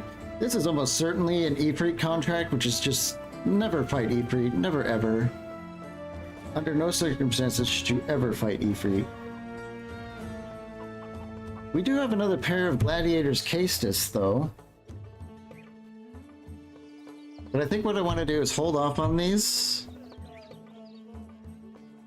Because We might find them. We might find the tier 3 version in another one of these cities, and then we could just pass down Tyler's Castus to Raynor.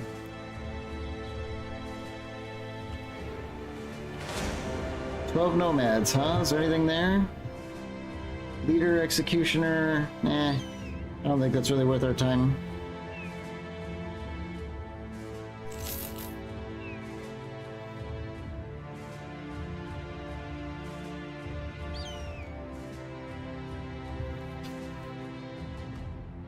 This place is a bit of a mess.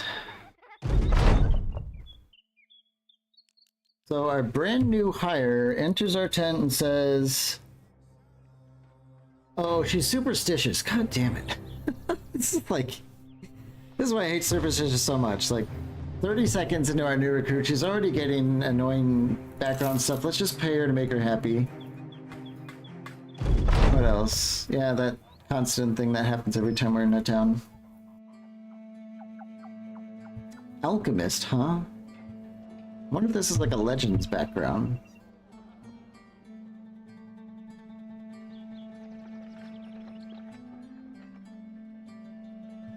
I have no idea what these guys do. They're probably like a crafting background, a crafting and throwing background. Master Archer for 10 grand?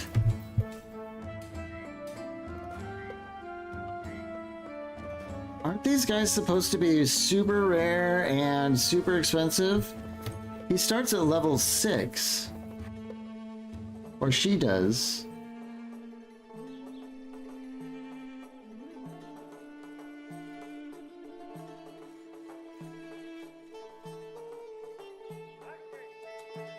"25% movement bonus in forests."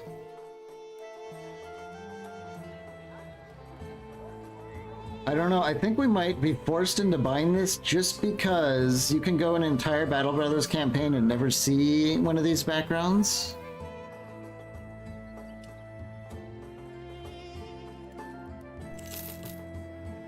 Paranoid, not bad. Steady hands could be pretty amazing. Health, fatigue, range defense, not the worst stars. But we just hired a ranged background.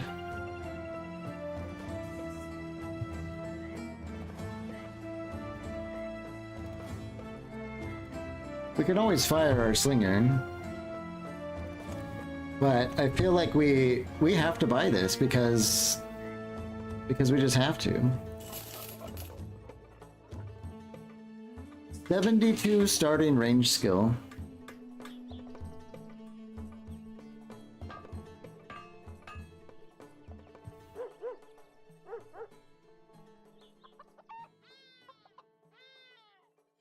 See what we're looking at for perks. We've got Colossus is probably absolutely necessary with that kind of poor health. Yeah, Master Archers, they're super rare. I've never actually seen an option to get one of these. I've only heard about them.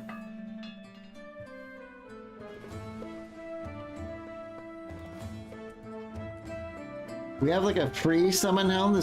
Can you just make dogs without needing to have a dog? I think they get some special abilities too, like night vision. Look at this. Removes nighttime penalty to vision for all allies within 4 tiles. You could just do straight up night attacks.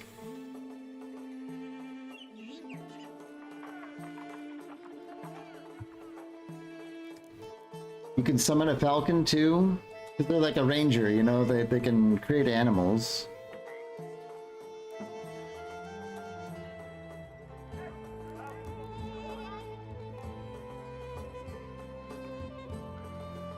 I feel like Anticipation might be the play on this because they might do the counter shooting a lot and we can pump range defense up for wind reading.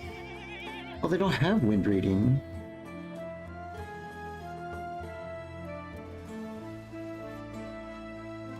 Well, we can always read a book for wind reading. It's kind of crazy that they don't have it. The keen eyesight, bow mastery. Definitely want bullseye for a real archer. The poison mastery as well is quite tempting. Ballistics doesn't work at all with a bow.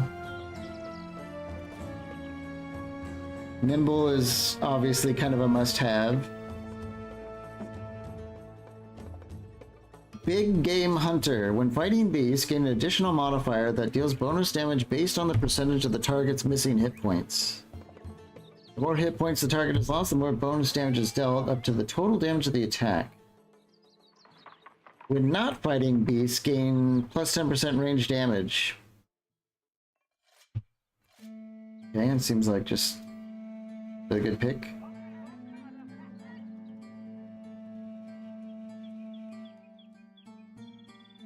Favored enemy archer can turn out good, but what does it do? Increases the spawn rate of archer archetype champions, what could actually just be horrible, like champion slingers and stuff that just one-shot you. This might actually just be a bad pick no matter what. Summon wolf. Summon a wolf to aid you in battle. Whew. That could be fun. Pathfinder is probably also a considerably good pick. We're definitely gonna have to fire our slinger. I don't want to have. I want like 2 melee and 1 ranged bro with our 3 slots.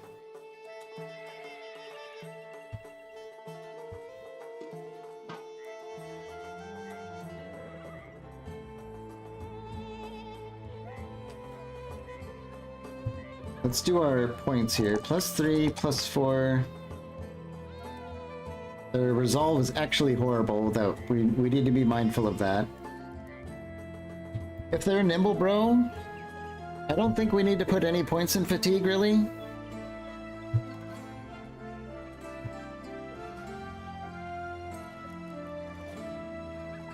We could use rebound to work on fatigue regeneration, because I think you can go through fatigue quite quickly as an archer.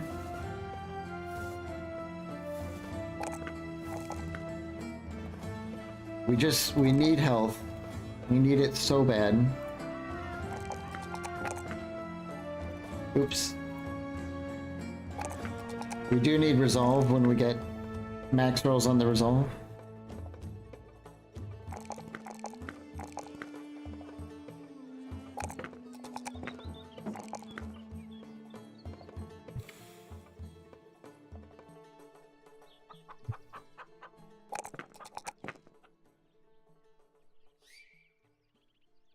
Hmm. 45 resolve is not too great, but they are a backliner. It's not critical. Let's take the Colossus. We need that survivability more than anything. 81 health? Okay. I feel like we have to take night vision. This is like, I think this is unique to this class.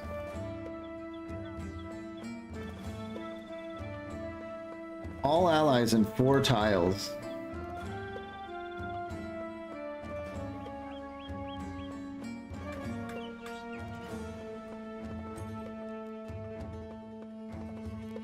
I think we need to do the bullseye too. Aimed shot, plus we get a vision increase, and then aimed shot has no penalties to hit people we want to shoot. So this can definitely be our, our necromancer killer, or, kills whoever needs to be killed.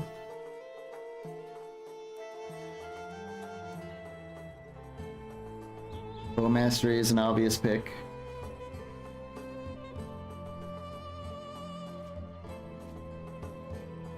Then I don't know. We could probably hold off on the keen eyesight and try the summon wolf.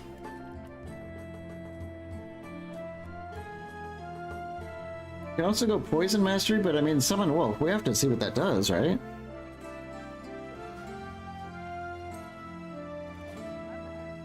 Have like an animal companion?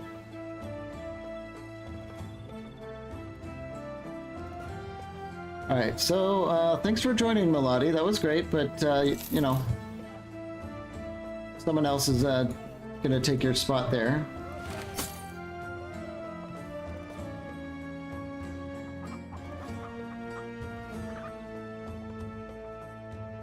It does sound cool. I mean, what kind of wolf is it? Is at a certain point can we summon a white wolf? Or it's probably not even a dire wolf. It's probably just like a strong pupper. I guess we can give her a dog too. Oh, I was almost certain we were not going to get an archer in this game because I wanted the slinger, but we do have to change priorities when we are presented with those options. Sadly, no extra arrows. I did sell our armor-piercing arrows a while ago. And, well, I regret that now, but we can always find more. There are grey wolves you can buy at some places. That's probably what it is, huh? I wonder if it's the seasonal fair. They might have come with the seasonal fair.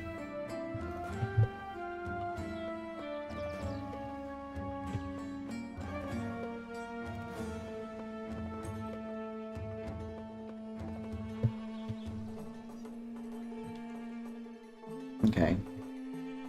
Look for books. I don't think I looked at the books yet. We just spent all that time... Bags and belts? We really want that?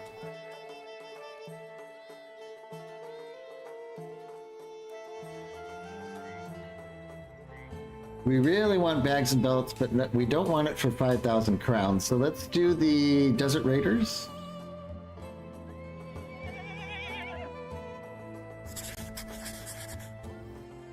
We'll take this. This is probably going to be the final battle of the day. What can they do? Scouting, fletching, and hunting. Kind of cool that we can make our own arrows.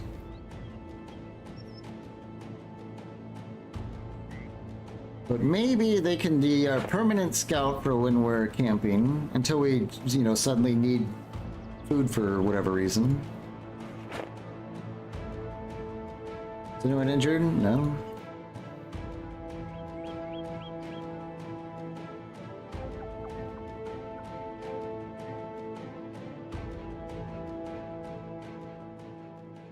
Do we even need to do repairs? A little bit.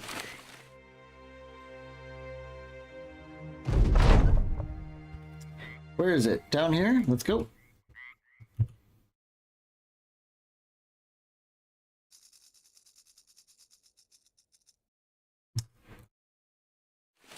Give her a bandage, I guess. And a net until such time as we get more arrows to use.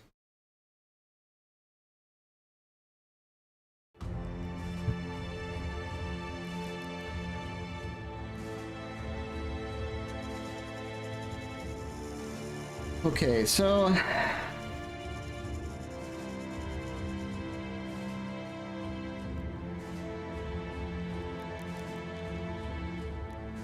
who can we make room for? I would like to have Margareta in here. We could put Arvala in the back and then put Margareta there with the banner in the center.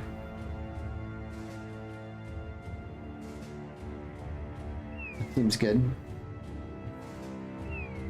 2 cutthroats, 9 outlaws, 3 leaders, 4 desert stalkers, and 2 blade dancers.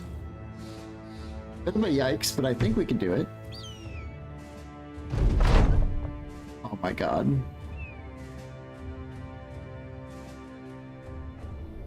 Ifrits. 26 Ifrits. This would kill everyone, probably.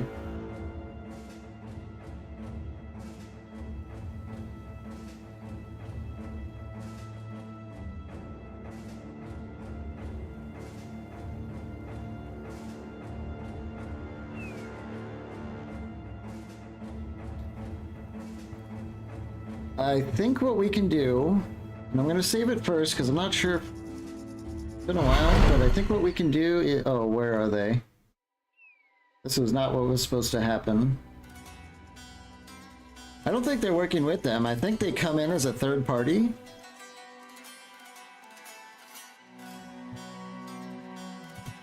See what happens.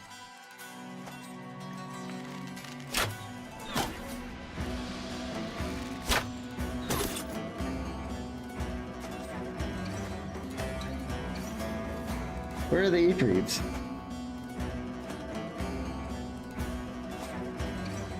They're up here, yeah.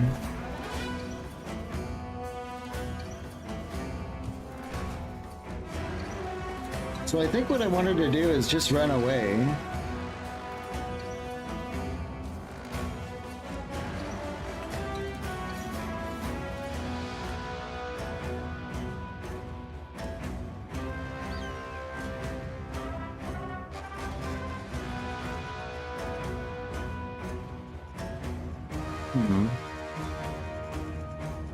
Have you fought Ifrits yet in your campaign? I kind of want to just run at them and just so I can see what if they're the same as I remember, but last time I remember, Ifrits are just a hard no and shouldn't even be in the game. It's just a horrible enemy.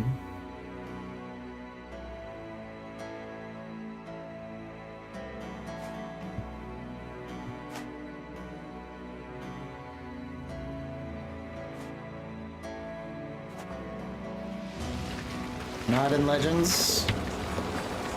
Yeah. Okay. I'm gonna guess they're the same in that they just ruin everything they touch, so let's get away from them.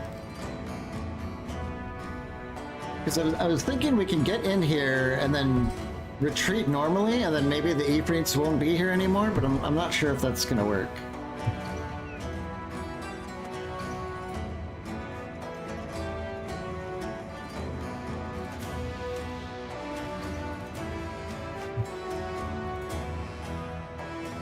Oops, I did something wrong. So we get Julia here. That might ruin everything. Although, I think Spookums might be able to, hold off the... we'll just see how it goes. It might have been a severe misplay.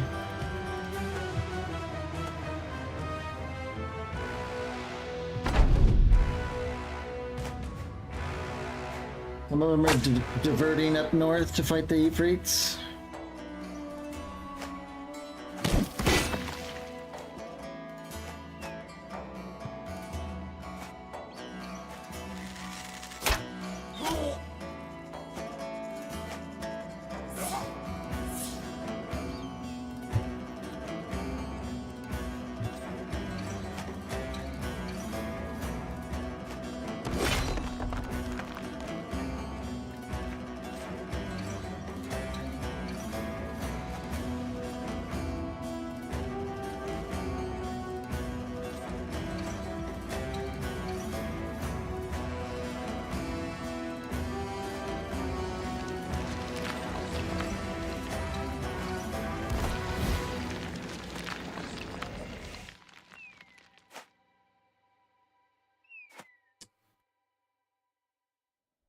Let's flee this way.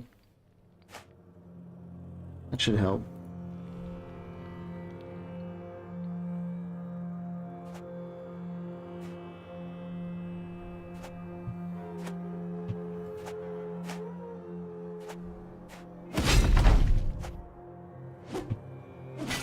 I bet you this number is gonna like go way down every time it's the Ifrit's turn.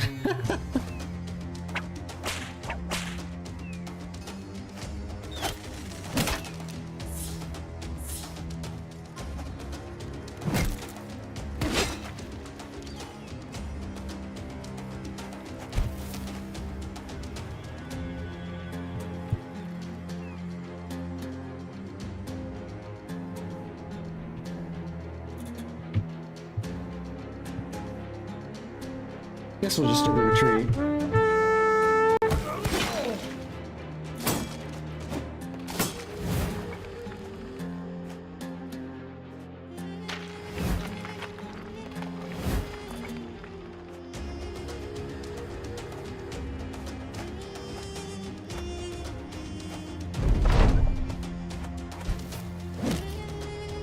Spookum's holding the line for us, very good.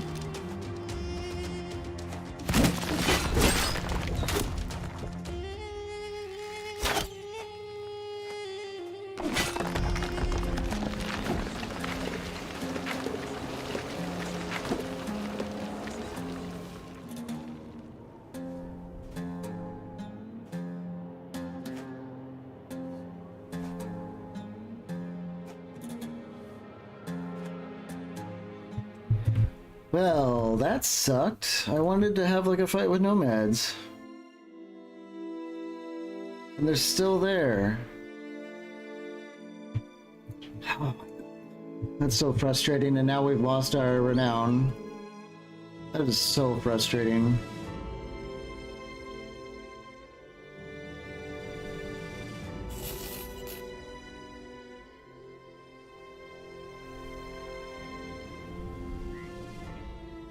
Well, we can do an armed courier. Hopefully we don't get any penalties from being over our roster limit. Like, it would suck if someone left because of that. Do an armed courier.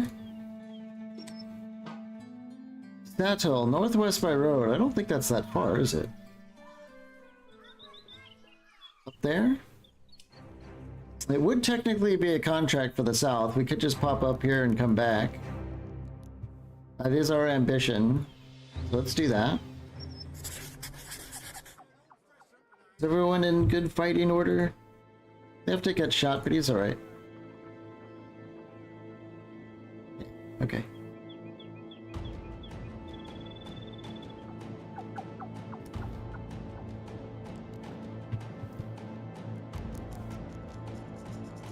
Little Feedy's here. Well, that may have sucked. Oh, it would have definitely sucked. Even if no one dies, Ephrates just, they inflict like dozens of wounds on everyone. It's just... I don't know, some of the monsters in this game really frustrate me, and I'm hoping they don't have enemies like that in Menace.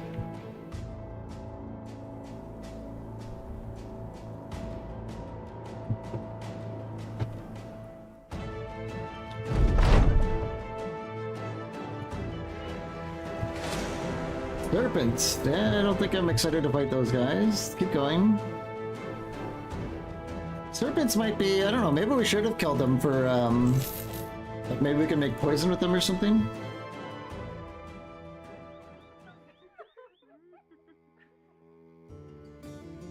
Is there anything here that we can go for? Definitely not.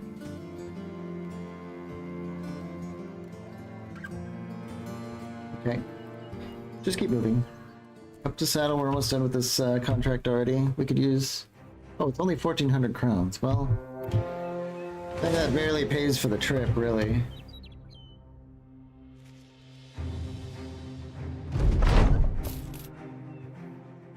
Raided, rebuilding, and unhold attacks.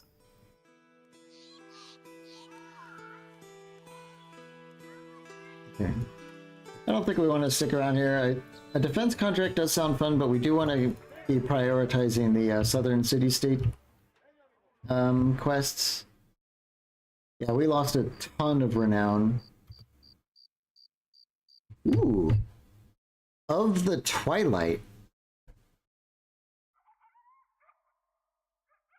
There's no way that guy doesn't have named items, right? A marksman, 2 raiders, a leader, 4 veterans, a warlord, a monk, and a witch hunter? Hell yeah. Yeah, he's a champion.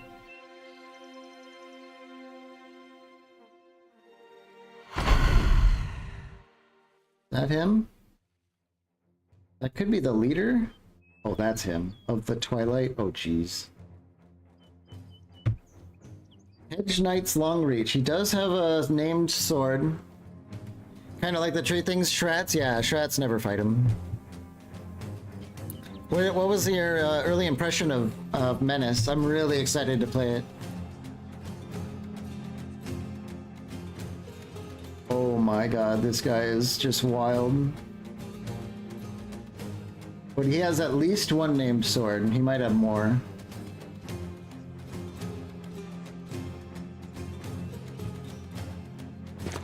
Is he just gonna YOLO us? Oh, he sure does.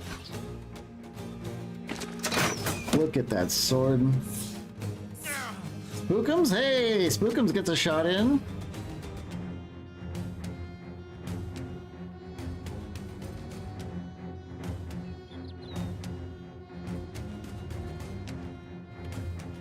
We have to be extremely respectful of this guy.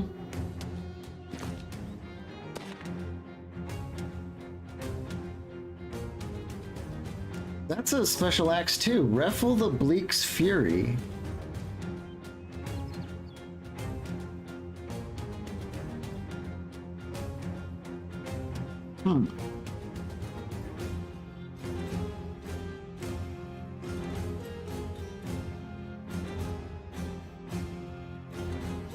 Okay, I hope they had more customization to the troops. They did reuse the spider sound effect. Really? Which sound effect? I mean, are there spiders? I mean, I guess I don't want too many spoilers, but that is funny to know. I think I do want Raynor in here.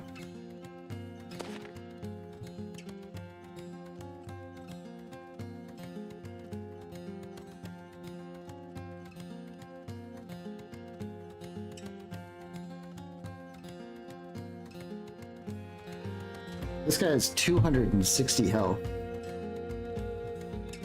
Yeah, I mean, it looks really cool. It's like a Flambridge thing. It fits really good. We already have someone who can make use of it. One of the other types seems to use the Webneck sound effects. Huh. Kind of a throwback, maybe? Interesting.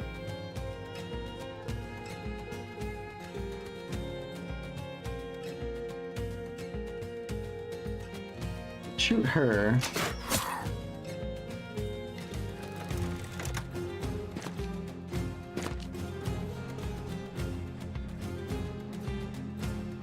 I am very wary of stepping in on this guy with Lyn, who does not have the best melee defense.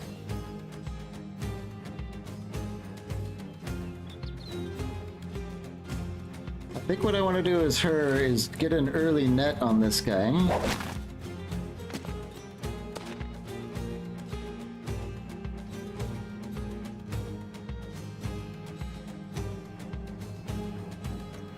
Then Tyler can step in. Grapple him? Yeah. That's gonna help quite a bit, maybe.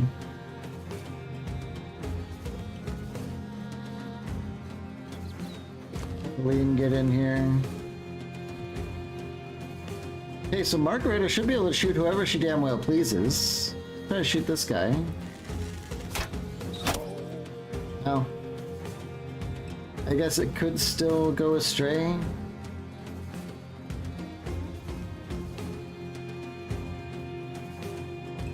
Hopefully we didn't make a big mistake in getting an archer, but we'll see how it pans out. Sir Andrew. Yeah, I think we'll just... Dead.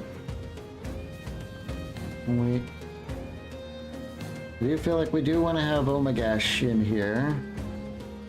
Although I kind of like Spookums here. He might draw the aggro. Maybe Omagash just goes here. Conserve our fatigue.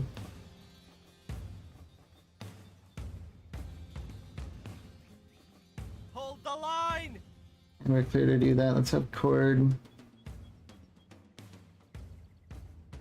I think we might just have to knife this guy down. It'll probably be faster than going through all that armor anyway.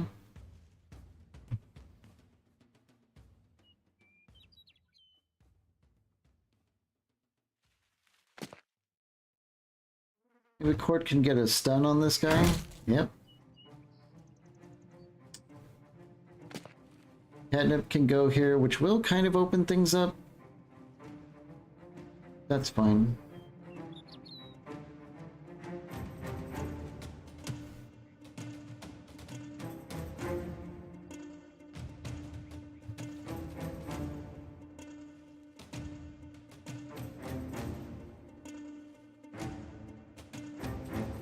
Veteran, Raider, veteran. I don't know what she's gonna do. That's the big question. She could go here. No, she'll go here, pathing through this guy.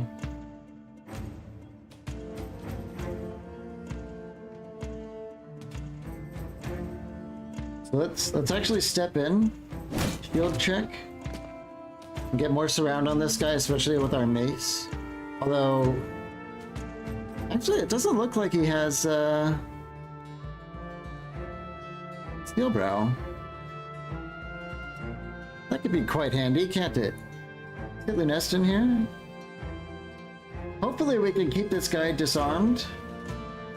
And he won't do like a split attack.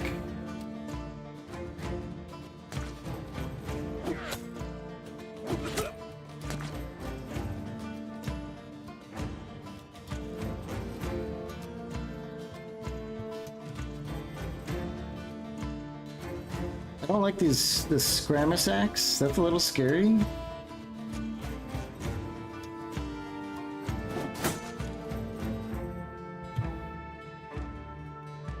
We have to... If he goes here... I don't think they're able to push in now that they've got too many bodies here. Be able to go here and get a shot. That's pretty good.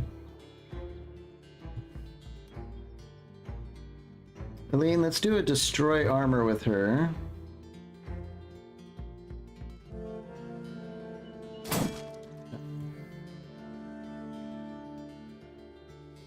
Suppose we could step in with Margareta. I'm not sure I see any reason not to. This guy can't split her.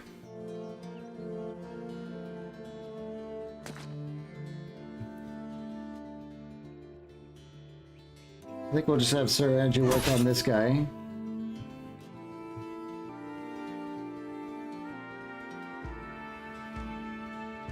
This guy is stunned. It's almost tempting to come in here with Omagash. Let's do that. Tie up some more guys. I think we're set up pretty well. Let's see how it goes. Spookums getting some good attacks.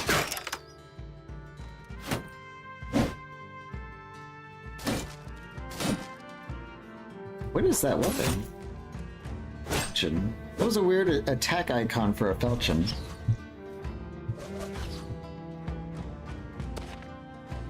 Is this a monk? Yeah.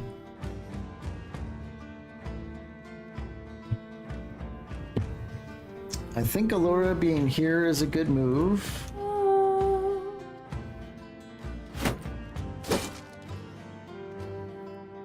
The nest is in... Oh, these monks are very tanky.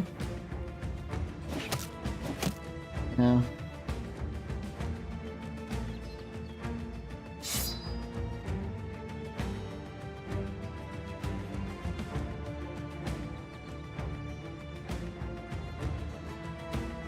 I think Lynn might benefit from coming down the side here to deal with that monk. Kirby, can we get a stun? It stuns him. Her 39%. I think we'll just save our fatigue for this guy until he's dead.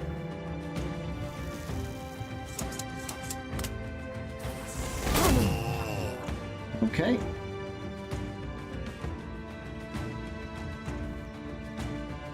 Ooh. I don't like Raynor's position. Does he have underdog? Oh, he doesn't. Raynor's... He's not in trouble yet, but he will be in trouble very soon.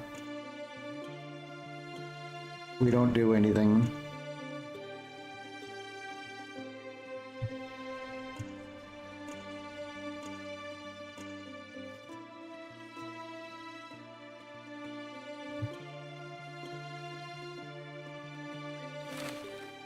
Get a bag on her. We can get a kill shot with Phantom. Or an injury, perhaps. These guys aren't really threatening. They just have like the tier 1 stuff. We could also shoot the monk. Go for an injury. Injured shoulder, very good. Tyler? Yeah. Tyler's gonna really give that guy some issues.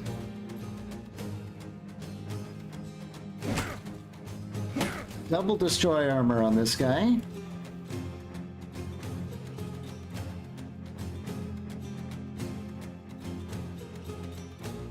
I think we'll step in with Andrew here.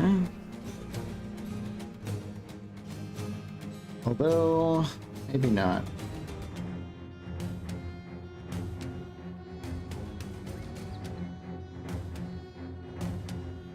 I think Kirby might... Oh man, I like Kirby being here with the mace though. He's got this guy under absolute control right now.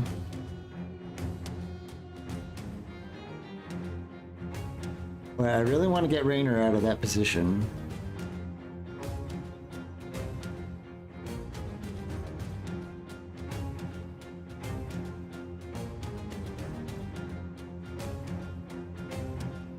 We could get a Reap on all three of these guys, but I don't see that being very productive. They have a lot of armor.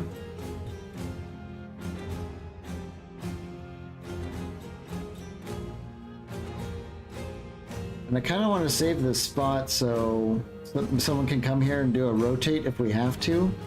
So I think we'll just, yeah, we'll just do that. This guy is actually getting quite injured. Let's work on him. Oh, night vision is an ability. It's not free. Okay. So you would have to be doing that every turn. It's definitely less powerful as a result.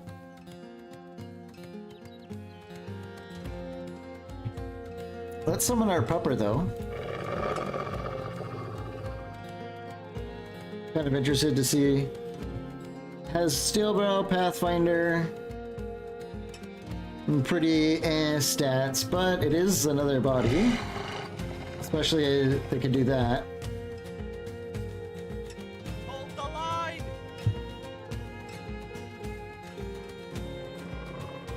We could make a play for Catnip to come in here and rotate, but it would leave these guys a little bit uncontrolled.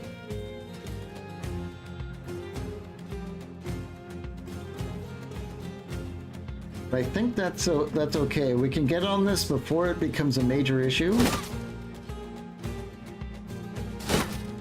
No. They really don't want her doing that, do they? What are their chances? 29, 20, 35, and 20.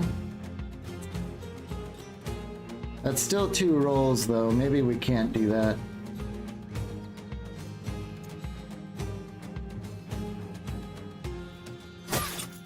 Just work on killing this guy. That might make it better anyway. Go with another stun, I guess. Yep.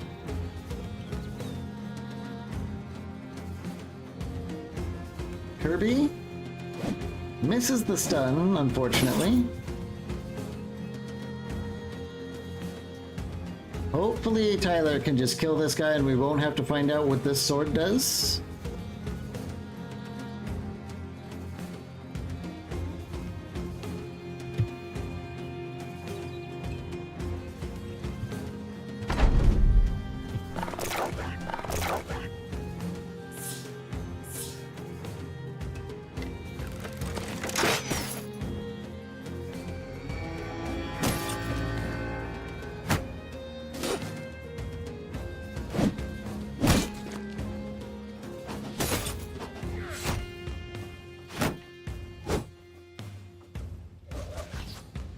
Okay, Lunest might be able to do something about this guy.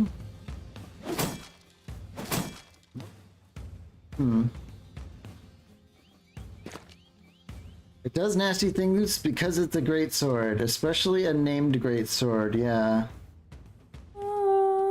Definitely have to respect this guy. Of course, they also have to respect Liafdet. 3 kills.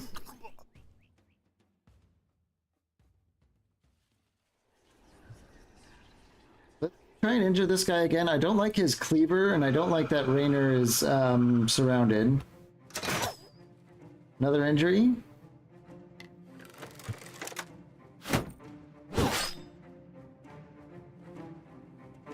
Tyler. Grapple. Choke. He's dead. Very good. Ruffle the Black is still in play though, and we want to make sure we fix that soon. Let's see if we can go for a decapitate on this guy.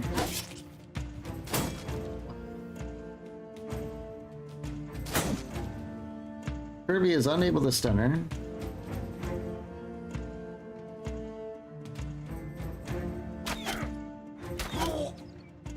The damage from Margareta there. Can Aline end it? Yes, she can. Very good. Let's get Aline up here on the Menace of Burr now. And oh my gosh, can come in here. Maybe Raynor will end up to be okay because we've thinned things out so quickly.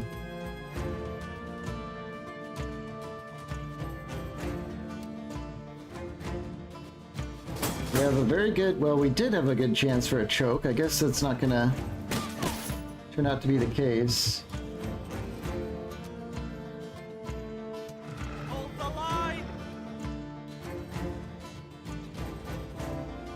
Start going up here. We can take the high ground now. Yeah, Raynor takes a little damage. He's nimble. He's still okay, but not for much longer.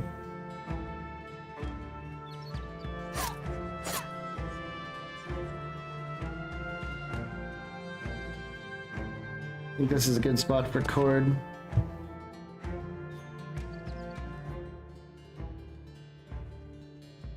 In here with Allura. Oh, 5% chance. Well, whatever. Oh, the tricky rotate. Okay. I'll have Phantom take the high ground.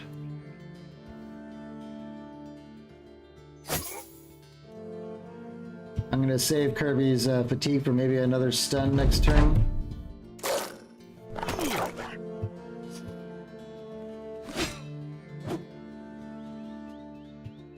Lyn? Lyn with her wolf buddy against the monk, one shot. Okay.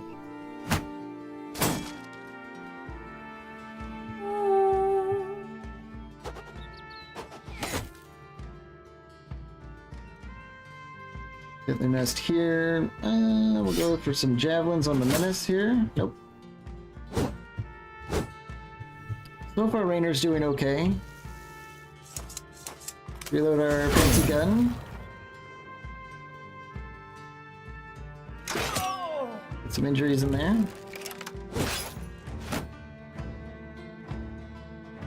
Kirby, 39% chance to stun her. I think we're gonna go for the rotation. Raynor's in much better shape now. Unfortunately, Tyler is gonna have to take the long way. Or he can take Raynor's spot. Grapple her.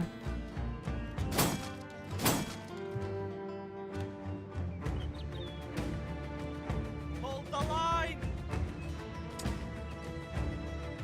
This guy's quite messed up. Let's go for 2 steps and a decapitate. Damn. I don't really use decapitate very much. Not sure about the ins and outs. Maybe they have to have 0 armor whatsoever.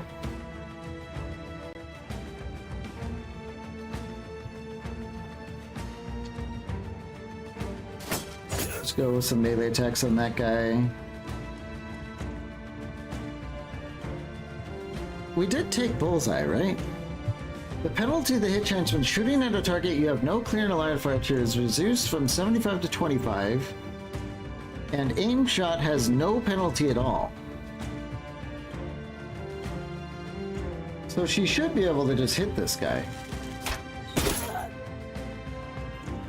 That's alright. Warbow damage is not very good, but it worked.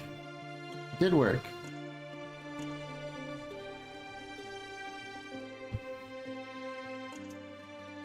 Raynor, let's get him coming down the side here. No, that's a military cleaver. I don't think we want to do that. Let's go up here instead. Horde? Ooh, okay. You mostly use it against undead. Decapitate? Yeah. But it does do atrocious morale damage when some of these guys are breaking, so I was kind of hoping for, you know, something a little fun like that, but yeah, it's clearly wasn't the right choice.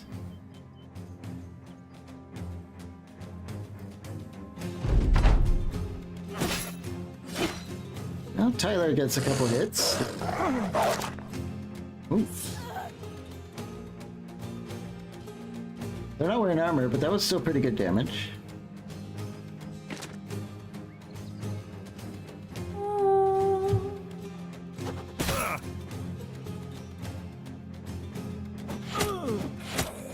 The kill with the nest. We can get another gunshot here. More injuries.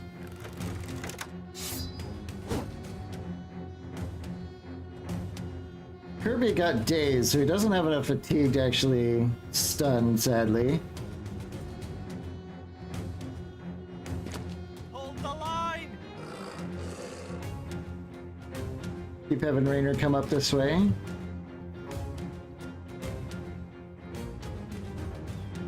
Seems like an okay spot for Aline to go.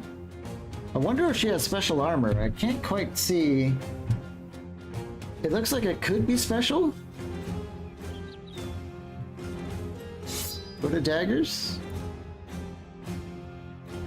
Ooh, this should be fun. We'll take Sir Andrew here and go for the rare Stealth Reap. Oops. Oh my gosh. So many buttons. He doesn't have a knife, apparently. Let's just switch to a bag. Just shoot some arrows in there. Tyler, 19% chance. That's pretty weak. Let's go for a grapple. Good choke. Looks like she might go down giving a bigger fight than the crazy named guy. Let's step in with Catnip.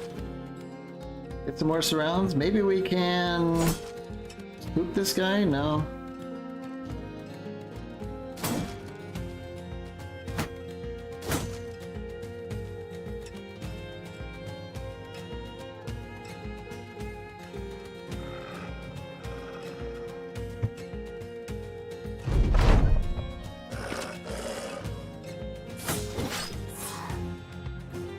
$231 health on the bandit with the axe, yeah. I don't think she was... I don't know if I misread it, but I'm surprised that another person here has a named weapon. I thought that there was only a couple leaders, and the leaders don't usually have named weapons. I'm not sure if I misunderstood something or we got, like, incredibly lucky.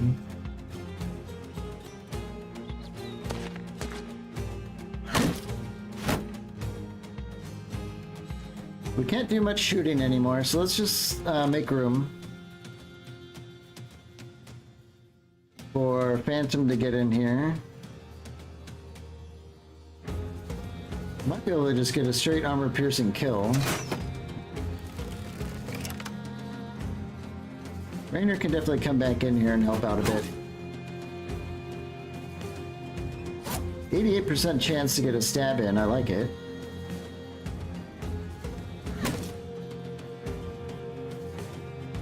Why didn't that work? What happened?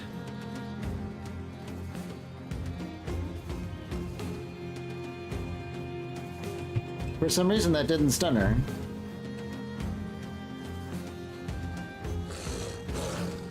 Maybe it's her immovable object.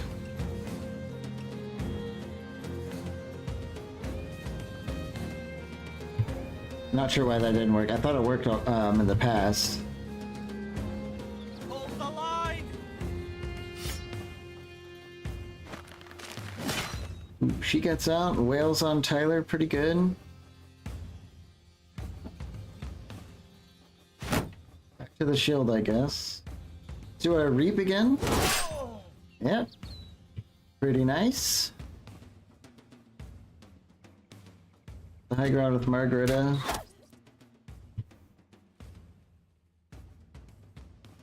We'll go all the way around with Horde. You know what I should have done is switched him to a net, but oh well.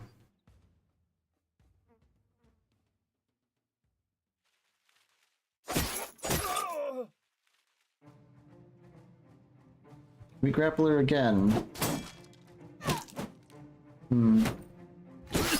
Tyler's okay, but hopefully he just doesn't have to take too many more of these attacks. Whatever she's wearing, I want it.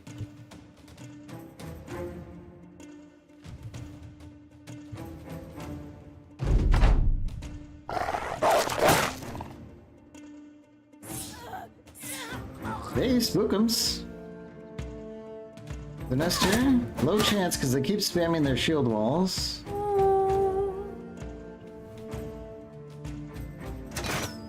Another man down. Kirby, let's try that stun again. Huh. I just don't know why that's not working, but oh well. Then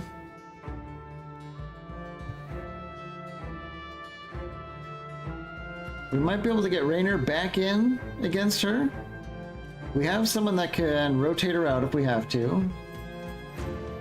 I do want to start having both unarmed people on this person. Hold the line!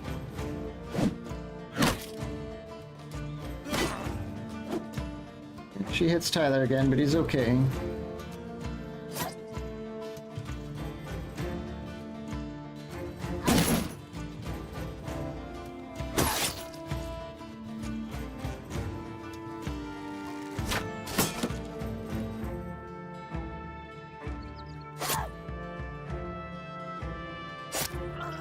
Okay.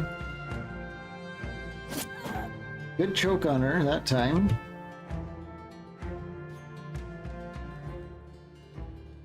Yeah, I'm pretty sure she's probably not going to survive much into the next round here, so let's just go to the next.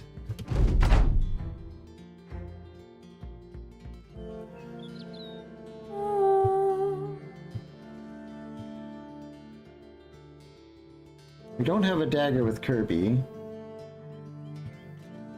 Raynor? Okay, just whiffs, tons of shots. Aline? Too fatigued. Oh boy. Let's get on the whip with Sir Andrew and see if we can disarm her.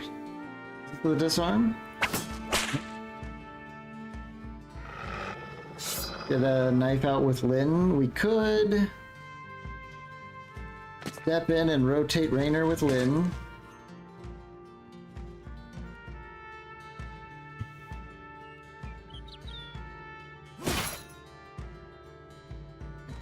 Tyler's pretty pissed.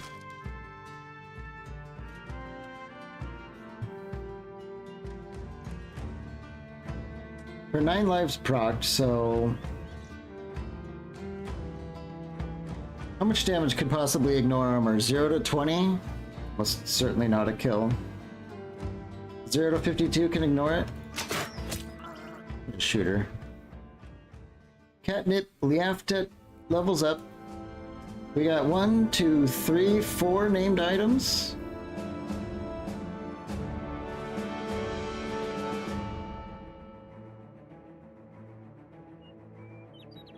Okay.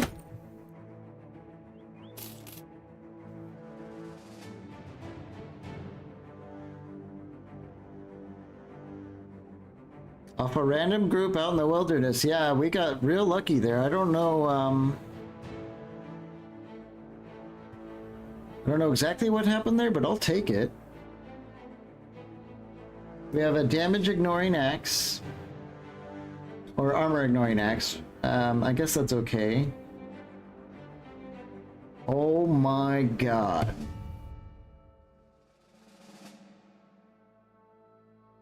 What the hell is this monstrosity? 112 damage to 130? Excuse me?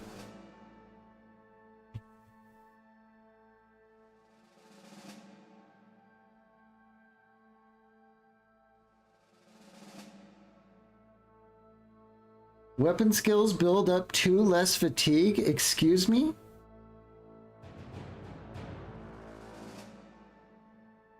We don't have mind over matter with Lyn, sadly, but inflicts bleeding too. Yep, yep.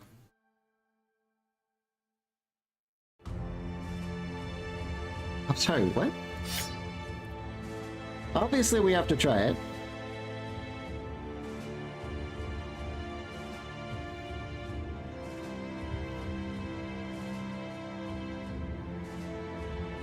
Two less fatigue on weapon skills like swing and stuff like that could be pretty damn awesome.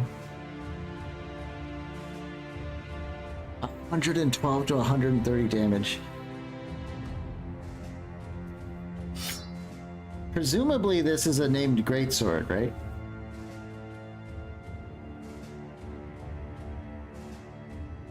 What the fuck? It does almost twice as much minimum damage?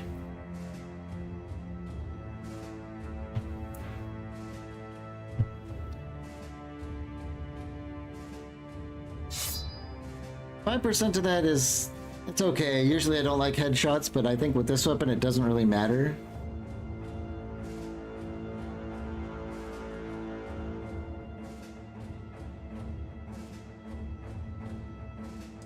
That kind of damage with split, like soft back lines, we could just split right through them and absolutely murder whoever's behind, like, the front line. The whole thing added up. Yeah, I mean, it's... yeah.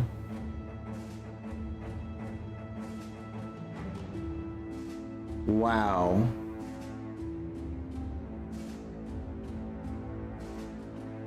Now we have this exquisite flesh ripper without an owner, but... good God. Okay. Let's go ahead and sort so we can take apart our named armors and see what we're dealing with. The Venerable Steel Countenance, only -1 vision, but a ton of armor. And the Heritage Swank. The full male Gambison. Let's compare that to another full male. I thought we equipped someone with this recently. Was it our archer? Yeah. This is a chain. This is a halberd. So it's got like another 33 damage or 33 armor. Pretty good.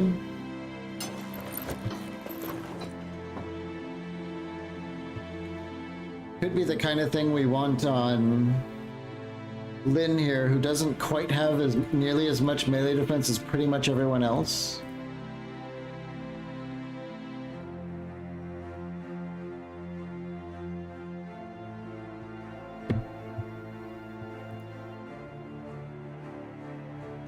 This would let her stay longer in the fight with this greatsword. Weighs less and gives more armor? Sure.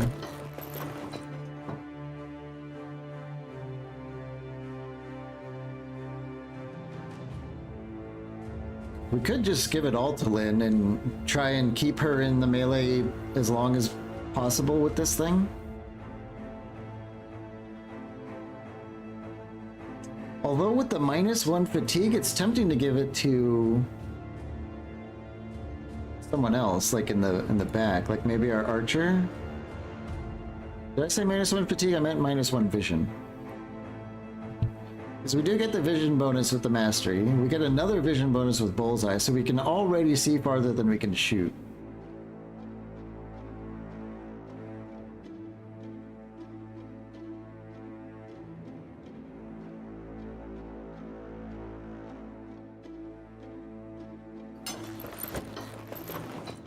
That does kind of put me a little bit more at ease for that very poor head armor that we had.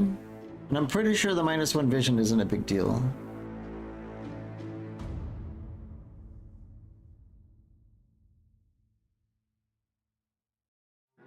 If it is, we'll just find out and then take it off. Then as far as the other named stuff goes, we do have a great helm here. Let's take that apart. We have a curved faceplate. Oh, that's actually not very good.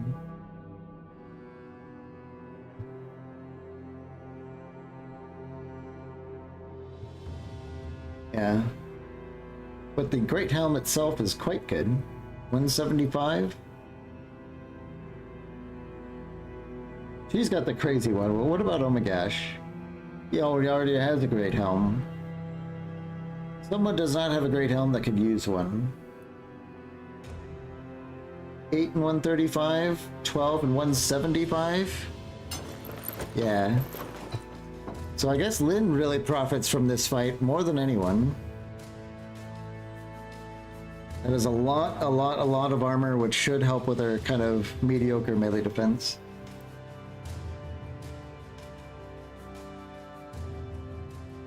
Wow, I can't wait to hit someone with that thing.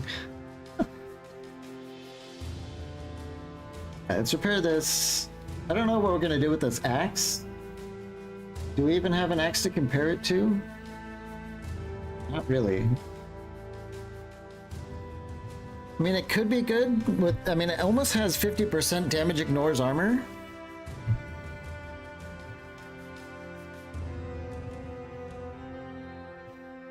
Like if we end up with a, let's go back to that duelist perk. Who's got duelist?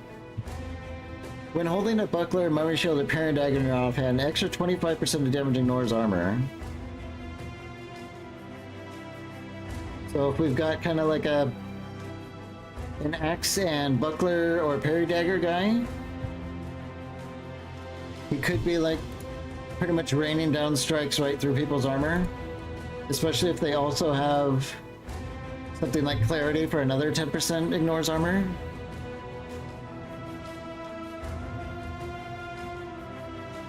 I could see some situations where that would be quite fun. Catnip here gets...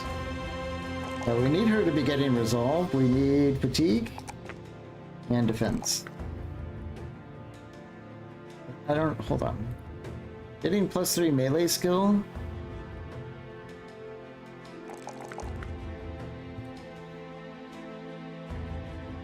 He is a tank, but if your tanks have time to deal damage, it is quite nice to have.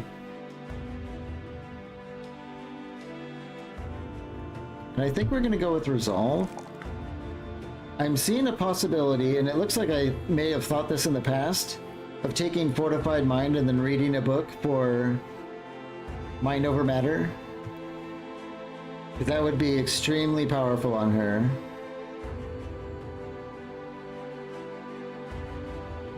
I think we're gonna do that.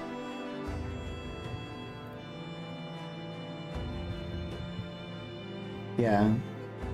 She's very well set up. If we get access to Mind Over Matter as her capstone ability, she's gonna be able to do Indomitables quite frequently. Liaftit, another +3 on that range. We want to pump some resolve when we're able. And I mean, his health is okay, but it could just literally always be better.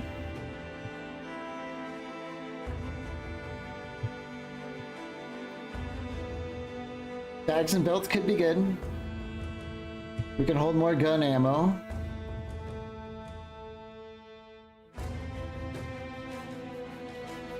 Do we have any more firearm abilities like that came with the inventor group? I don't think so.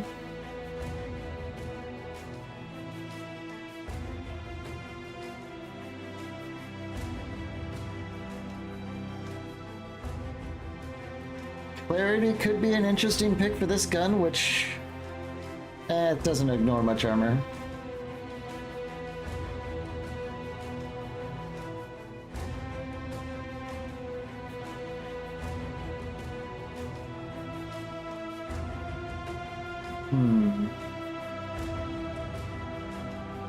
Crippling strikes, although it doesn't ignore armor, so I don't see that being too good.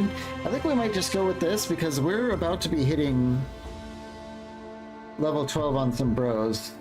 And when we do, we can immediately start making value out of this.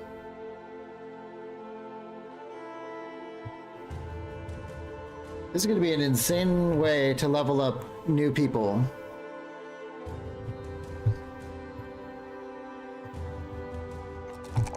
And Frotildus, who does nothing for the company other than keep us afloat. They're our accountant, for sure. But they're running out of abilities to take. I think we've took the stacking, we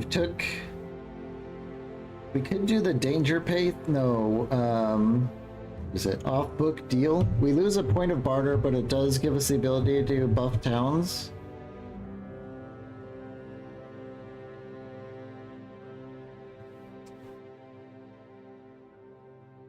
I don't see like anything else that's going to help the company though.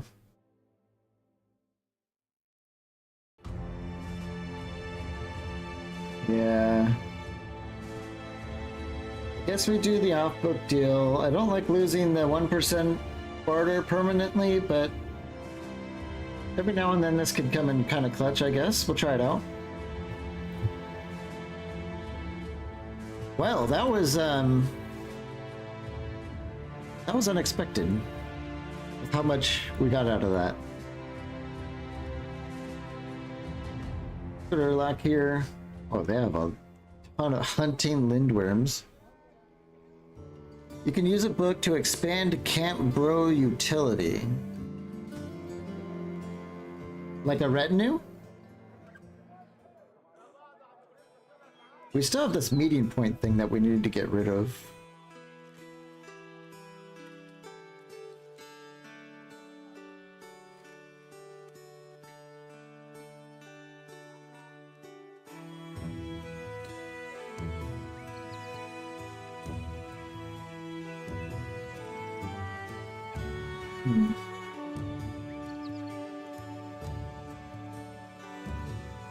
Have a bro that doesn't go into battle and does all the cooking merchant stuff. Yeah, that's that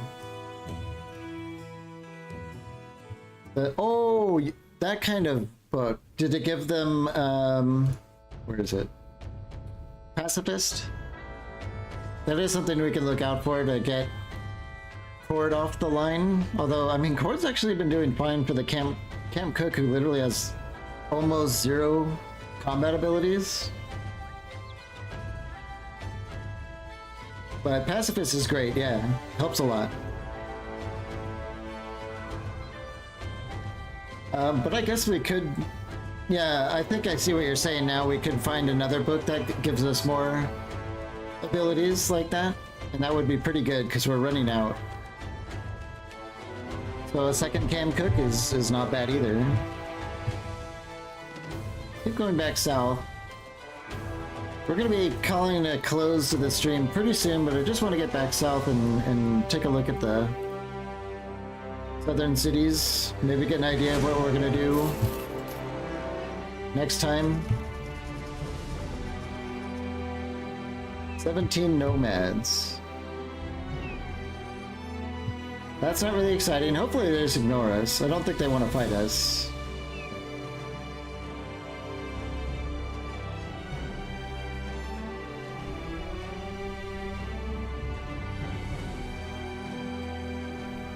Go back to Mad Nat here.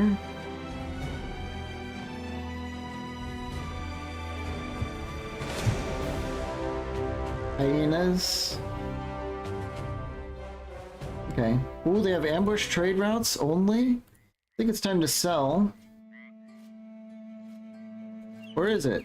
What's, what are our prices here? Oh, you know what? The city probably hates us because we failed the contract. 28. Actually, that's still not bad. Guess we just don't have much stuff to sell. Let's get rid of these fangs. Silver bowl, valuable pelts. I'm not sure what this other stuff does, but I think we should probably keep it.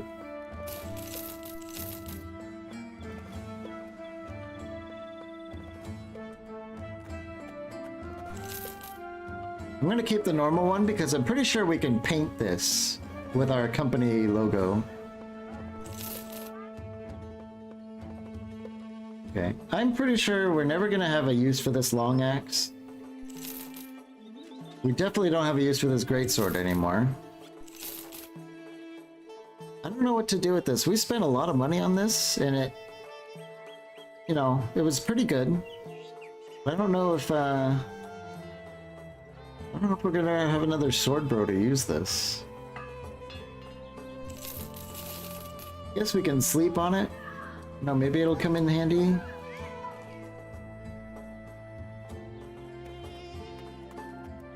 I guess we're never gonna have a slinger, so we can get rid of that.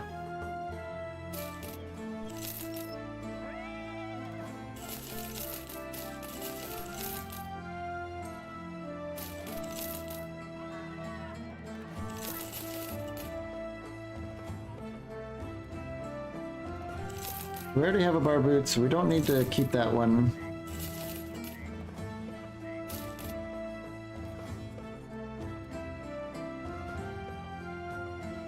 Okay.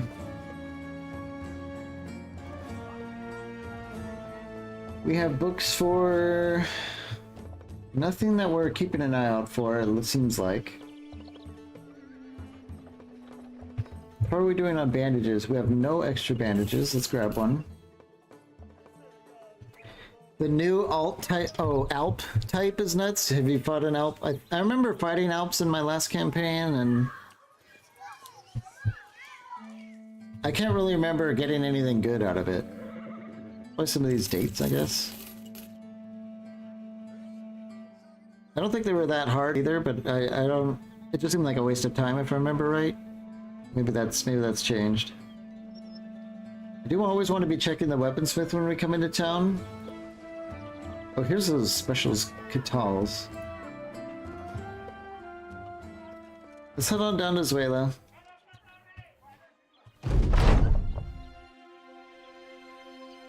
While training, Sir Andrew, not being the most stressor, hurts himself. What?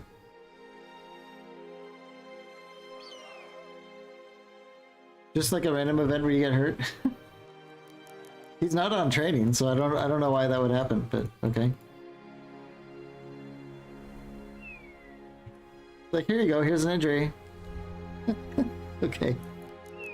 I guess we could, there is like a retinue object that we can use to stop all world injuries from happening. They also have ambush trade routes.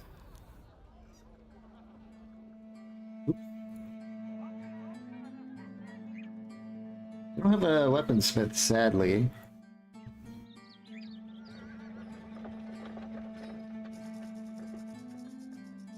Everything is incredibly expensive. Could we have sold here for more money? Marginally.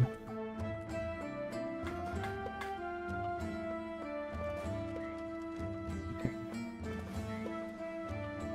Let's buy more arrows.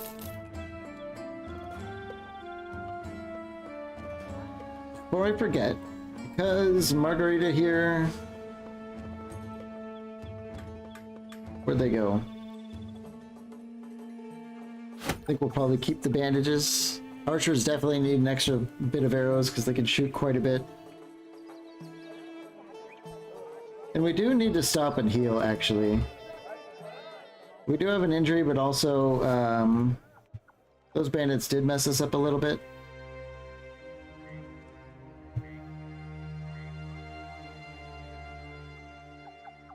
Okay. Seems like a good setup to me. 20 serpents, yikes.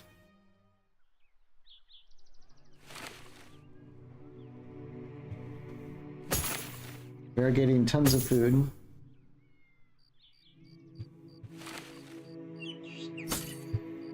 Plus, I think Lynn is wearing armor that was zeroed out. We gotta get that fixed up. Yeah. Oh my god. Okay. I'm gonna be gushing over that for a while, but we do have a Desert Raider contract. Now that there's Mirage too. We spend one night here and it gets way worse, but we might be able to do this contract to stop the ambush trade routes. Until then, though, I think we're gonna call an end here. I do like to do long Sunday streams, but I do have family in town for the next few weekends, I think, so I'm gonna be spending some extra time with them. But I had fun. We took on some really tough battles fighting the goblins. We got, I don't know, like 5 named items today. Half of them being pretty good, with one of them being possibly extremely good, and there's something we don't understand about it. We got a Master Archer, randomly. Hopefully they turn out to be real good. But yeah, I think we're really hanging in there. Especially with all that momentum we lost in the early game, we might be able to pick up here and you know, be ready for the next crisis, which will probably be starting kind of soon. You can do some Warhammer Total War sometimes. Yeah, maybe. I don't see it in the immediate future because Menace is about to come out. But we might get into it. I'll be rusty as hell though. Oh, I haven't played that game in a while. Yeah, I wouldn't say it's off the table.